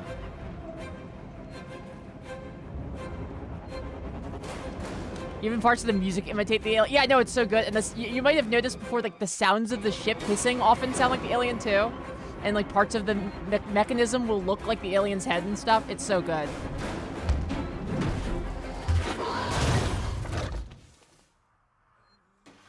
No! That's okay, I just saved. I made a bunch of progress.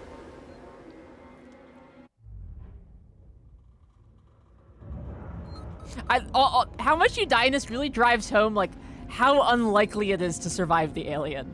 Like, it's really not, like... the odds are not in your favor.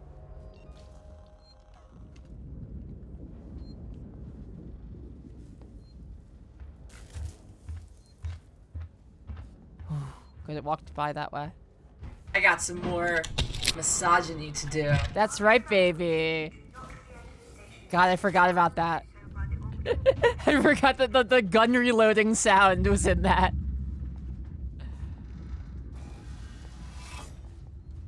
That was a clip from we were in the Lady D part of Resident Evil 8. And when MK made that clip, MK actually put like a louder gun reloading sound, like a louder, more obnoxious gun reloading sound into the clip. It's so good.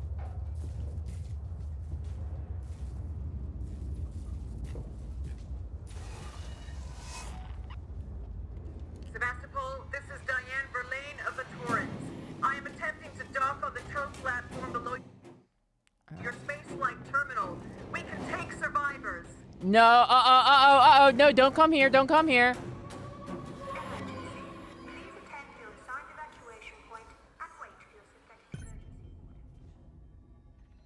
It did add some zest. It was great. There's a reason that you were back on the staff for editing. Now that you have the time.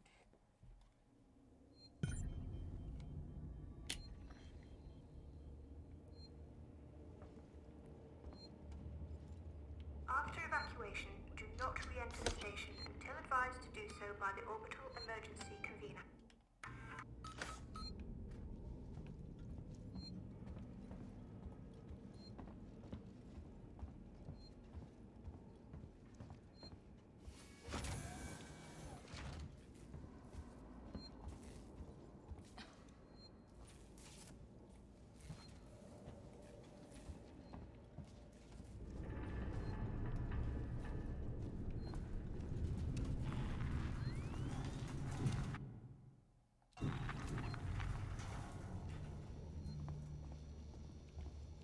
over here.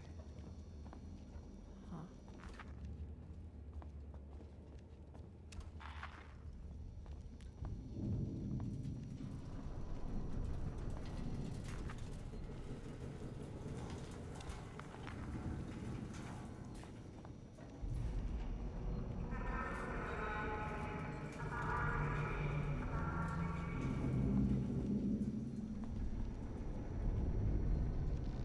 Made it.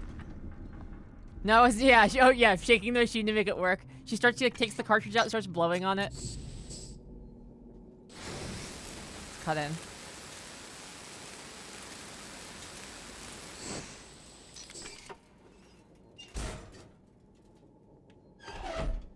Actually seems like a really good objective marking system overall.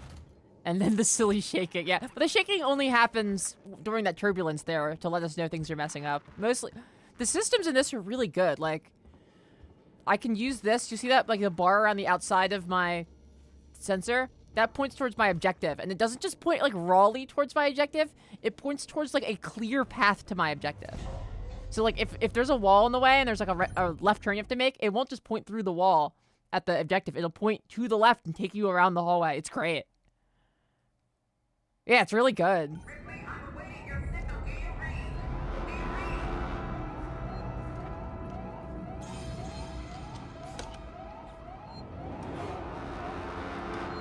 Yeah, it's very helpful. It's well done. This game is like really a really well done horror game. It's like, I don't call something one of the best horror games of the last 10 years lightly.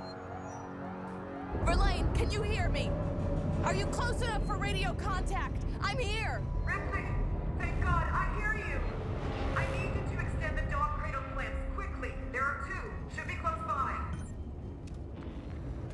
Alright. Initiate docking.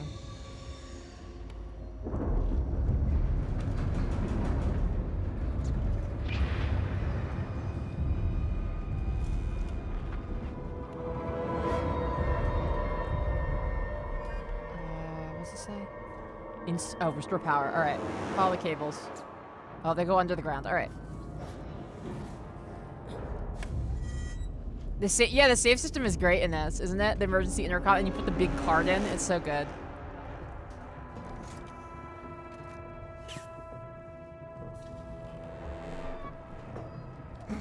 RP.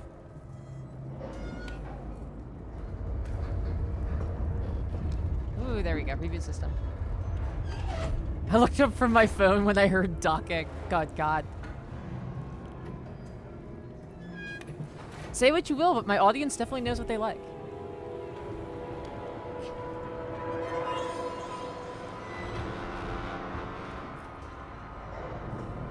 I remember when I first brought mods onto the team and I had to like discuss with my mods about like what the acceptable horny levels were for the stream. And most of it was like me being like, them being like, oh, but we should probably get rid of this, and me being like, no, that's fine.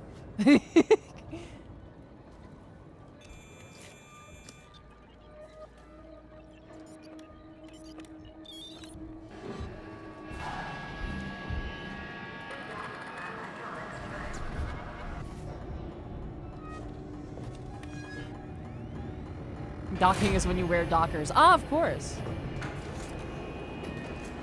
I should have figured as much. What do we need to pay? Okay, I have to just go back the way I came in. That's not too bad. It's playing music that implies to me that the alien is here, though.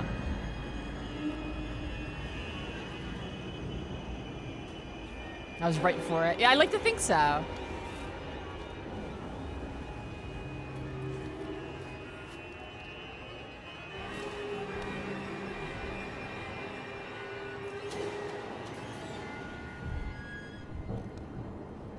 My normal approach to figuring out what behavior is appropriate for stream is to sit down with myself and to think, what if Elvira was an e-girl?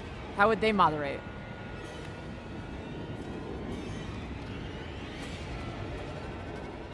Streaming sets an example to mods, mods set an example to chat. Yeah, totally.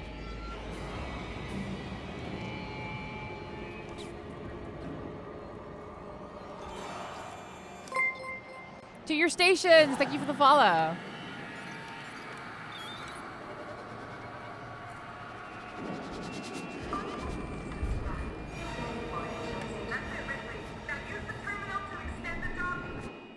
Which terminal? Okay, on it. Docker was the biggest mod. I want to play Nightmare Creatures. I've never played that one.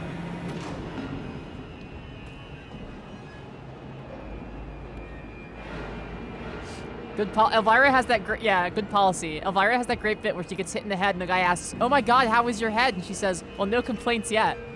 And she's so good. Like, she is my biggest influence. I always feel a little weird saying that my biggest influence as a streamer is not a streamer. But, it's the truth.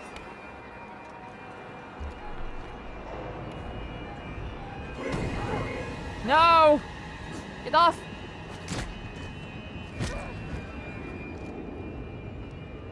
Yeah, she was a TV movie host. I know. Yeah, it's basically a streamer for TV. That's fair. We're late. The docking clamps are engaging.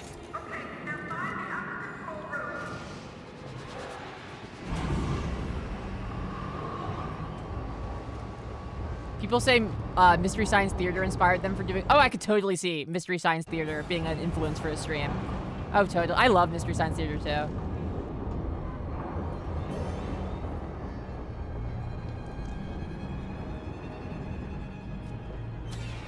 That's not like one I consciously had thought about, but I would say that's probably true for me too. I love Mystery Science Theater.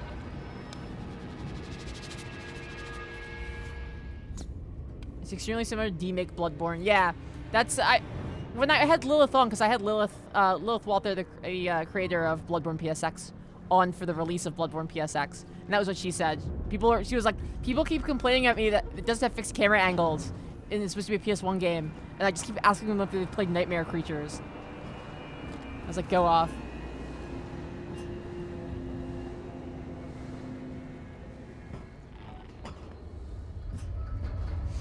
The Mystery Science Theater episode, I think it's Attack of the Neptune Men. There's a part where they're cutting through a bunch of different buildings being blown up by the aliens. And they cut into one, and the building has a giant, billboard-style sign of Adolf Hitler on it, and the entire cast goes, "Whoa!" Yes, they blew up the Hitler building! No, all the Hitler rides and memorabilia! God, that's like one of my favorite bits from Mystery Science Theater.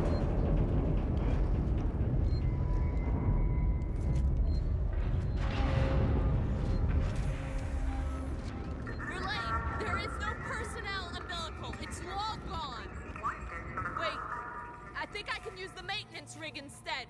If I can Is find it an safe EVA suit, I can still get to you. Oh, you're right.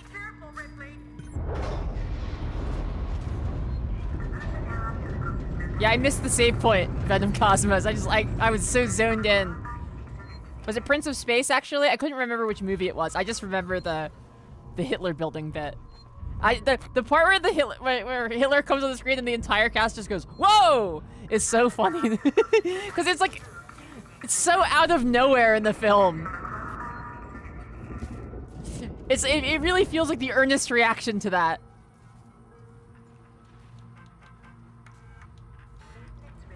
That's it. To the airlock. All right.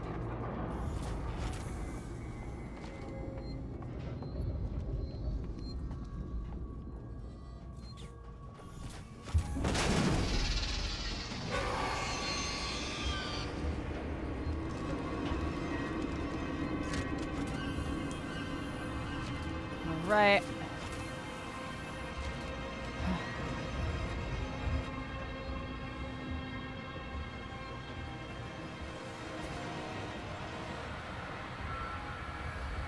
Yeah, true. Yeah, Fast Food Live doing the same trick as the filming the chestburster scene, but with Hitler's. Yeah. For those of you who don't know, that the way the chestburster scene was done was that nobody involved in that scene, other than like the guy who had the chest bursting happen, knew that was going to happen in the scene.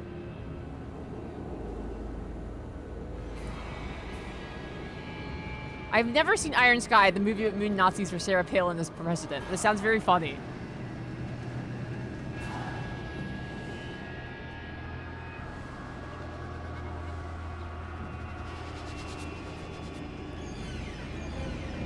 Farhart Skitsy still is the final sacrifice, but the nerd kid's looking at a picture of his dad and says, "What happened to you?" And Mike says, "I died," really incredulously.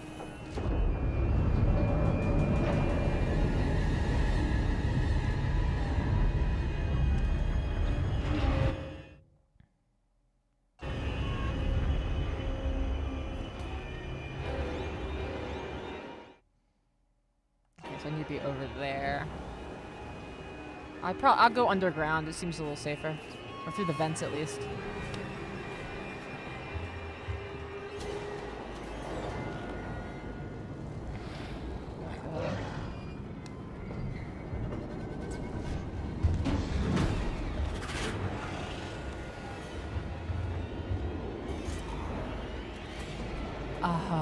Oh. Lady, leave me alone. Alright, get out of the way of the door so that door shuts. We're gonna construct a noisemaker.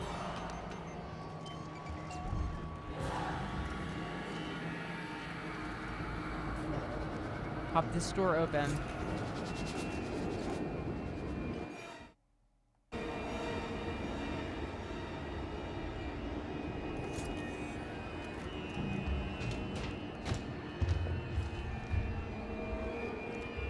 Yes, it worked.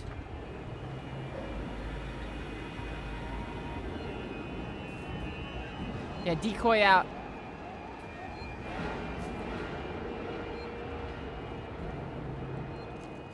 Go.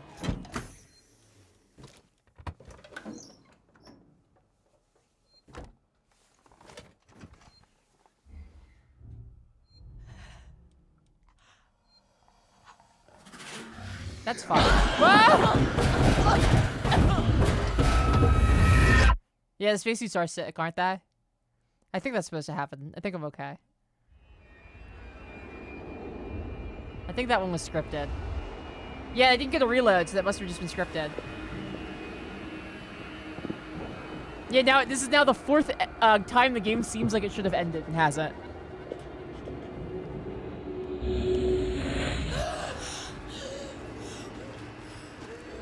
Oh no, there's an unhatched egg there.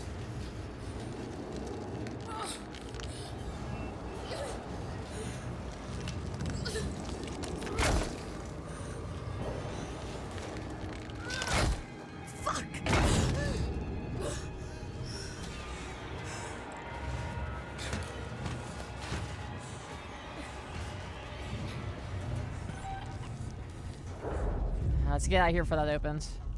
If I don't have to use my flamethrower, I would like to avoid it.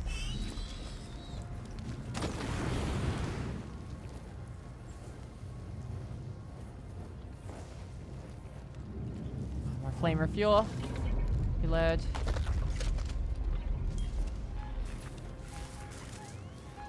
Oh, our sensor's just broken now, eh? Okay.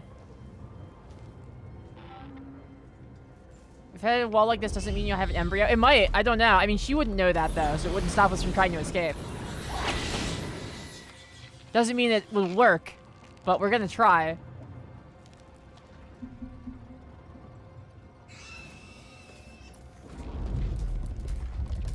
Oh, no, it's empty. Ah! We ran out of flamethrower ammo. Ooh, did you hear that? The her gurgling sound that played when that got us? I never noticed that before. You could hear it go like...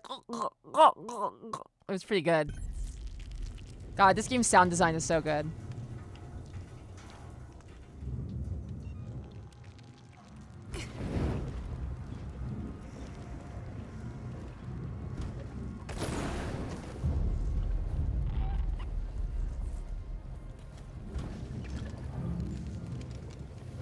Sophie, and I'm not gonna do the sound again. I realized my mistake after I did it the first time.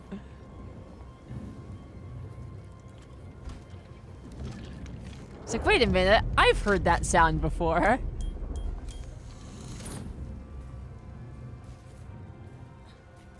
PTSD from the Jill. Oh god, the Jill Valentine remix scene is so good. I'm sure somebody will clip it. Somebody, like, I've accepted now that when something like that happens, someone will clip it.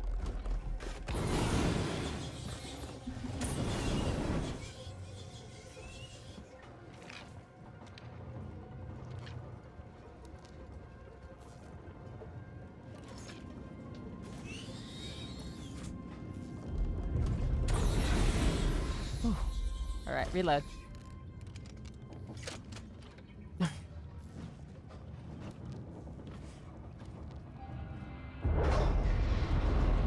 Crowbot Rock, I was talking about the sound design on the the facehugger death animation for in this game, and I replicated the sound that she made and then realized afterward that it sounded like a lewd sound, I guess you could say.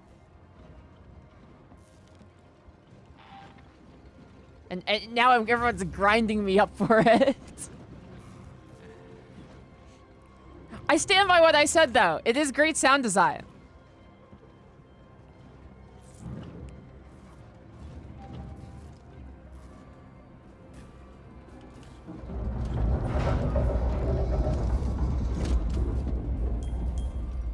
You would never grind. No, you just grind the other goth girls that come to my mod meetup.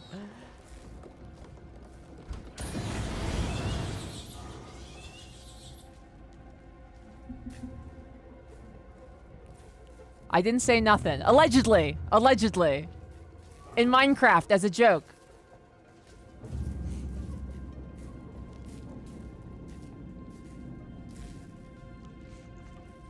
That was a good one. Noah taught me that one. Everything's allegedly now.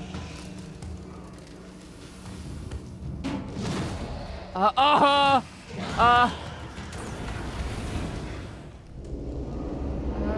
well.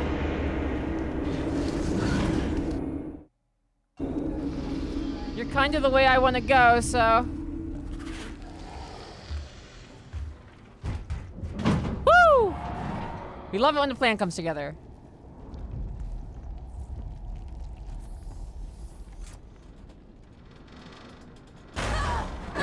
You kiss a few hoes and everyone's gotta notice. It was cute. It was cute.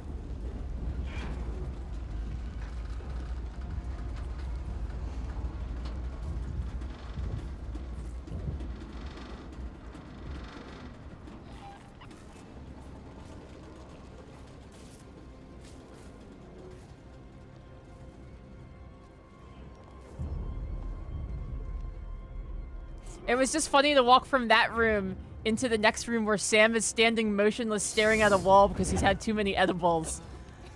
And like he doesn't know what to do.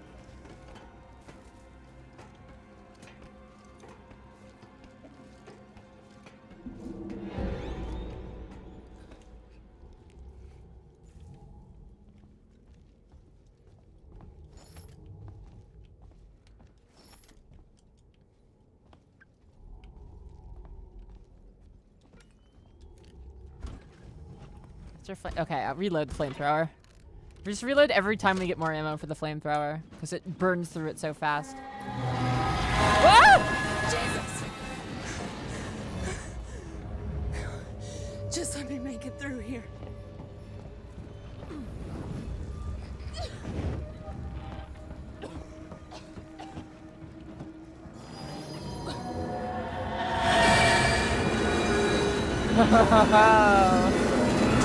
Cool.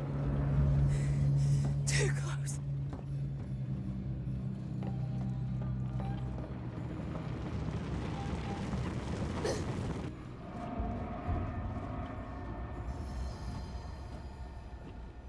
I don't know if the train is coming, but I feel like I should just like wait until it does.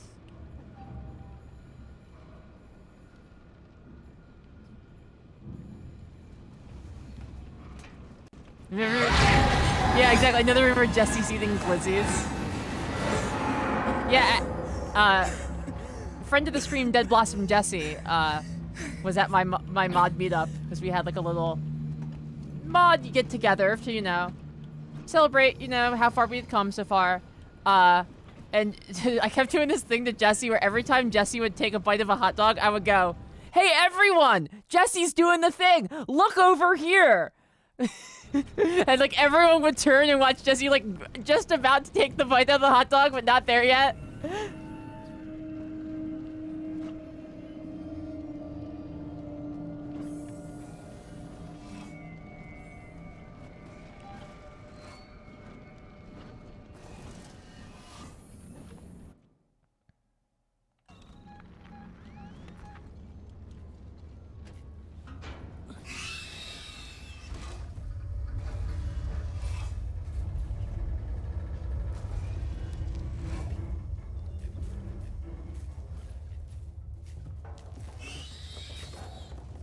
hear something down here. Ah!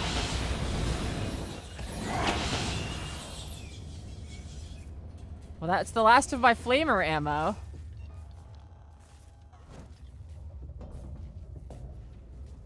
I should heal myself with a med kit because there's a good chance I catch myself in this Molotov trying to protect myself.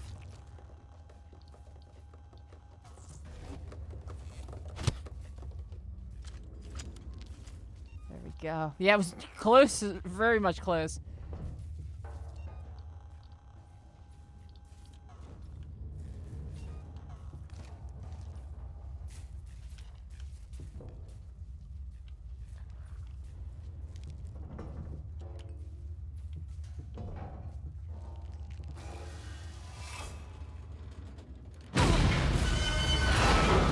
Going down.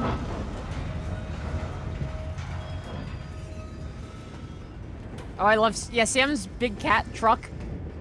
A good name for a cat.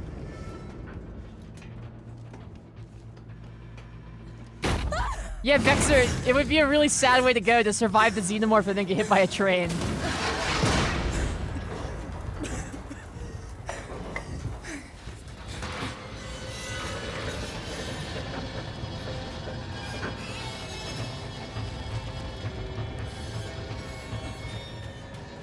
Relay!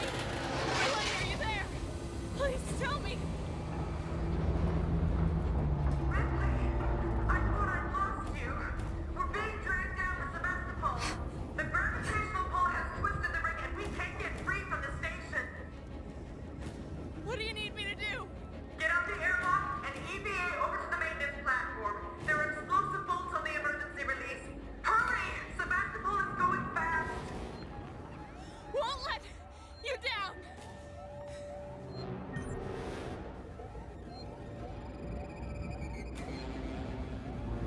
Let me use the save point. I need this shit, like, so bad.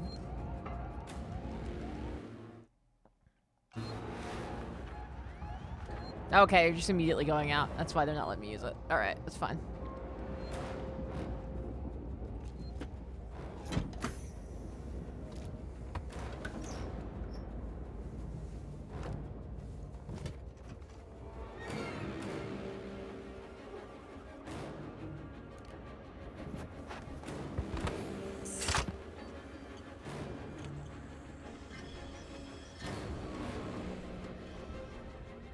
A Xenomorph train?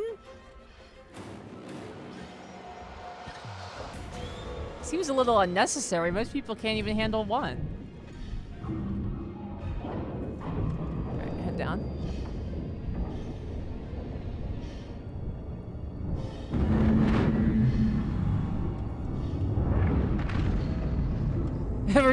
Yeah, that, do you guys see that, that local news article going around about the police officer who let all the other police officers at her station run a train on her? And the local news, like, put a bunch of sounds of, like, train whistles and, like, chugga-chuggas behind the news story.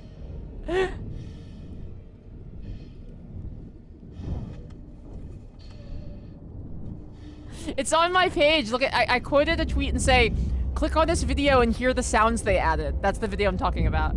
It's very funny. Yeah, all cheese just I showed them all my housemates. I was like, you gotta see this.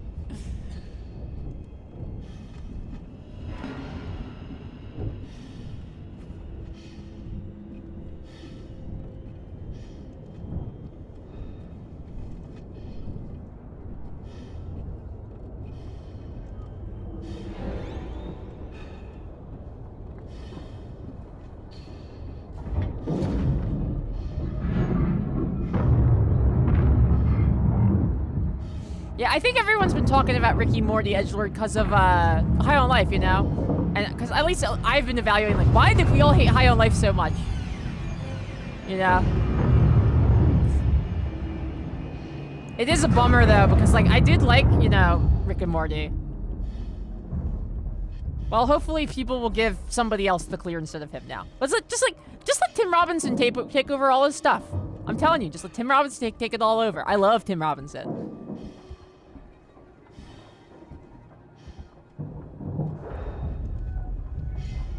Yeah, so Ooh, oh, this is the finale. All right. I'm pretty sure this is the finale.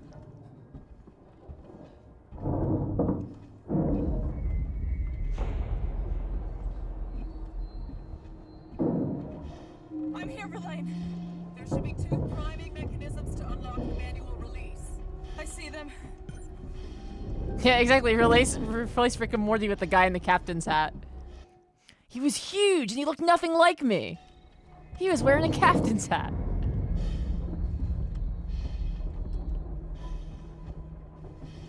Keycard required. Huh. Well, is there a keycard out here in the vacuum of space?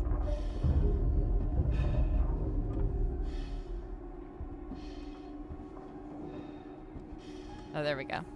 There is, in fact.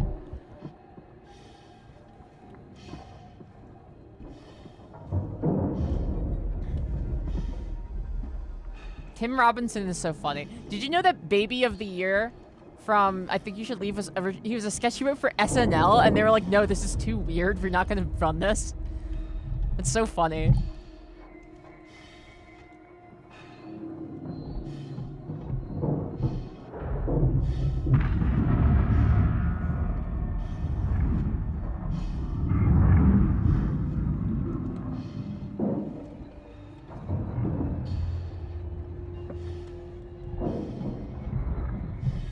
I love the, yeah. Don't you know how to drive? No, and I'm fucking scared, okay? Not everyone knows how to do everything. Oh man, look at our nice DJ set here. Oh wow, look at the design on that. That's so good. That rules. Graphic design is my passion.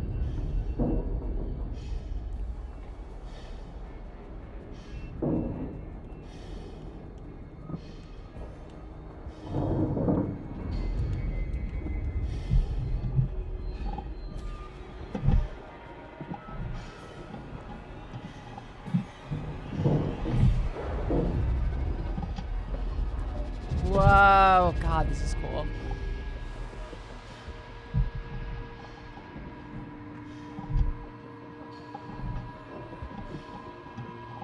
There's a TikTok. Oh, they put the not knowing how to drive thing to Midwestern emo riffs. Oh, that's really good.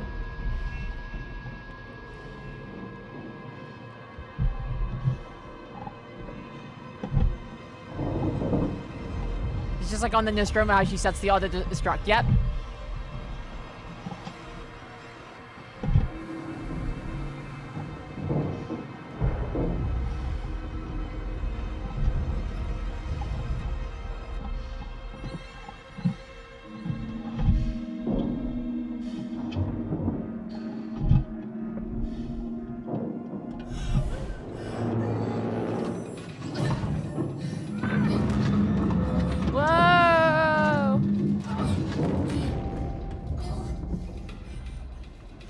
Oh, there's a Nostromo scenario now. I haven't ever played that, Sophian. Yeah, I'll play that. How long is it? I probably won't play it today, but I'll play it.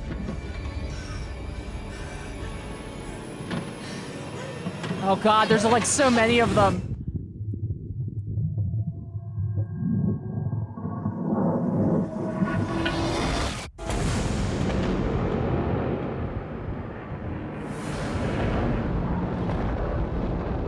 Yeah, they don't need air.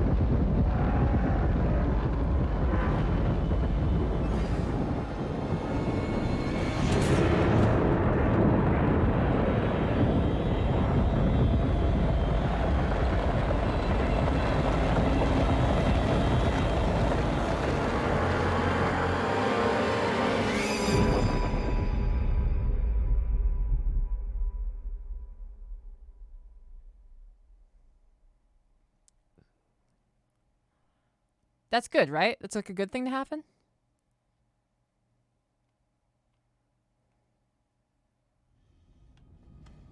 Verlaine, I'm on my way up to the bridge.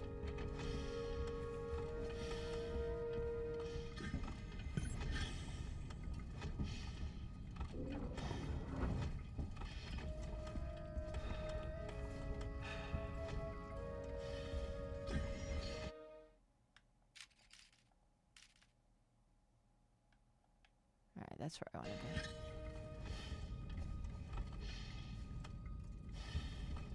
Yeah, everything, I'm sure everything just goes fine now, right? And nothing bad happens any further. Like, it's just all, it's just fun.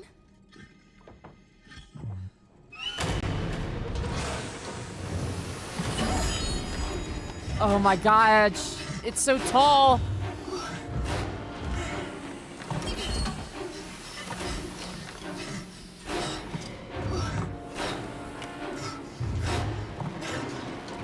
Left.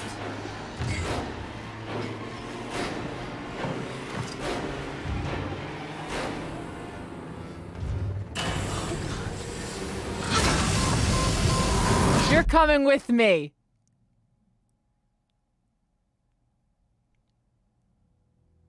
Why is it moving so? It's stalking you like a cat.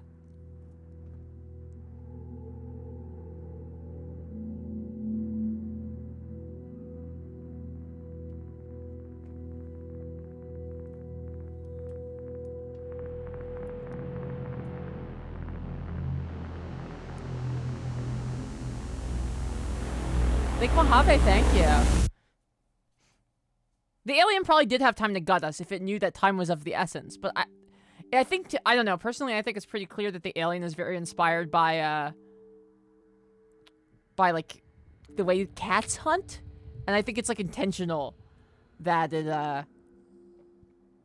like, stalks you and is not, like, how it knocks you over and then will stalk around the front of you to come down on top of you. Yes, that's how it ends, that's the ending.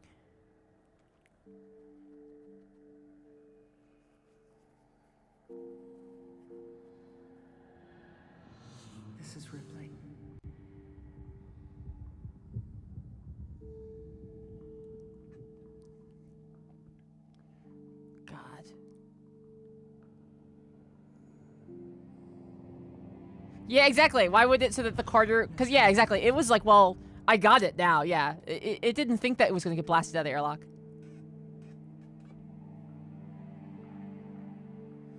I mean, she stopped him. She saved everyone, but it cost her her own life in the process. And, like, what a terrible way to go out, too. To just, like, slowly wait for your spacesuit to run out of air.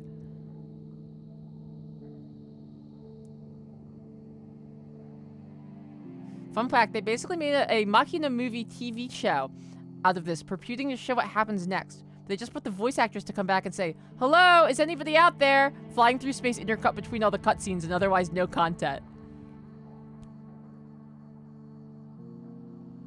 Well, I mean...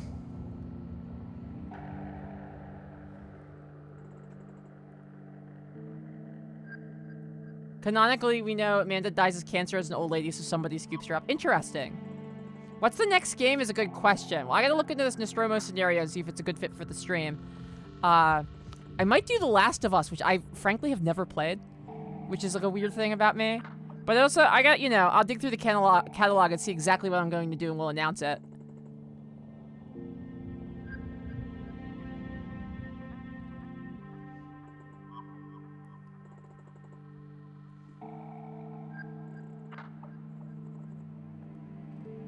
First, yeah, I've never played it, but I really want to. That's like one of the few horror franchises that I don't know well. I actually had somebody contact me to write an article. They're like, "You know horror, right? You want to write this article about The Last of Us?" And I had to really ashamedly tell them I'd never played it.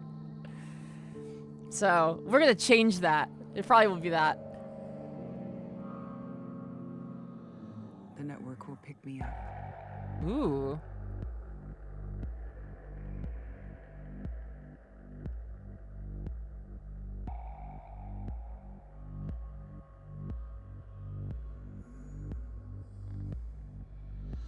This is Ripley.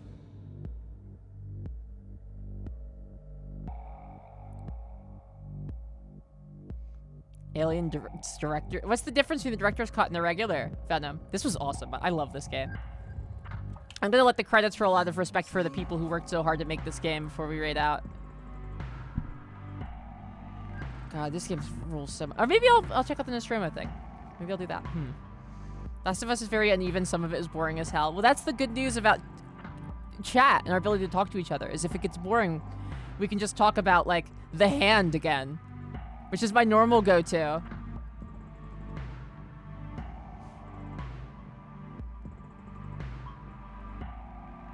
We should raid. We could raid Parky. I'm open to raiding Parky. If it gets too boring, people can pay Barry to play Dusk. This is true. The hand got you a job?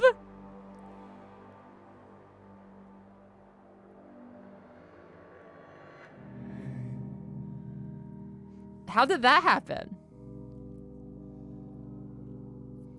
You wrote a short story based on the premise after seeing it on my Instagram. It was just a sample for ghostwriting, and they hired me after. Whoa, let's go! That rules! Congratulations, Diesel!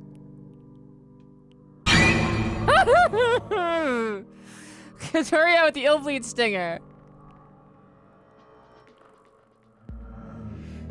Bummed out that Bomb Camp and Sigourney Weaver didn't get to make the sequel. Ridley Scott had a tantrum and demanded to make Covenant.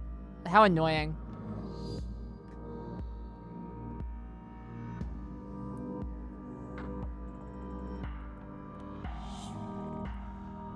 But again, we're gonna be, if you liked this, we're gonna be doing Alien and Aliens for our movie night on Saturday at 7 Eastern Standard.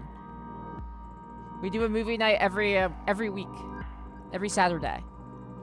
But, well, I pick and host one every Saturday, but other people in our Discord do them other days too. Paturia with 10-month resub. Can't wait for movie night. Hell yeah. The hand, yes, the hand is a 4chan post that I saw a screenshot of that's just like, how would the world change if there was a giant hand that zoomed around the world and crushed one person with its index finger a day?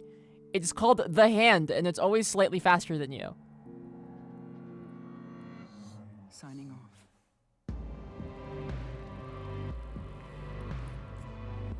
Ridley Scott dropped off in his later years. James Cameron did better with the franchise anyway. It's like, it's tough because I understand where he's coming from. Like, if you created this great piece of art, like, of course you want to continue it. It's like what everyone knows you for, you know? Like people hear the name Ridley Scott and they go, oh, the alien guy. So, like, I get where he's coming from. But yeah, maybe he wasn't the right pick. The Hand picks people at random, yes.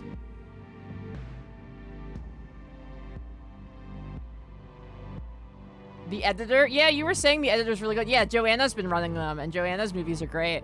Joanna's been running all these, like, weird grindhouse compilation movies, like, movie by movie. It's been great. In the Discord. Aliens is great. They're both great movies. Alien and Aliens are both great movies. Also, the Blade Runner guy keeps messing with that series, too. The Deckard being a replicant thing is so stupid. You know, sometimes the series just needs to end. The Hand and the Foot. Great moments in buried chat. The Hand is like every couple months we talk about The Hand. It's just such a good, like, conversation starter thought experiment.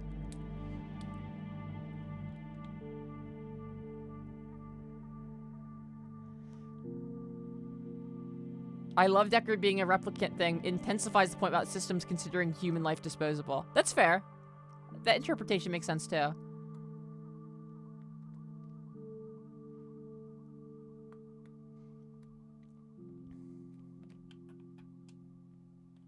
Oh shit! I didn't think that would actually move us out of there. Oh well. All right, computer, you know where to take me. Thank you all so much for tuning in. As always, I'm Bloodberry Tart, and it's been a pleasure. If you liked what you saw, consider hitting the follow button, consider subscribing, making a small donation, or checking out our merch store. I'll see you on Discord this weekend.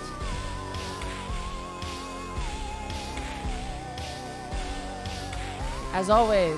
Oh, did I mess up her name? Oh.